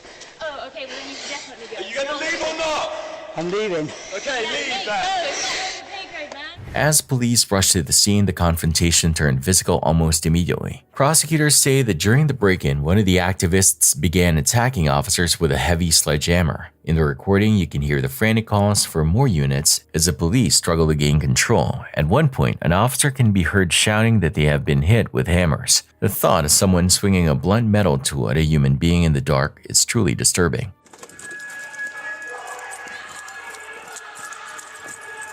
People, red dot. Get back! Come, small units, small units.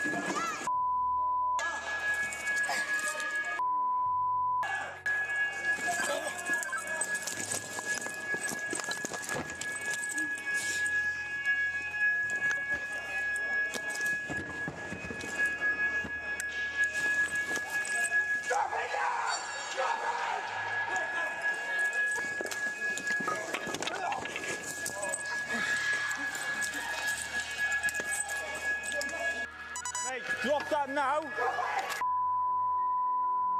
No! Drop that! Taser, taser! Right, stay where you are. We got every single unit. Right, get your down now! Get your hands out now!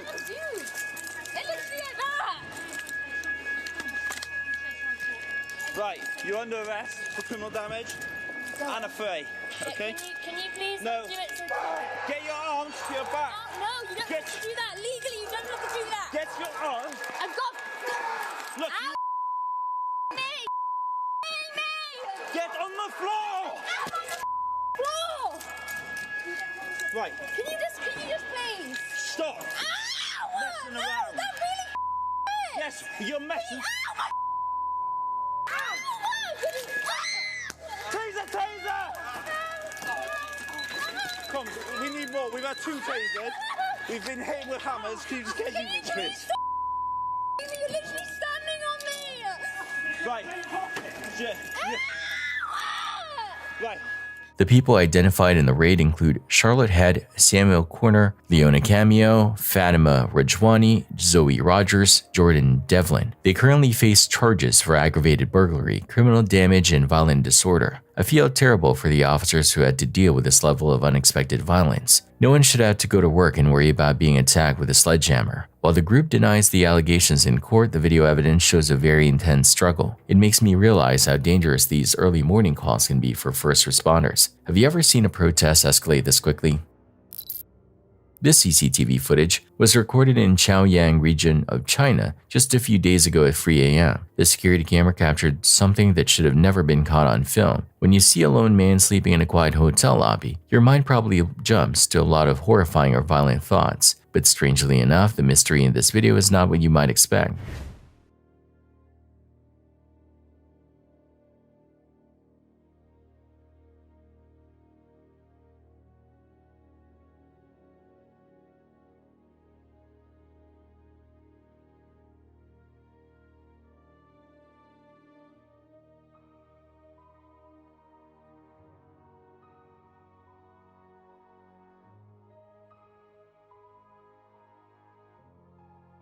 The man in the clip was sleeping at the front desk when he was suddenly awoken by the sound of a visitor. He looked up to see a massive bear standing just a few feet away from him. I know some of you had told me in the past that the bears I feature aren't actually that big, but I think you will agree this one is a giant. It's truly a bizarre sight to see such a powerful predator wandering into a modern hotel. The bear stayed surprisingly calm while it explored the lobby. The man was able to slowly back away and get to safety without the animal chasing him or acting aggressive. Witnesses say the bear eventually found some snacks, grabbed them, and just walked back out the door like it was nothing. I feel so glad that the hotel worker was able to stay cool and get away. It's not every day you wake up to a bear checking in for the night.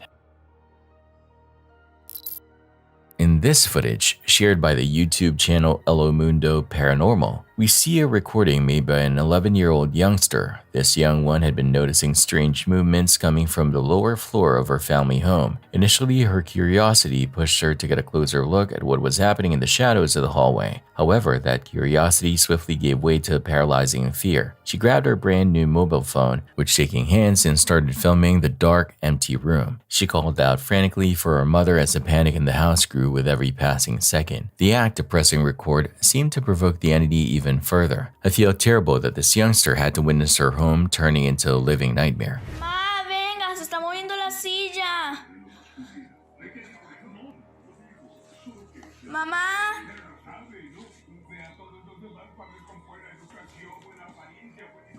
Mamá, venga.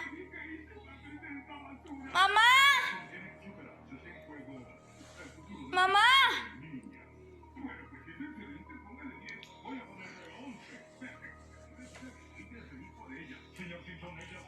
Mamá.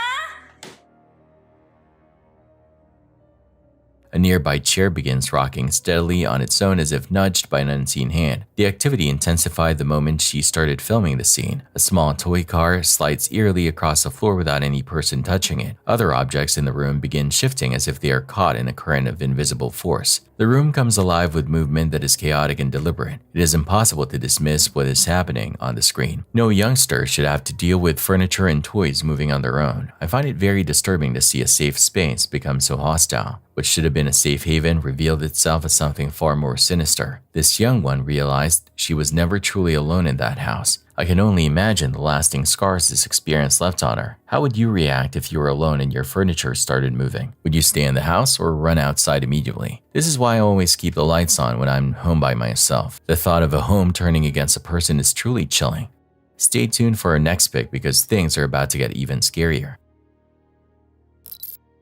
In this video by a local witness, we see a massive construction site in Beyaglu, Turkey. The footage captures a moment that is far from ordinary as a giant retaining wall begins to fail. You can actually hear the metal braces pinging and snapping one by one under the pressure to become unstable, leading to this total structural collapse.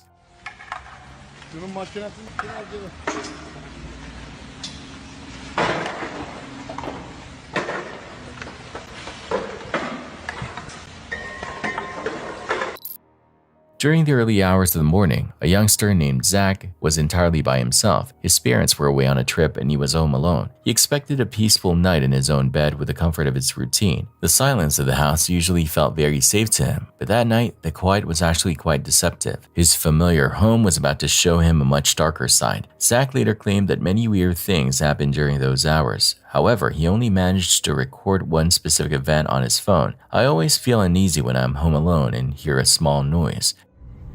I don't this house anymore.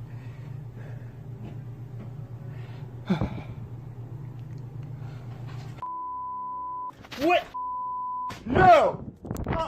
In this video by Zach, we see him lying restless in his bed. He could not shake the creeping sensation that something was wrong in the room. He grabbed his mobile phone and started a recording to document the fear. Initially, nothing happened in the dark room. There was only the heavy stillness of a sleepless night. Then, without any warning, the following occurred. His trash can begins to move on its own. It slides across the floor with a swift motion. Zach freezes in place from the sudden terror. His horrified expression tells you everything you need to know about his fear. I hate seeing people get targeted in their own bedrooms like this. This specific clip was the very last update Zach ever shared online. He never posted a follow-up or gave any explanation for the event. There is only a deep silence where this content used to be on the platform. This leaves us with many disturbing questions about what happened next. Some people believe a restless spirit moved that object to scare him. Others think something demonic or much darker was in that room with him. We may never know what happened to this youngster after the camera stopped. It is a tragic way for a story to end.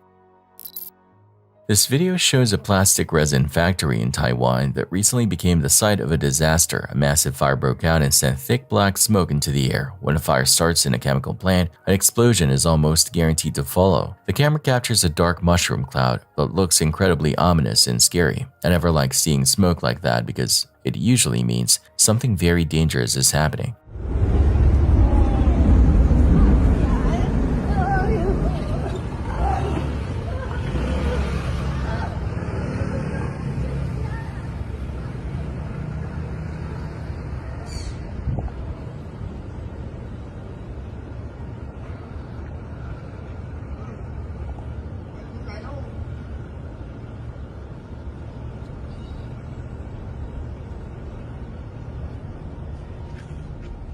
As the fire develops, bright orange flames lick the sides of the factory buildings. A huge blast rocks the entire area as the chemicals ignite, turning the sky black from the intensity of the resin fire. You can hear emergency sirens in the distance as the situation worsens. The authorities reported that every person working inside was moved to safety before the blast. It is lucky that no one was wounded or killed during the terrifying event. Investigators are still trying to find the exact reason the fire started in the first place. You should always know the evacuation routes if you work in a high-risk building. This type of explosion is a reminder of how quickly a workplace can turn into a zone of destruction. How would you react if you saw a mushroom cloud rising over your city?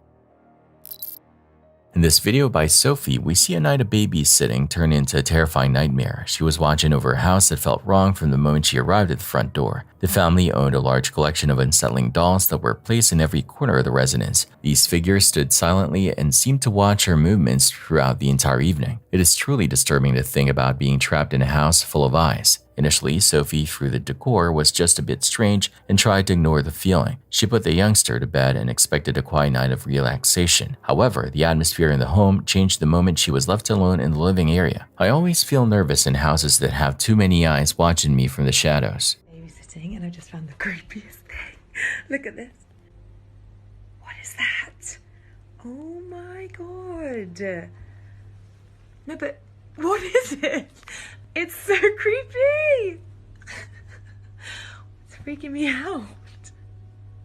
Is this real hair? Oh my god. And look. Sophie eventually decided to record the dolls so she could show her friends the creepy collection she was dealing with. Guys, I just came in to make dinner and look what I found. Another one. Oh my gosh. It's a boy this time. Oh my god. Why would you look at that? Why would anyone have this in their house? Honestly, it's the creepiest thing I've ever seen. Oh my god, it has another bell. Oh my god. Guys, guess who I am?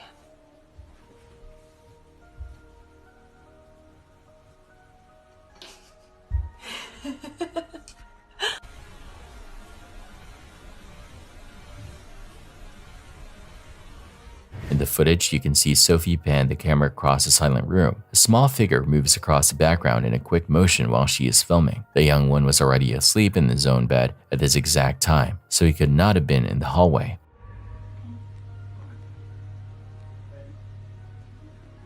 The TV just literally turned itself off by itself, and then the lights started going insane. Let me show you. Okay, wait for it, because it was literally just happening a second ago.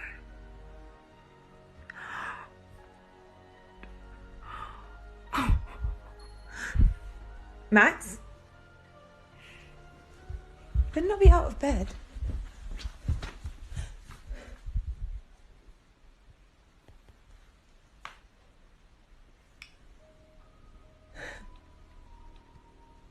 Okay, I think I'm just gonna get him and go because it's really freaking me out.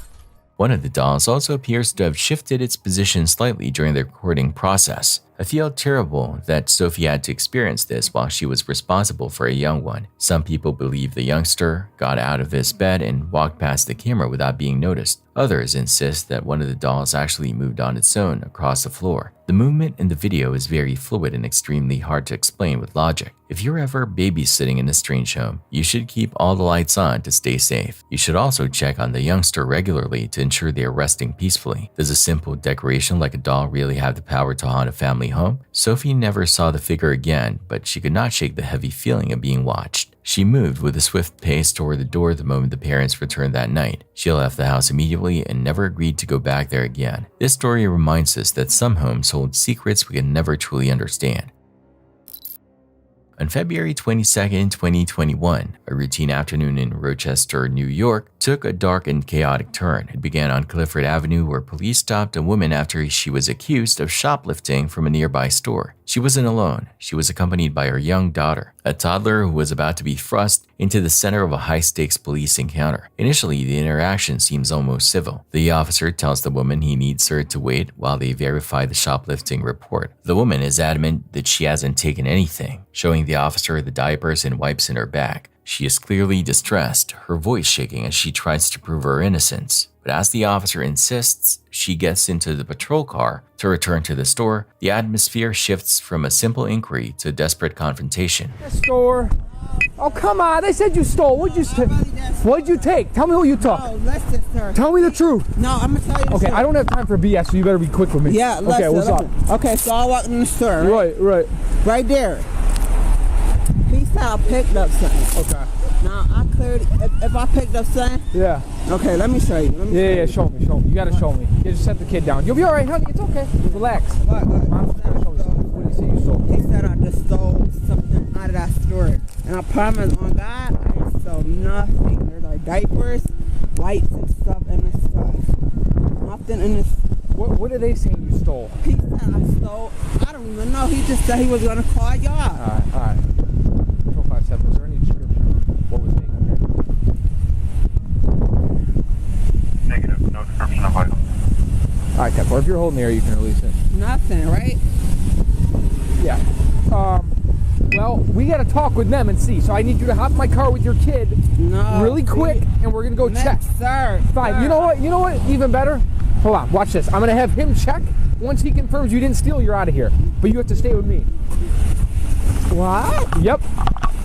In a split-second decision, fueled by fear, the woman takes off running. She isn't just running for herself, she is carrying her child in her arms. The officer gives chase, calling out her movements over the radio as they head toward Portland Avenue. What follows is a frantic and disturbing struggle for control. Hey! We got a female running towards Portland.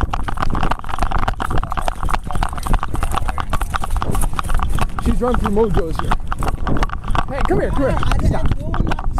Stop. I didn't do. Stop. I did not do anything. Hey, we're right in the parking lot here. Stop it. Would you stop backing up? Okay. Put the kid down. Okay. Put the kid down. Put your arms behind your back now. Put your arms behind your back. Stop. The footage captures the harrowing moments as the officers catch up to her. In the heat of the pursuit, the woman is pepper sprayed and forced to the ground. The most chilling part of the recording isn't just the shouting of the police, but the heartbroken screams of the child, who is caught in the middle of the physical struggle. Relax. Stop. Just relax. Stop. What are you? Bill, come over here. Stop. Relax. You're okay. It's okay. She's fine. Just relax, please. I did not steal anything. Stop grabbing your daughter. I don't want to get hurt. I don't want your daughter to get hurt. Get on the ground now. Stop. Stop grabbing your daughter. Stop.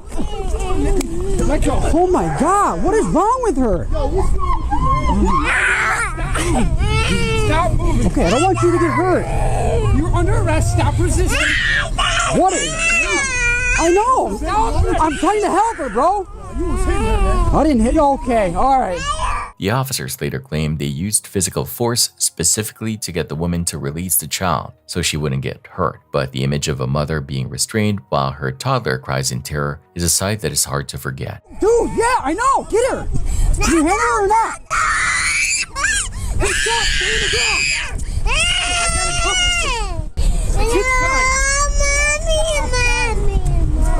Let me cuff her. The kid's okay. Okay. I don't want her to walk away, bro.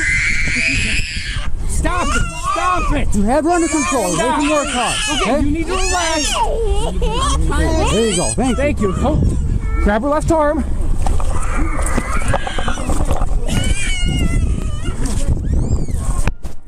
Stop it.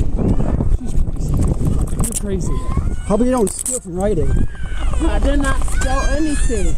After the woman is finally handcuffed and placed in the back of a cruiser, a strange and somber transition occurs. The high adrenaline chase is over, and the officers begin the process of searching her for the allegedly stolen goods. They check her pockets, her shoes, and even the lining of her coat. But as the search continues, the truth begins to emerge. Despite the aggressive takedown and the use of chemical spray, no stolen items are found. The woman continues to plead her case, explaining how she ties her coat and why she was in the area. The officer even comments that she might be on the news later, acknowledging that bystanders had filmed the entire ordeal. Alright. see a bus and a rat. Oh, like bus stuff. Yeah. Why'd you want to run from us? Well, I could've. I know. Come on. Like we're just trying to be nice. Yeah, your guys. There's nothing wrong. I know. Thanks for being cooperative, though. You might be on the news later tonight, though. Why? People were filming us. People were filming us. This guy right here, he's filming us going, "Hey, sir, sir." He wants to talk with you. Yeah, he was filming it. Just wants to make sure you're okay. I was telling her probably gonna be on the news later. Oh yeah. She all right? She's fine. Yeah. All right.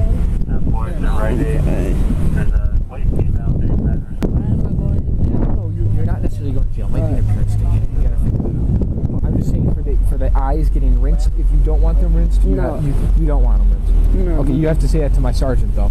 Okay. I thought you were the. I'm just an officer. He's the sergeant. Okay. So just hang on 1 second. All right, dear. Yes. All right. Yes. Nice Nikes. Thank you, sir. Thank you. In the end, the woman was charged with trespassing and issued an appearance ticket. She wasn't held in custody, and the police department later stated that the child was not directly hit by the pepper spray. However, the damage was done. The incident sparked a massive internal investigation, and one of the officers involved was placed on administrative leave. It serves as a haunting reminder how quickly a suspicion can escalate into a traumatic event, leaving a young child caught in the crossfire of a situation that spiraled out of control.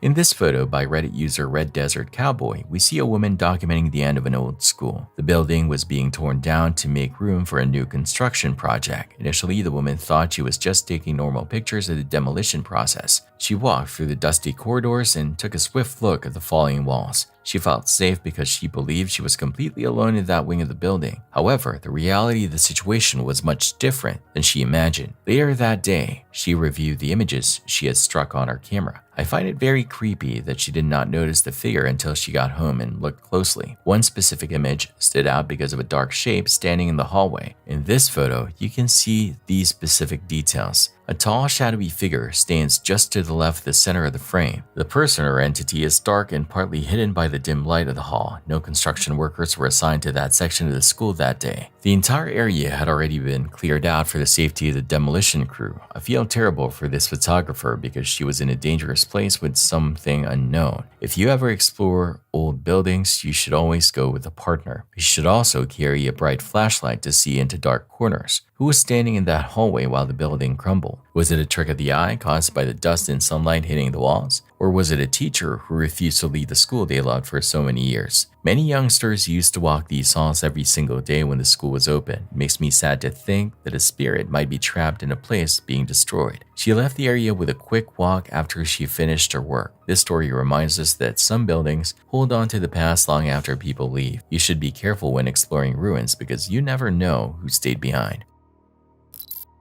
In this video, we see a man looking at something very strange floating in the sky. Usually, you would expect to see a bird, plane, or even a youngster's kite. This unlucky guy was faced with a situation that is hard to believe even when you see it on camera. A large greenhouse was lifted off the ground by strong winds and sent flying through the air. It's impressive how high the structure traveled before it started to fall back down.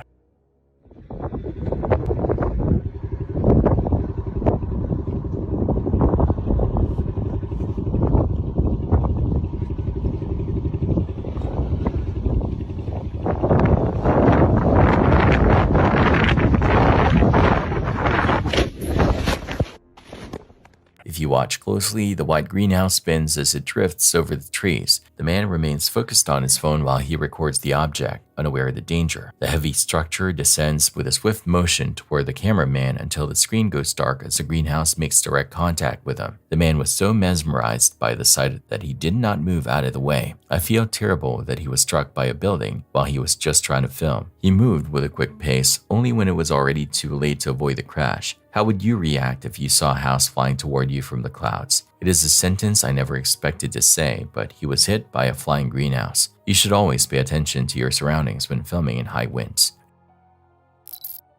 In this video by Henry, we see a creator working alone in his home. He wanted to film a video about how to clean a pan and kill bacteria. Initially, everything went exactly the way he wanted. He spoke to his audience and followed his normal kitchen routine. Then he made a small mistake and decided to start the scene over. Henry did not know that his second attempt would be very dangerous. I feel terrible that he was alone when this event happened. You should always stay alert when you're filming in an empty house. The thing I'm going to do to ensure the best quality hangover and to kill any nasty little bugs that are in the wine.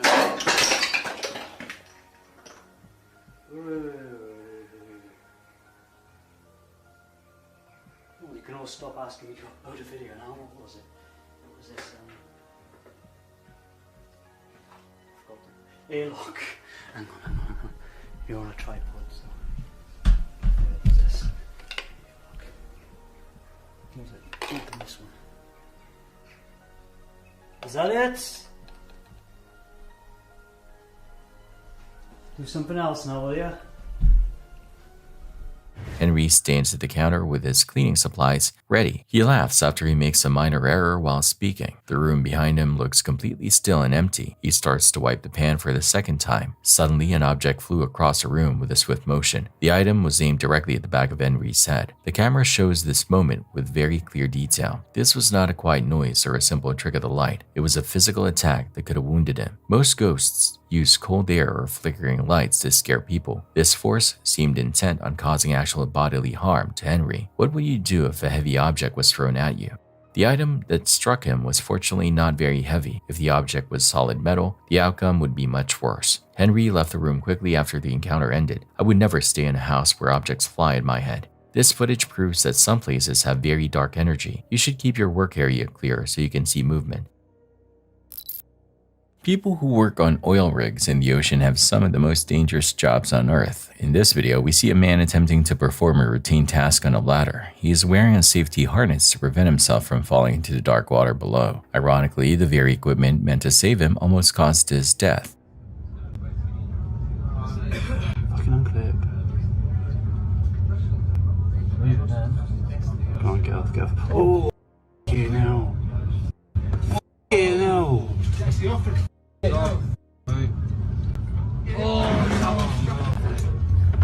This is too much, man.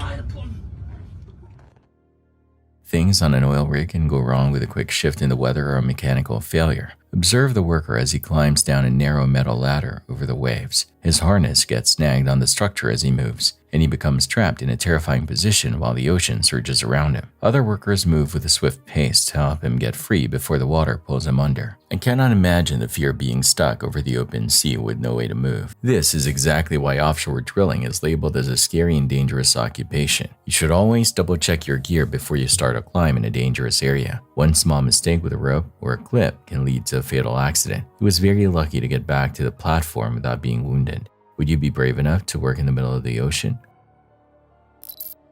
Just after 4:30 in the afternoon on May 22, 2021, police were rushed to the La Crosse Regional Airport in Wisconsin after reports came in that a man had somehow breached security and ended up on the runway. Witnesses said he appeared disoriented, possibly under the influence, and was wandering on the tarmac as planes prepared for arrival. Airport operations halted as officers scrambled to locate him and prevent a disaster. When officers confronted the man, later identified as Edward, he refused to comply. He spoke in fragmented sentences, alternating between pleading for help and insisting he had to save people inside the terminal. His words were erratic, filled with religious references and cryptic statements about disappearing, ignored commands to get on the ground, resisted restraint, and began moving unpredictably across the runway. Down on the ground. I'm telling you, I want you guys to help Get down on the ground. Get down on the ground right now. Please help me. Get down on the ground. Please help me.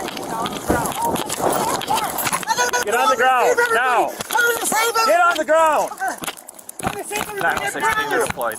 I'm gonna help him. Roll on the ground. Roll on the ground. Turn over. Turn over. Turn over. Turn over now. Turn over. Roll over. Hey, wait. You're gonna get tasered, so stop.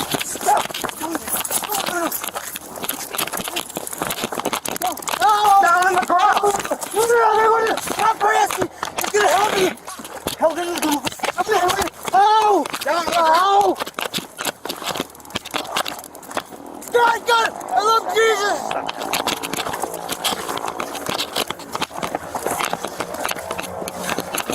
Give me your hands. No. I'll do it. Stop. Stop resisting. Give us No, my sisters. Jesus Christ. Stop. I want to save Terry. I want to save Terry. I want to save Terry now. Just kidding. Yes, I do. Because I never listened to him. No, I'm just kidding. Help me, Lord. Arrest me. No, I'm a good guy. Don't. What's your name, bud? Listen. What's your name? I have to get up. I'm not sure. I have to get up and leave. We got an ambulance coming for you, To okay? help him. Let me back up over there. No questions asked. I gotta get out of here. It's to help everybody else. No, it's important to help them. Bring me over there. A taser was deployed twice, finally allowing officers to bring him to the ground. Even then, he continued rambling about mistakes he needed to fix and people he needed to save. Airport staff later told police that when they had first encountered him, he said he had to get inside to protect people in the terminal, though he could not explain from what. I made a few mistakes. Yep. I want to go save somebody. Okay, so you're on airport property, okay? Just tell us. If I disappear, I help everybody. What do you got to say, bud? Saying they couldn't do that. If I turn around, still go straight to it. I trust you guys. I trust everybody. I have to help. Okay, we're gonna get you some help, all right? You bring me over there and you show me what to do. I'm not a coward. I know Just relax, Edward. Just relax, okay? Put your hands behind you. Please help me. What you been taking today, bud? I tell you something. It's important for me to get away from here and save everybody. Save him from what? I don't know. Please go back to me. I don't even know my name. I don't even need to know me. Okay, we're gonna get you some help, okay, bud? Just thank you. For my sakes, I'll do it. I'm fine. Stay where you're at. I'm fine. I need to be another trick here. I can't be. I gotta go. Disappear. Please, listen. I can continue with excited delirium. Listen, I want to help by disappearing and then doing it for everybody else. Trust me on this one. I never got around. I want to help Tom and them guys by getting away from everybody. I don't know my name because I can't know my name. Officers pieced together that Edward had been seen earlier walking along nearby streets before somehow reaching the perimeter and climbing over a tall barbed fence. He carried no clear destination, no boarding pass, no coherent plan, just a relentless belief that he had to act before something terrible happened. I don't know my name. As long as they're on their way, I guess. What happened? We just came around and he was walking and I told him to get down on the ground and he wouldn't get on the ground and started running and then we tased him 2 times. We have everything down. All you guys do is just know. I only did it for a reason. I actually started running towards you because What's the reason? What's the reason? Are saying. I gotta go back. A what? I know what I gotta do because of. What do you gotta do? He's got a card, Minnesota EBT or something. They're all just hotel cards and a quick trip card. Your name Ed? Yeah. I feel like I've heard that name before. Yeah, he did. I made some mistakes. I want to deal with them like a man. What was your mistake? By not knowing. Any sense of that? Not knowing the No. Said you need to catch a flight out here and get to the airport. I actually saw him walking on Dawson Avenue. Was he carrying something? He had a bag. I saw that too. Yeah. I should actually ask this airport guy if he can go down and look for it. Where do you want to go? I have to get away from fear because I thought I pissed everybody off. I'm pretty sure. You're not gonna get goofy on us if we sit you up on your butt, right? Might be a little easier for you to breathe. Sit up on your butt. You're right there for me, okay? I was going to have a note because I'm actually a good guy. Okay, you seem like a good guy. Yeah, I pretty much knew who this was as soon as we got called up here, so. Some excited delirium, we think. Okay. And he's been tased twice. Do we know where he came from or anything The other side about of the it? fence. No, we don't know. Okay. He's keeps talking about he has to fix something or he did something wrong, but he's Shave my not hand. Do making we know sense. who he is? Edward? Edward? Ed, hey Ed, what's your last name? Can you tell me your name? Yeah, we can. We sure can. We can bring you to the hospital. That's our option. Eventually, Edward was removed from the runway and taken into custody. The immediate danger passed, but the encounter left everyone unsettled. A single confused man had shut down an airport, placing himself in the path of an aircraft, driven by thoughts no one else could see or understand. Edward was later charged with resisting and obstructing an officer, disorderly conduct, and bail jumping. He was released on bond and nearly 2 years later pleaded guilty to resisting. In the end, he was sentenced to 120 days in jail. The runway returned to normal that day, but for those who witnessed it, the image of a man wandering into the heart of an airport, guided only by delusion, remained deeply disturbing. In this video by Los Polonos TV, we see a mother deal with a terrifying situation. Her young one had been talking to an invisible friend for quite a while. This unseen person lived in the youngster's bedroom. The boy spoke to the air as if a real person was standing there. Initially, the mother thought this was just a normal part of being a young one. She became more worried as the conversations continued every day. She decided to film the house to see what her youngster was looking at. I always feel uneasy when I hear stories about children seeing things we cannot see. On this day, the youngster told her that his friend was currently in the house. She began to film as she walked through the rooms. She made a swift turn toward the kitchen to check the area.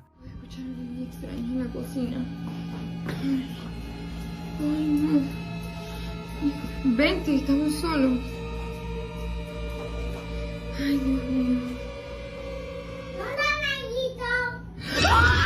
In the footage, you can see these specific details. A dark shadow stands in the corner of the room. The figure looks exactly like a small youngster. It stays perfectly still while the mother moves the camera. The shadow appears to be staring directly at her. I feel terrible that this woman had to see such a scary sight in her own home. The mother was so frightened that she could not upload the video for several days. She is now sure that the friend is a ghost living in her hallways. If your youngster starts talking to people you cannot see, you should take it seriously. You should also check the history of your home to see who lived there before. Is it possible for a spirit to follow a young one around the house? What would you do if you caught a shadow on camera in your kitchen? She hopes that this presence does not become more violent over time.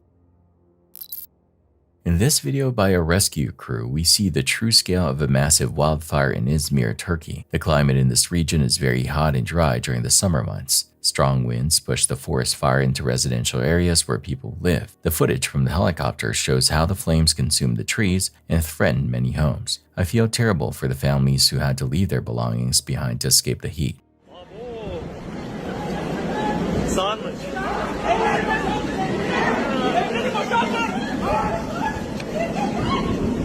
Abi rüzgar ne? Allah kahretmesin senin gibi rüzgar ya.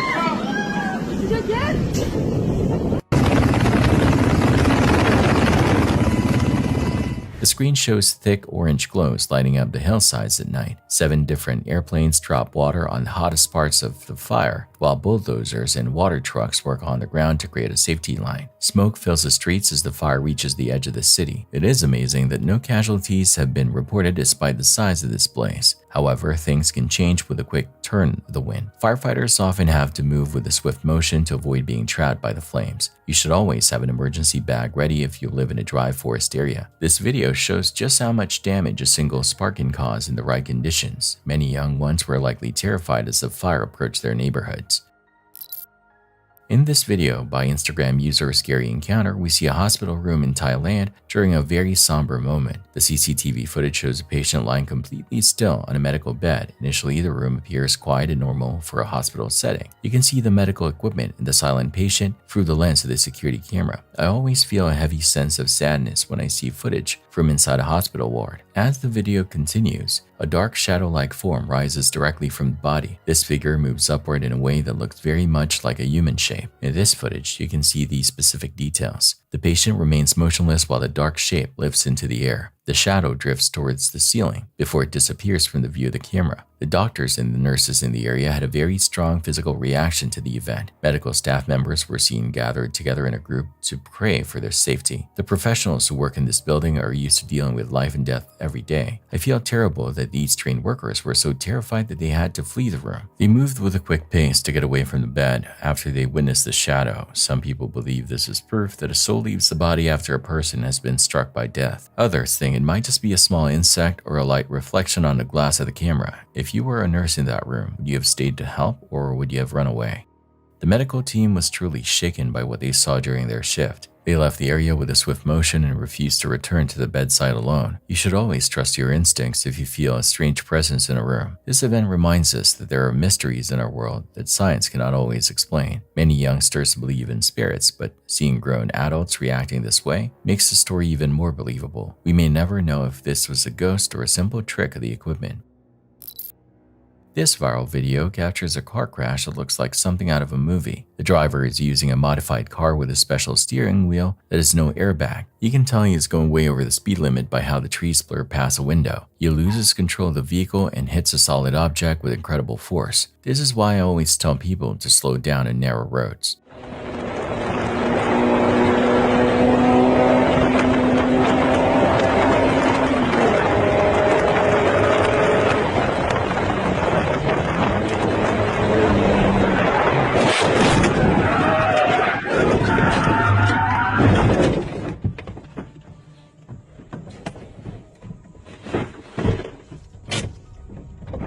The camera reveals the driver is not wearing a seatbelt as he speeds down the road. The car spins and the steering wheel pops off the column, throwing the man completely out of his seat during the impact. The modified interior of the car is shredded by the force of the crash. The wheel he was using is called a quick release wheel, which is meant for tight race cars. Because he was not strapped in, he was struck by the interior parts of the car before being ejected. He moved with a swift motion through the air as the car came to a stop. You should always wear your seatbelt, even if you are just driving a short distance. It is a miracle he survived such a brutal wreck without being more seriously wounded. Do you think modified cars should be allowed on public roads?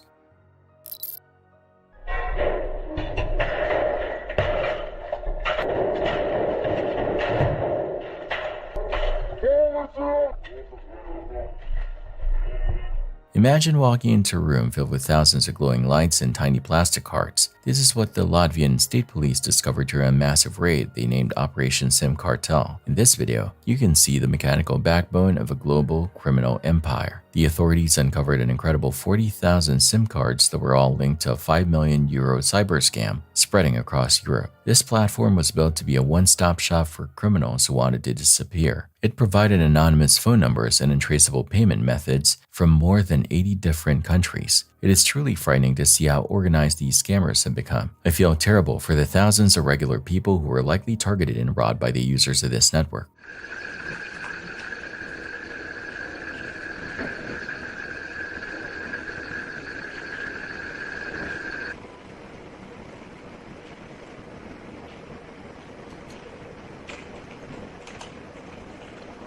Five suspects have been taken into custody, but the amount of technology they found is chilling. It proves there is a hidden world of digital theft happening right under our noses. I always feel nervous about who might be on the other end of a strange call or a text message. The scale of this operation shows that no one is truly safe from these types of high-tech predators.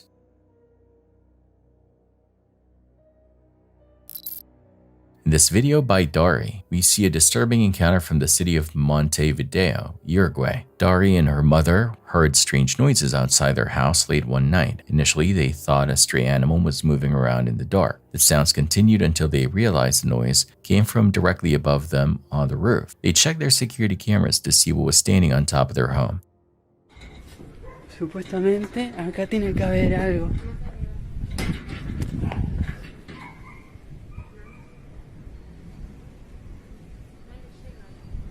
¿Hay algo?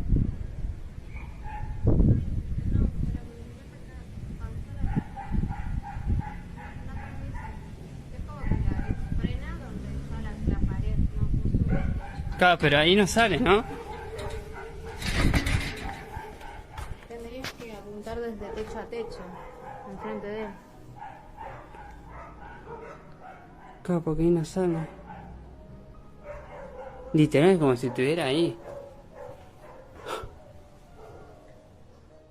In the footage, you can see these specific details. A dark, shadowy figure stands perfectly still on the edge of the roof. The entity appears to be looking down at the house. Dari and her mother ran outside to catch the intruder. The roof was completely empty when they arrived just seconds later. You should always keep your doors locked if you hear noises on your property. You should also call for help instead of investigating a dark roof by yourself. What would you do if you saw a person standing over your bedroom on a camera? Many believe that technology can see spirits that our own eyes miss. Dari and her mother could find no physical trace of a person or an animal. This is why I never like staying in a house that has easy access to the roof.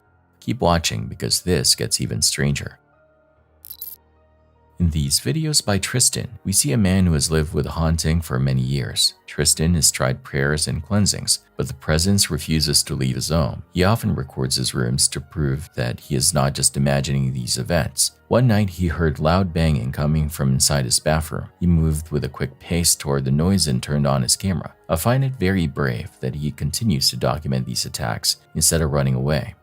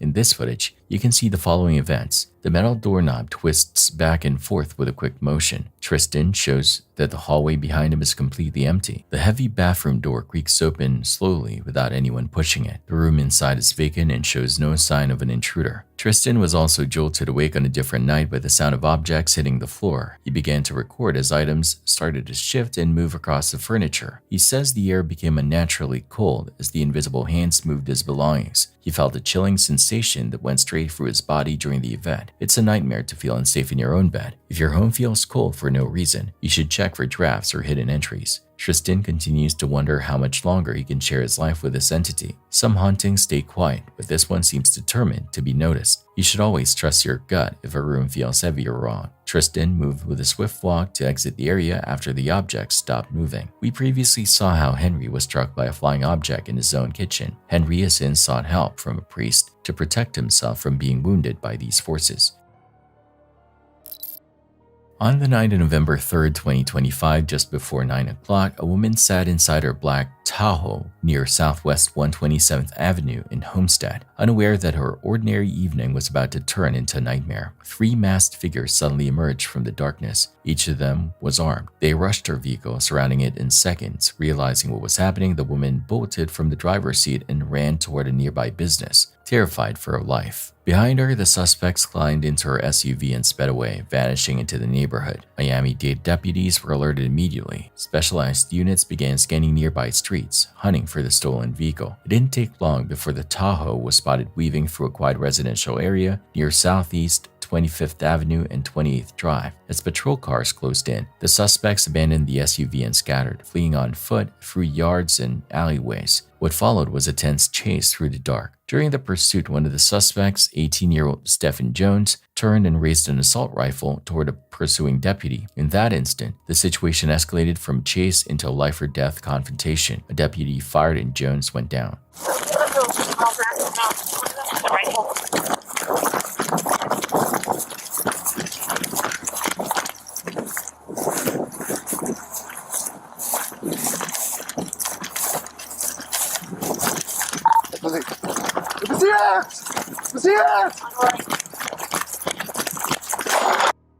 Can you hear it? Sir, you're not fired. Oh, sir, you shot me. I got one here. You shot me, sir. In the backyard. Don't fucking move. Keep your hands down. You shot me, sir. Where you shot? My arm. Oh. Don't fucking move.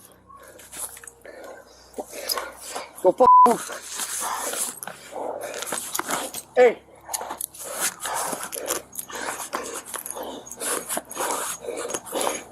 Sir, you shot me. What in custody or what in custody? Sir, can you call the ambulance? Call the ambulance. Please, sir. I got one in custody. Start me fire. Even in the chaos, deputies immediately called for medical assistance. Body cameras captured the rifle lying on the ground beside Jones as officers moved in, secured him, and applied a tourniquet to stop the bleeding. He was transported to the hospital in stable condition. The remaining suspects were quickly located nearby. 18-year-old Taekwon Davis and a 16-year-old accomplice were taken into custody. A handgun was recovered near Davis, and Jones's assault rifle was seized where he fell. What began as a routine evening for one woman had spiraled into armed robbery, pursuit, and gunfire in a matter of minutes. Though no deputies or bystanders were injured, the incident revealed just how thin the line is between normalcy and chaos. One encounter in a parking lot had turned into a running gunfight through a neighborhood, leaving behind a stolen vehicle, discarded weapons, and a chilling reminder of how fast violence can erupt.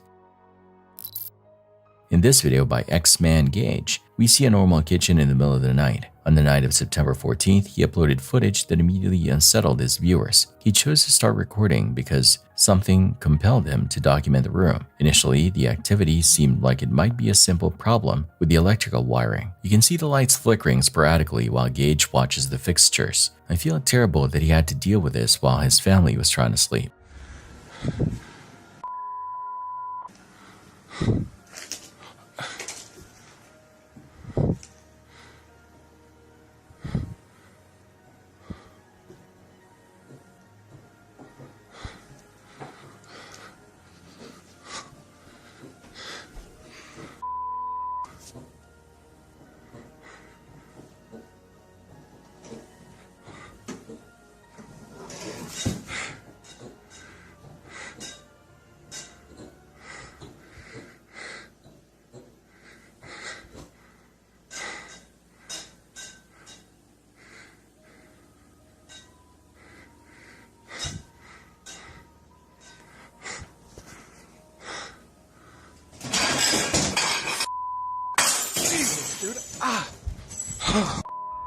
In the footage, you can see these specific details. The light fixtures on the ceiling begin to sway back and forth. The movement becomes more violent as the video continues. An explosive crash suddenly tears through the quiet kitchen. Multiple objects topple to the floor all at once with a loud sound. This was not a technical failure or a broken wire. It was a physical event that made the safety of a familiar home feel violated. This is why I never like being alone in a dark kitchen at night. If Gage wants to keep his young ones safe, he should consider a spiritual cleansing of the property. He walked with a quick pace to check the damage after the objects fell. You should always trust your instincts if the atmosphere in your home shifts. Keep watching because this gets even stranger. Another couple felt a similar violation of their safety in a different home. For them, the terror was constant and happened every single night. They heard scratching noises inside the walls and watched their bed sheets shift while they slept. Estoy escuchando que alguien está intentando abrir la puerta. Escucha.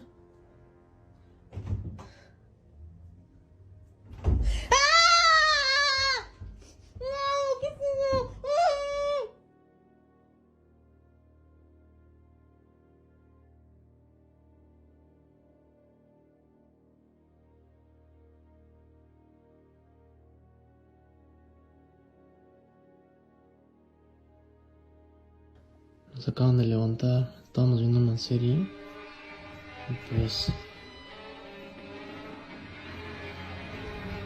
la neta sí está medio fuerte el pedo, escuchen. Amor. ¿Viste eso? No mames. No mames, ¿qué fue?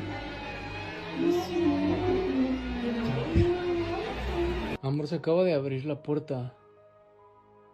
Estoy seguro que se giró. ¿Sí? No mames. No mames, amor. Amor, no mames. No mames. No seas... Amor, ¿qué pedo? Está volviendo a pasar. Amor, no mames.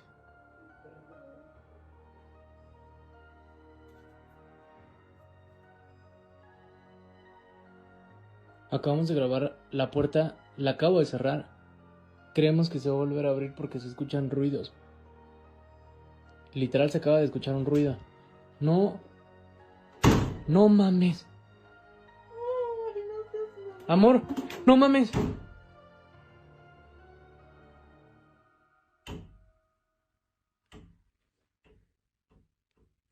No. Ma. It is hard to imagine the fear of being struck by an unseen presence in your own bedroom. Initially, they try to ignore the shadows, but the activity only grew more intense. I find it very disturbing that a spirit would target a family while they are at their most vulnerable. You should check your home for any hidden openings if you hear scratching. Shadows in the corner of a room are often the first sign of a haunting. The couple moved with a swift motion to turn on the lights whenever they felt a presence nearby. How would you react if you woke up to find your blankets being pulled by invisible hands? They eventually realized that no amount of logic could explain the movements in the room. In this video by Rodolfo Osto, we see a paranormal investigator face a nightmare inside his own home. Rodolfo was about to leave for a case when his mother called him in a panic. She was terrified because a wardrobe door in her bedroom was rattling with a quick motion. Even worse, a strange doll had completely vanished from the room. Initially, the family thought there might be a logical reason for the noise. However, this was no ordinary toy. Ficou desse jeito fazendo esse barulho, Rodolfo. A porta ficou vibrando? Ficou vibrando aqui. Oxi. Porta do guarda-roupa. Você pegou o boneco aqui? Não peguei nada. Rodolfo had taken the doll from a home where two young ones were brutally struck by a killer. Locals believe the spirit of a youngster was attached to the object. I feel terrible that his mother had to deal with such a dark presence alone.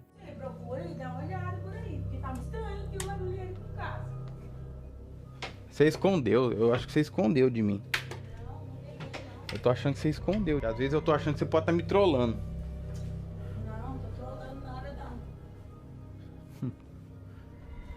Reviewing the footage. In the footage, you can see these specific details. Rodolfo searches the property with a swift pace to find the missing doll. He reviews the camera recording in slow motion to look for intruders. A faint shadowy figure appears to be lurking in the corner of the bedroom. The space is empty when Rodolfo turns around to face the corner in person. This is why I never like keeping old or mysterious items in my house.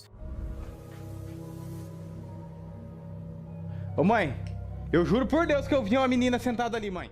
You should always be careful about what objects you bring into your living space. You should also check your security cameras if things start to go missing. Rodolfo now believes the spirit of a murdered youngster is inside his house. He plans to burn the doll so the spirit cannot take hold of his family. It is frightening to think that a toy could carry such a heavy and violent history. Keep watching because this gets even stranger.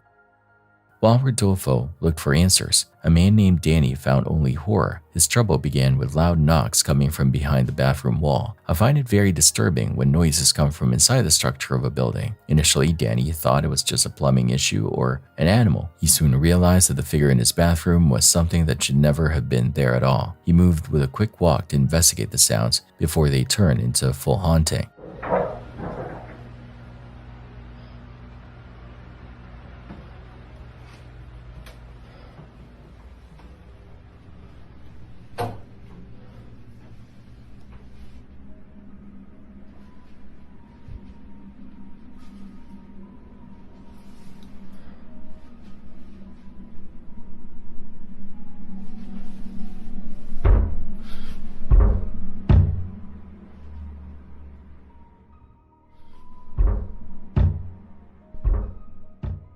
You should listen closely to any sounds that repeat in your home at night. If you hear knocking, you should try to record the audio to see if it follows a pattern. Danny was almost wounded by the fear of what he might find behind the door. He did not know if a person or a spirit was waiting for him in the dark. It's a terrible feeling to be afraid in the one place where you should be safe.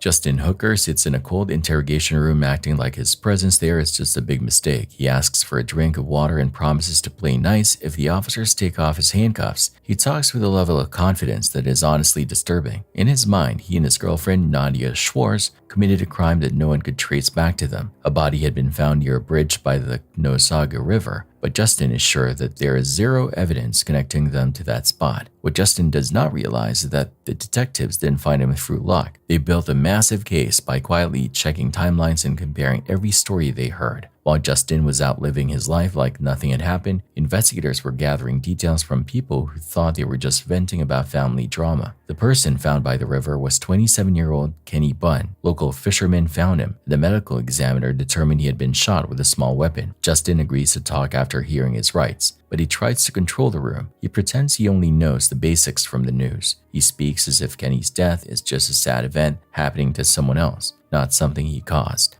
Detectives then bring up an earlier talk they had at Nadia's mother's house. Back then, the couple looked relaxed and comfortable, but as soon as Kenny's name came up, Nadia's mood shifted. She didn't just say she knew him, she launched into a huge explanation about how dangerous he was. Every extra detail she gave was actually a gift to the police. It gave them more facts to verify and test against the real evidence.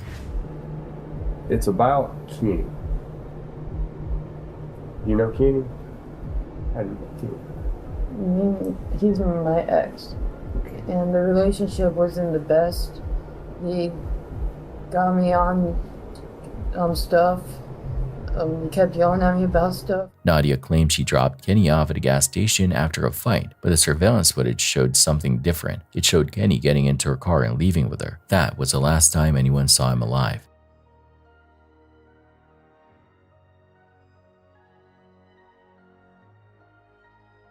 In the interrogation room, Justin starts to crack when the police ask about the gun. He eventually admits he bought a small .22 revolver for protection. Justin claims he sold the gun to a random person, but his story sounds like a lie. When the detective tells him they already spoke to his family, Justin's confidence disappears. His breathing gets heavy, and he says he can't see straight. He looks like a man who finally understands his perfect plan has failed. While he is panicking, Nadia is in another room telling the truth. She admits Justin was hiding in the back seat with a gun when they picked up Kenny. I had him in the car with me. You had? Kenny in the car with me. So Kenny was in the car with you? And Justin was in the back seat. Justin, did he know Justin was in the back seat? No. Both were sentenced to 30 years for murder. I feel so much for Kenny's family having to hear how he was lured to his end.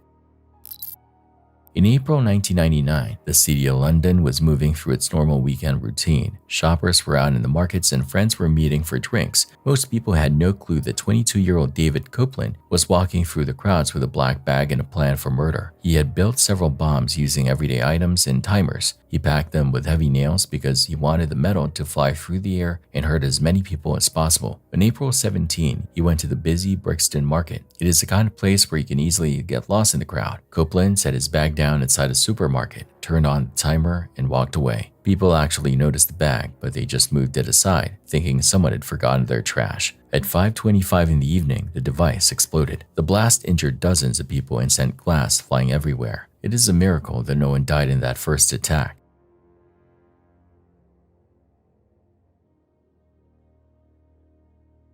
One week later, on April 24, Copeland struck again in Brick Lane.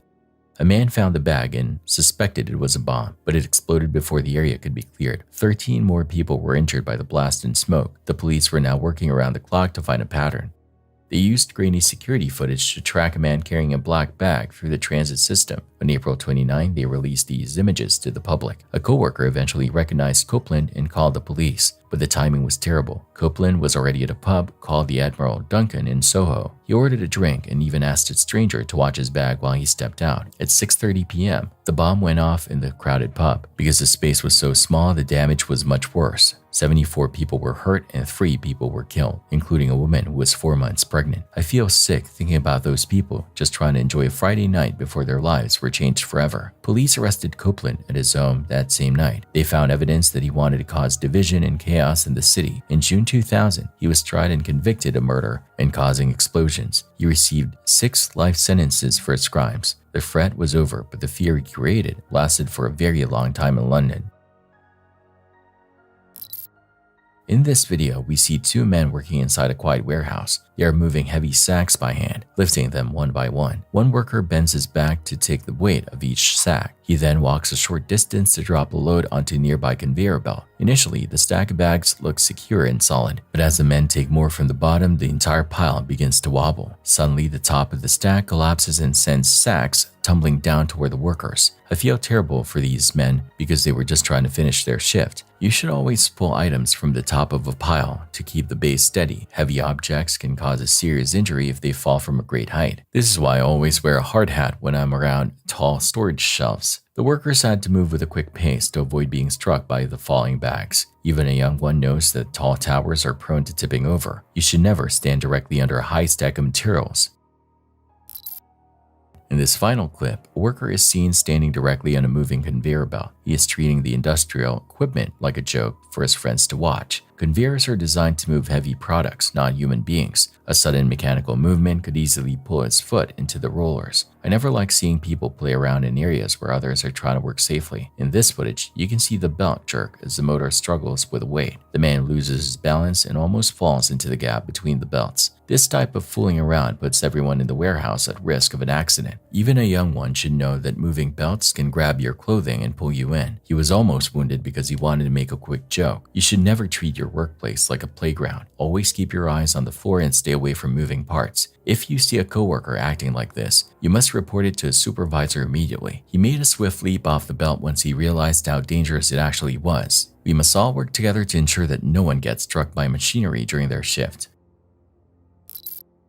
In this footage, a forklift operator is trying to lift a very large box. For some reason, a second worker is standing right on top of the load. As the workers reach their highest point, the center of gravity shifts completely. The box begins to tilt forward and falls off the machinery. The worker on top is pulled down with the box and hits the concrete floor. I find it very disturbing that anyone would treat heavy machinery like a ladder. You should never stand on a load while it is being lifted by a vehicle. A fall from that height can easily leave a person wounded or worse. If you are a youngster watching this, you must understand that industrial tools are not toys. The man was struck by the ground with a quick force that he never saw coming. The forklift operator should have stopped the machine the moment someone climbed on the box. Safety rules exist for a reason, and ignoring them can cost you your life. Don't you think the worker was pressured to stand there, or was it his own choice? He moved with a swift jerk as the box tipped over the edge. It is lucky that the heavy box did not land directly on top of him.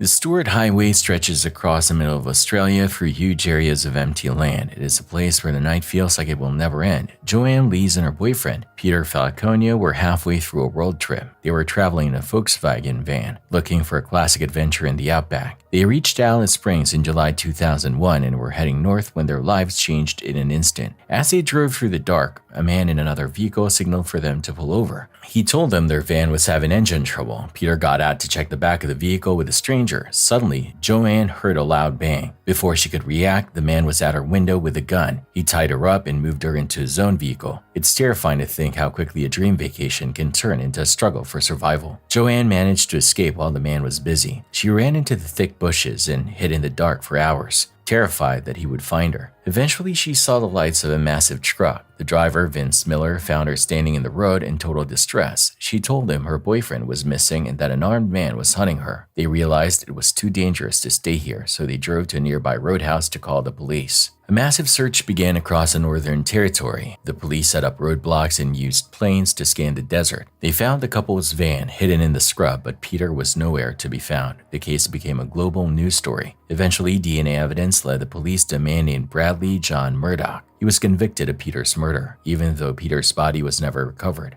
I can't imagine the strength it took for Joanne to hide in that desert alone. This horrifying footage took place in Brazil and shows a hot air balloon on fire crashing down onto a building.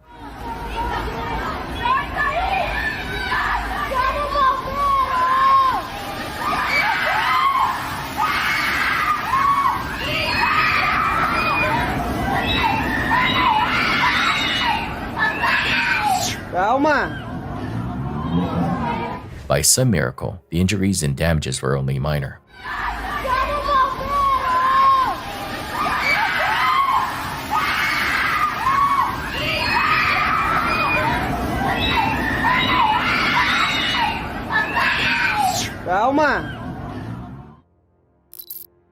In Cleveland, Ohio, a house at 12205 Imperial Avenue was finally being turned into dust. Neighbors watched as bulldozers tore through the walls. Some of them whispered prayers as the wood and brick collapsed. The city called it a health risk, but the people in the Mount Pleasant neighborhood knew the real truth. You can tear down a house, but you cannot erase the evil that happened inside of it. Between 2007 and 2009, women in this area began to vanish without a trace. Many were struggling with life on the street and looking for a safe place to go. In the middle of it all was Anthony Sowell. To everyone else, he seemed like just another neighbor. He bought beer at the corner store and hosted small parties. This ordinary look is exactly what made him so dangerous to the women he met. He would offer a drink or a warm place to sit down. For many, it sounded like a quick escape from the cold or chaos of the outside world. They walked through his door expecting a friendly hangout, but once that door was locked, the charm disappeared. Sowell would take control and attack them. Some managed to escape and ran back into the street with stories that sounded too scary to be real. One survivor even fell from a window on the upper floor to get away. A passerby found her on the ground and called for help.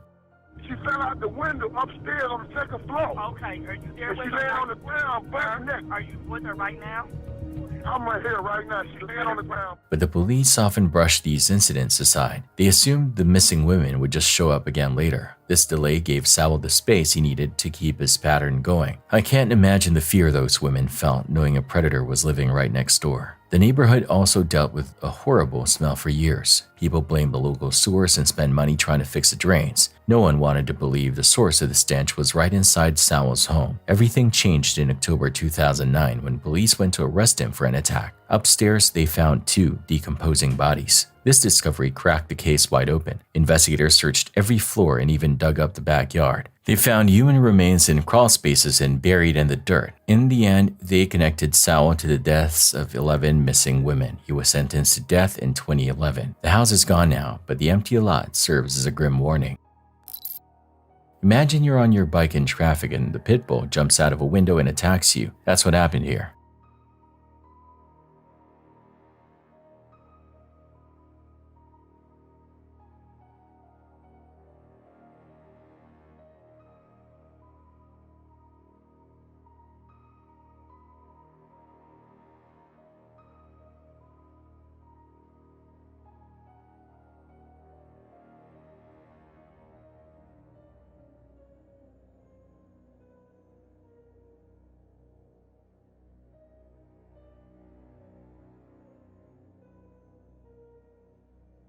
I hope the man is okay.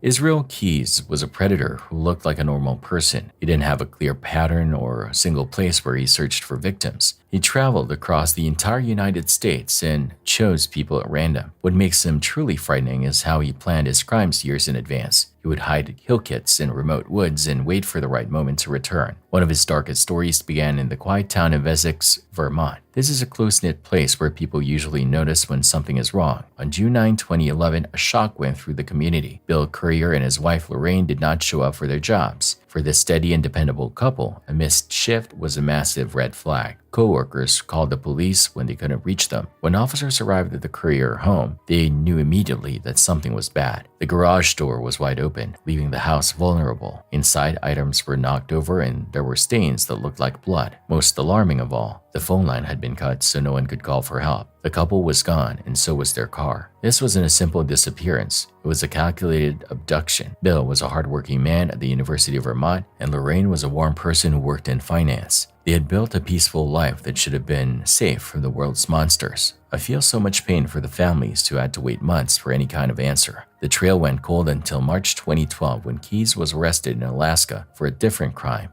While in custody, he began to confess to the murders of Bill and Lorraine. He described the attack as fast and overwhelming. He said the couple thought it was just a robbery at first because he never told them his real intent. When asked why he picked them, he simply said they were home. Keys told the police he took them to an abandoned farmhouse that was later torn down. Right away, what was going on? Were they cooperative at first, at least? Yeah.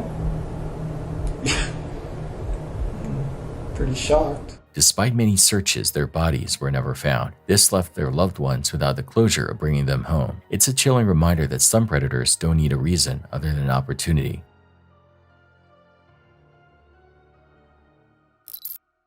This is why you don't drive on the side of the road like this.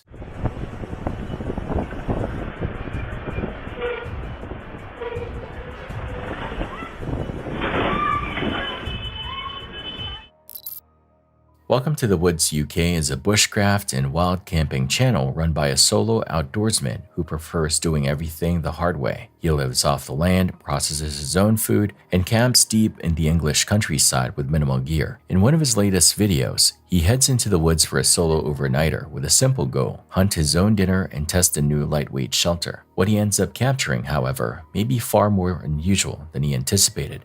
Hello everybody, and thank you for joining me back in the woods once again. We're going to be staying in a low profile shelter in the middle of the woods for 24 hours, hunting my own dinner hopefully. I am going to have to be a bit careful with these cartridges though today. I've only brought 4 out with me, so my shooting really will depend on whether I go hungry or not tonight. Sometimes it is nice just come out with minimal gear. It makes things a little less stressful, I believe.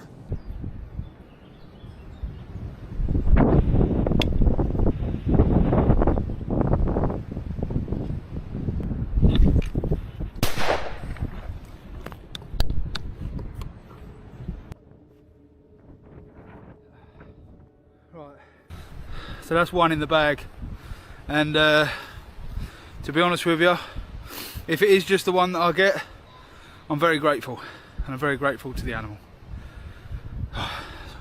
It's the hard bit over. Process it now, and I shall put it with my noodles. So we're going to have a pigeon chow mein. The trip begins with only 4 shotgun cartridges. He knows that whatever he eats depends entirely on his aim. Early on, he manages to down a pigeon and immediately begins plucking and cleaning it. Dinner will be basic, meat combined with instant noodles, cooked over an open fire. But the meal isn't what makes this trip memorable. It's something that happened earlier in the day.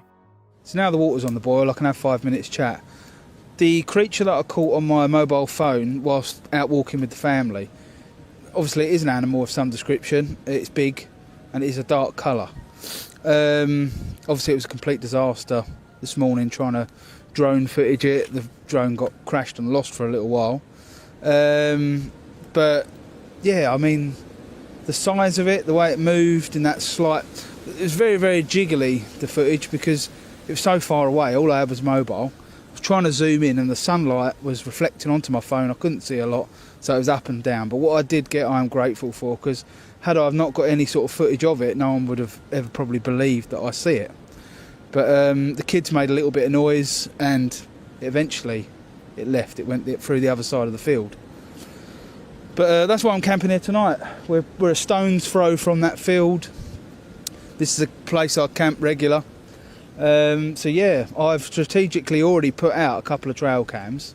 So hopefully they may bring something. Obviously trail cams have brought some funny things up in the woodlands that I've caught on many trail camera down in the big forest before.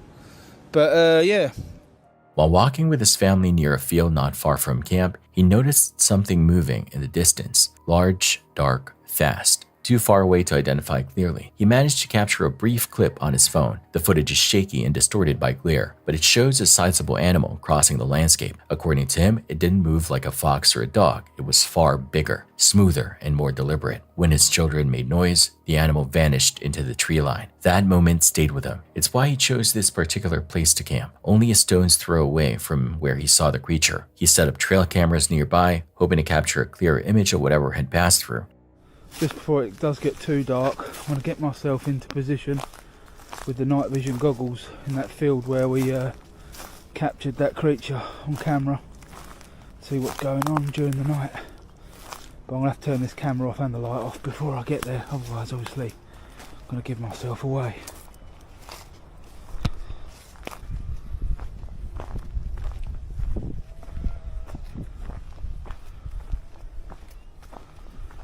I definitely don't think it was a fox, and there's definitely no dogs that should be over in that area poaching or not poaching. It didn't look like a dog to me.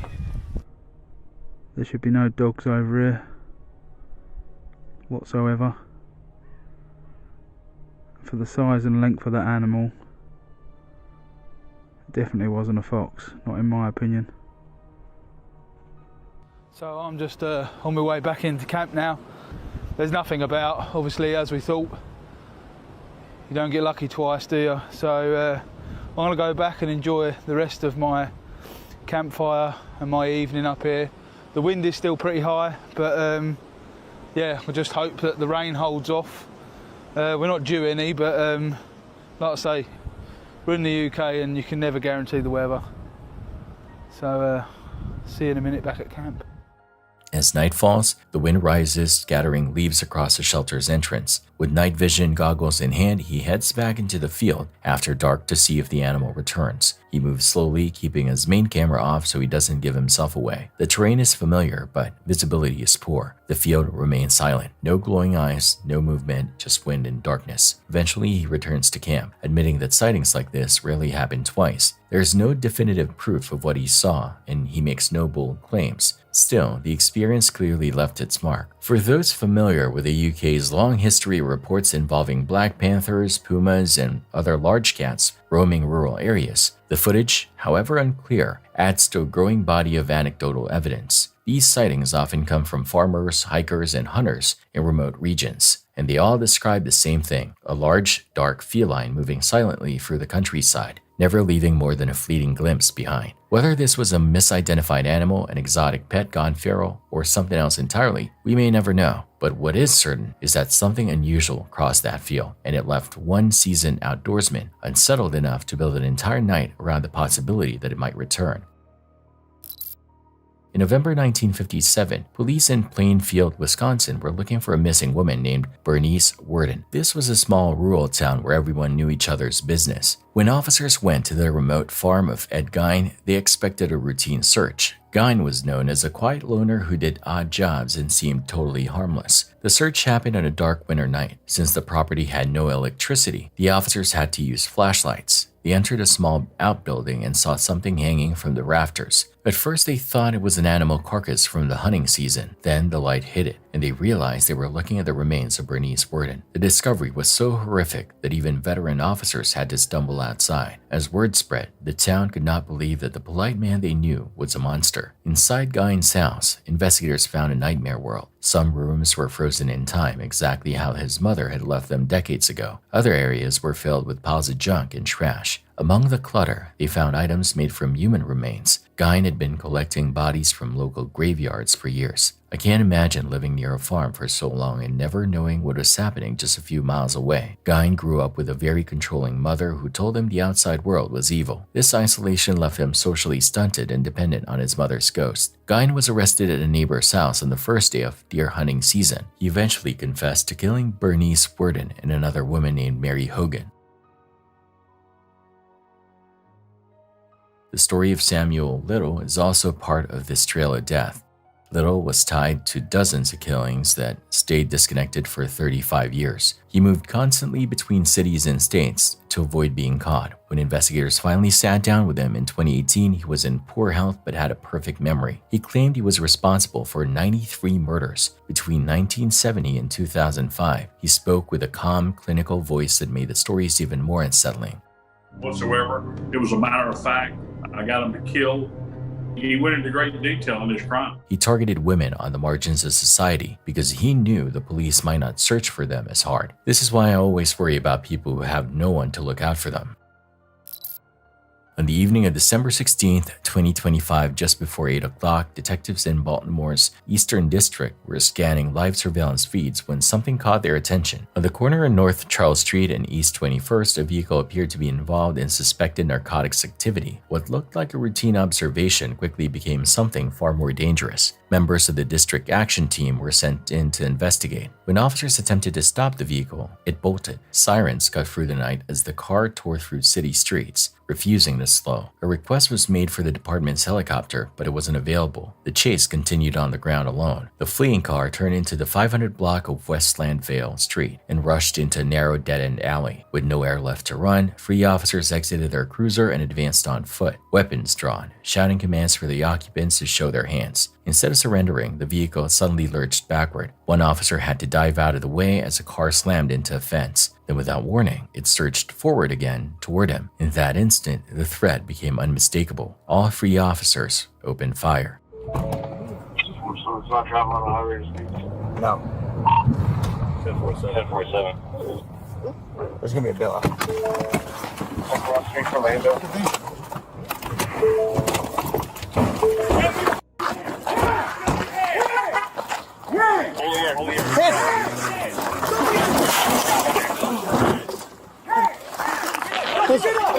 Get up! Hands! Hands! Hands!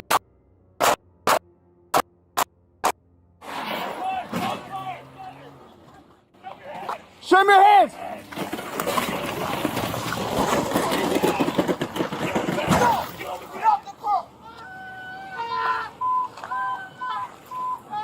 Give me your hands! Give me your hands! Give me your hands! Get on the ground! Get on the ground! Get on the ground! Get on the ground! I'm shot! I'm shot, yo! I'm shot! It made me drive! It made me drive! Turn over! It made me drive! Turn over! I'm shot! I'm shot, man! Show me your hands! Hands! Show me your hands! Hands! Hands! Hands! Show me your hands! Gunny, watch out! Hands! Hands! Gunny, get up! Get up! Show me your hands!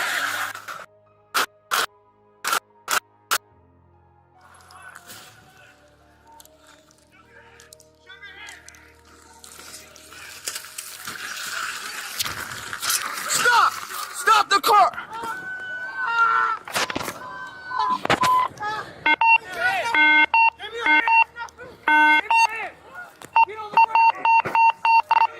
Shots fired! Shots fired! Get on the ground! Let me show me it out. I'm shot, yo! I'm shot! It made me drive! It made me drive! The passenger, 61-year-old Andrew Brown, was thrown from the vehicle as it drifted in reverse. The driver, 37-year-old Devin Thomas, exited and dropped to the ground. Both men were quickly taken into custody. Officers rushed to Thomas, who had been struck by gunfire, and began rendering aid until medics arrived.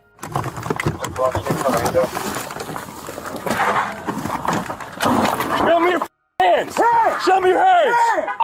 Hold the air, he's scratching. Hold your hands! Show me your hands! Hold your hands! Gunny, get up, get out of the way! Show me your hands! Show me your hands! Shots fired! Show me your hands! Show me your hands! Get on the ground! Get on the ground! Get on the ground! Get on the ground!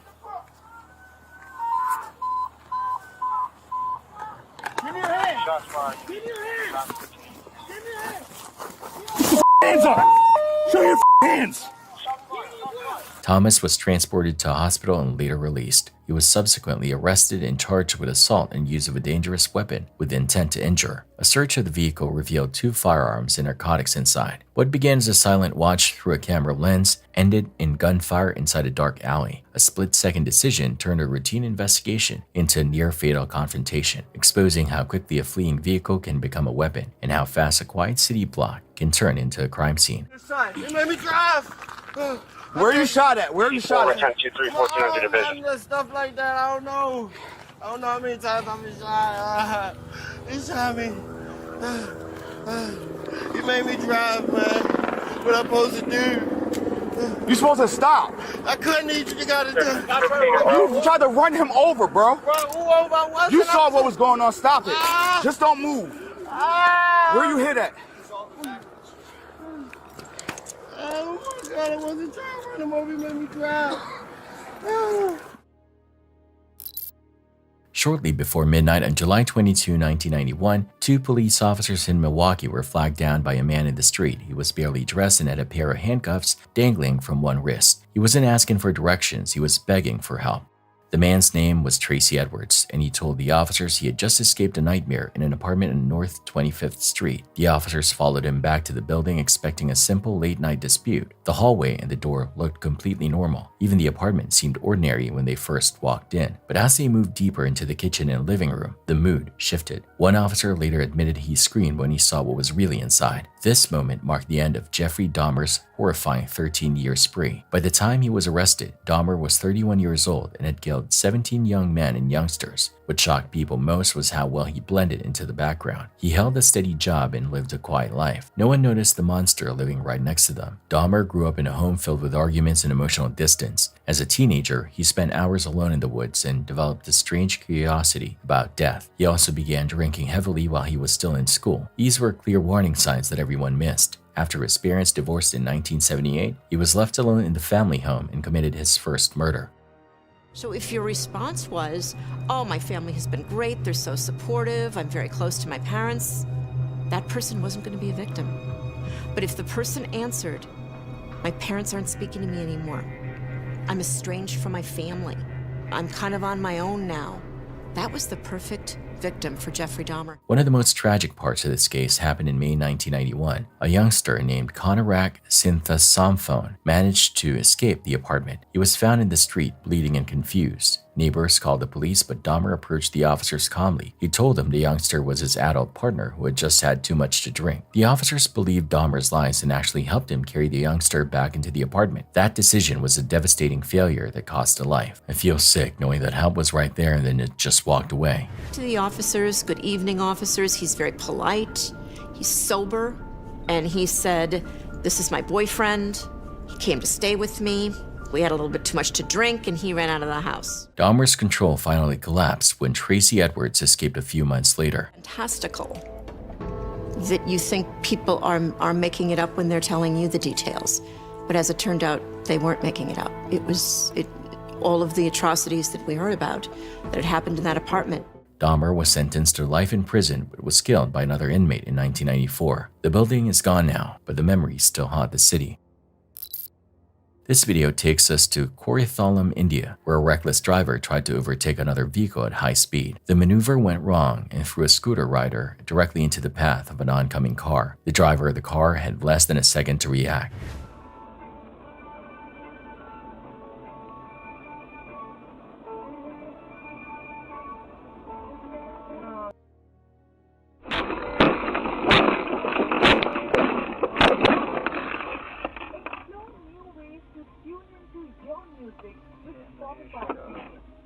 They chose to swerve off the road and crash their own vehicle into the dirt to avoid hitting the person. That fast instinct prevented a certain fatality on the pavement. The rider only suffered a fractured finger, while the driver walked away uninjured. It's incredible to see someone value another person's life more than their own car. Have you ever had to make a choice like that while driving? On April 24, 1967, a mission that was meant to show the world Soviet power ended in a field of silence. The Soyuz 1 spacecraft was finally heading home after a series of difficult orbital tests. The heat shield had held up during the fire of re-entry. The retro rockets had fired exactly as they should. The capsule was dropping through the thick air of the atmosphere toward its landing site. Recovery teams were on the ground, scanning the sky for the bright canopy of a parachute, but they saw nothing.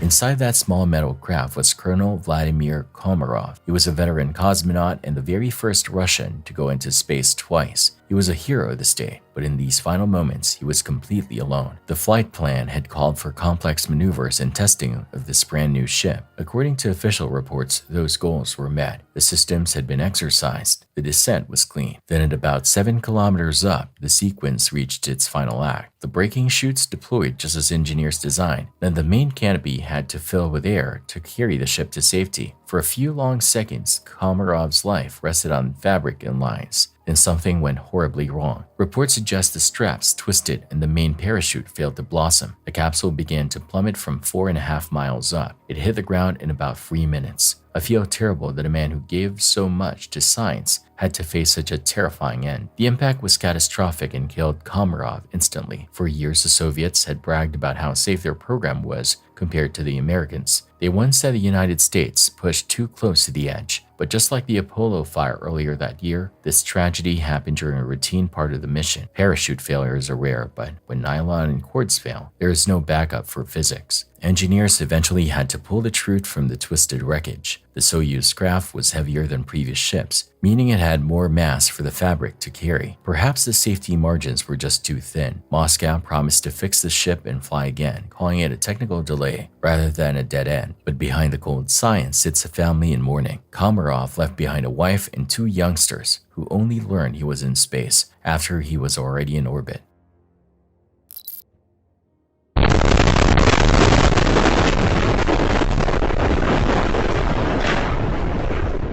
It was just past 5 p.m. on November 4th, 2025 in Louisville, Kentucky. The sky looked normal, but things were about to take a dark turn. Thousands of people at the UPS Worldport hub were busy getting planes ready for the night. One of those planes was UPS Flight 2976. This MD-11 fighter was scheduled for a routine trip to Dallas-Fort Worth. On board were 3 very experienced crew members. These veterans knew the heavy cargo and the precision needed for the flight. The plane moved slowly across the ground as the engines hummed. controllers gave the all clear for takeoff on runway 17R. At first, the climb was smooth, then a massive mechanical roar broke the silence. In this video, you can see the moment the disaster begins.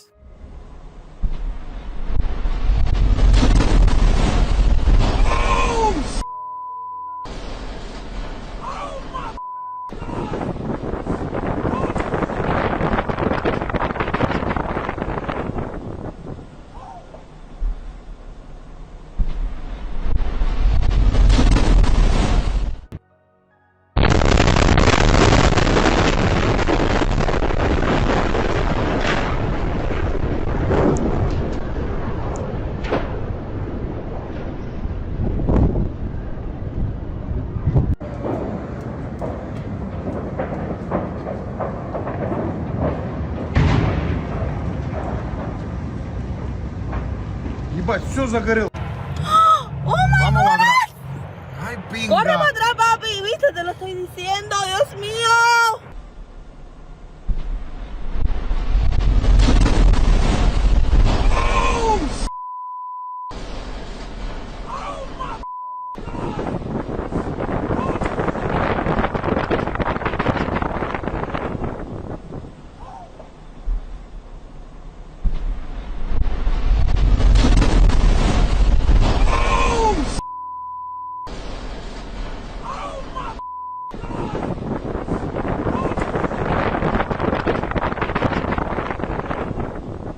Security cameras from the area captured the plane pitching hard to the left. A strange glow appeared under the wing. Suddenly, a large piece of the jet broke away. The left engine had completely detached from the wing. The plane was only a few hundred feet up and moving at 150 knots. There was no time to fix the problem. The massive shadow of the jet banked low over buildings near the airport. Then came a blinding flash and a wall of fire. I feel terrible for the families of the 3 crew members who died. Several people on the ground lost their lives too.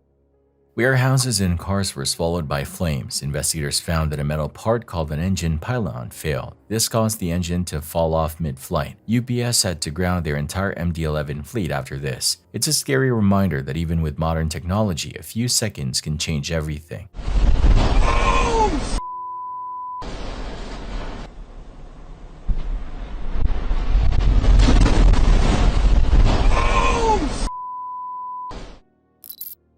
In this segment, we see a maintenance crew working on a large piece of machinery. They failed to use proper energy lockout procedures before starting their repairs. Initially, the machine stayed still, but it suddenly roared to life without warning. This unexpected movement put every person in the area at high risk for a major injury. I feel terrible for anyone who has to work in an environment where safety is ignored.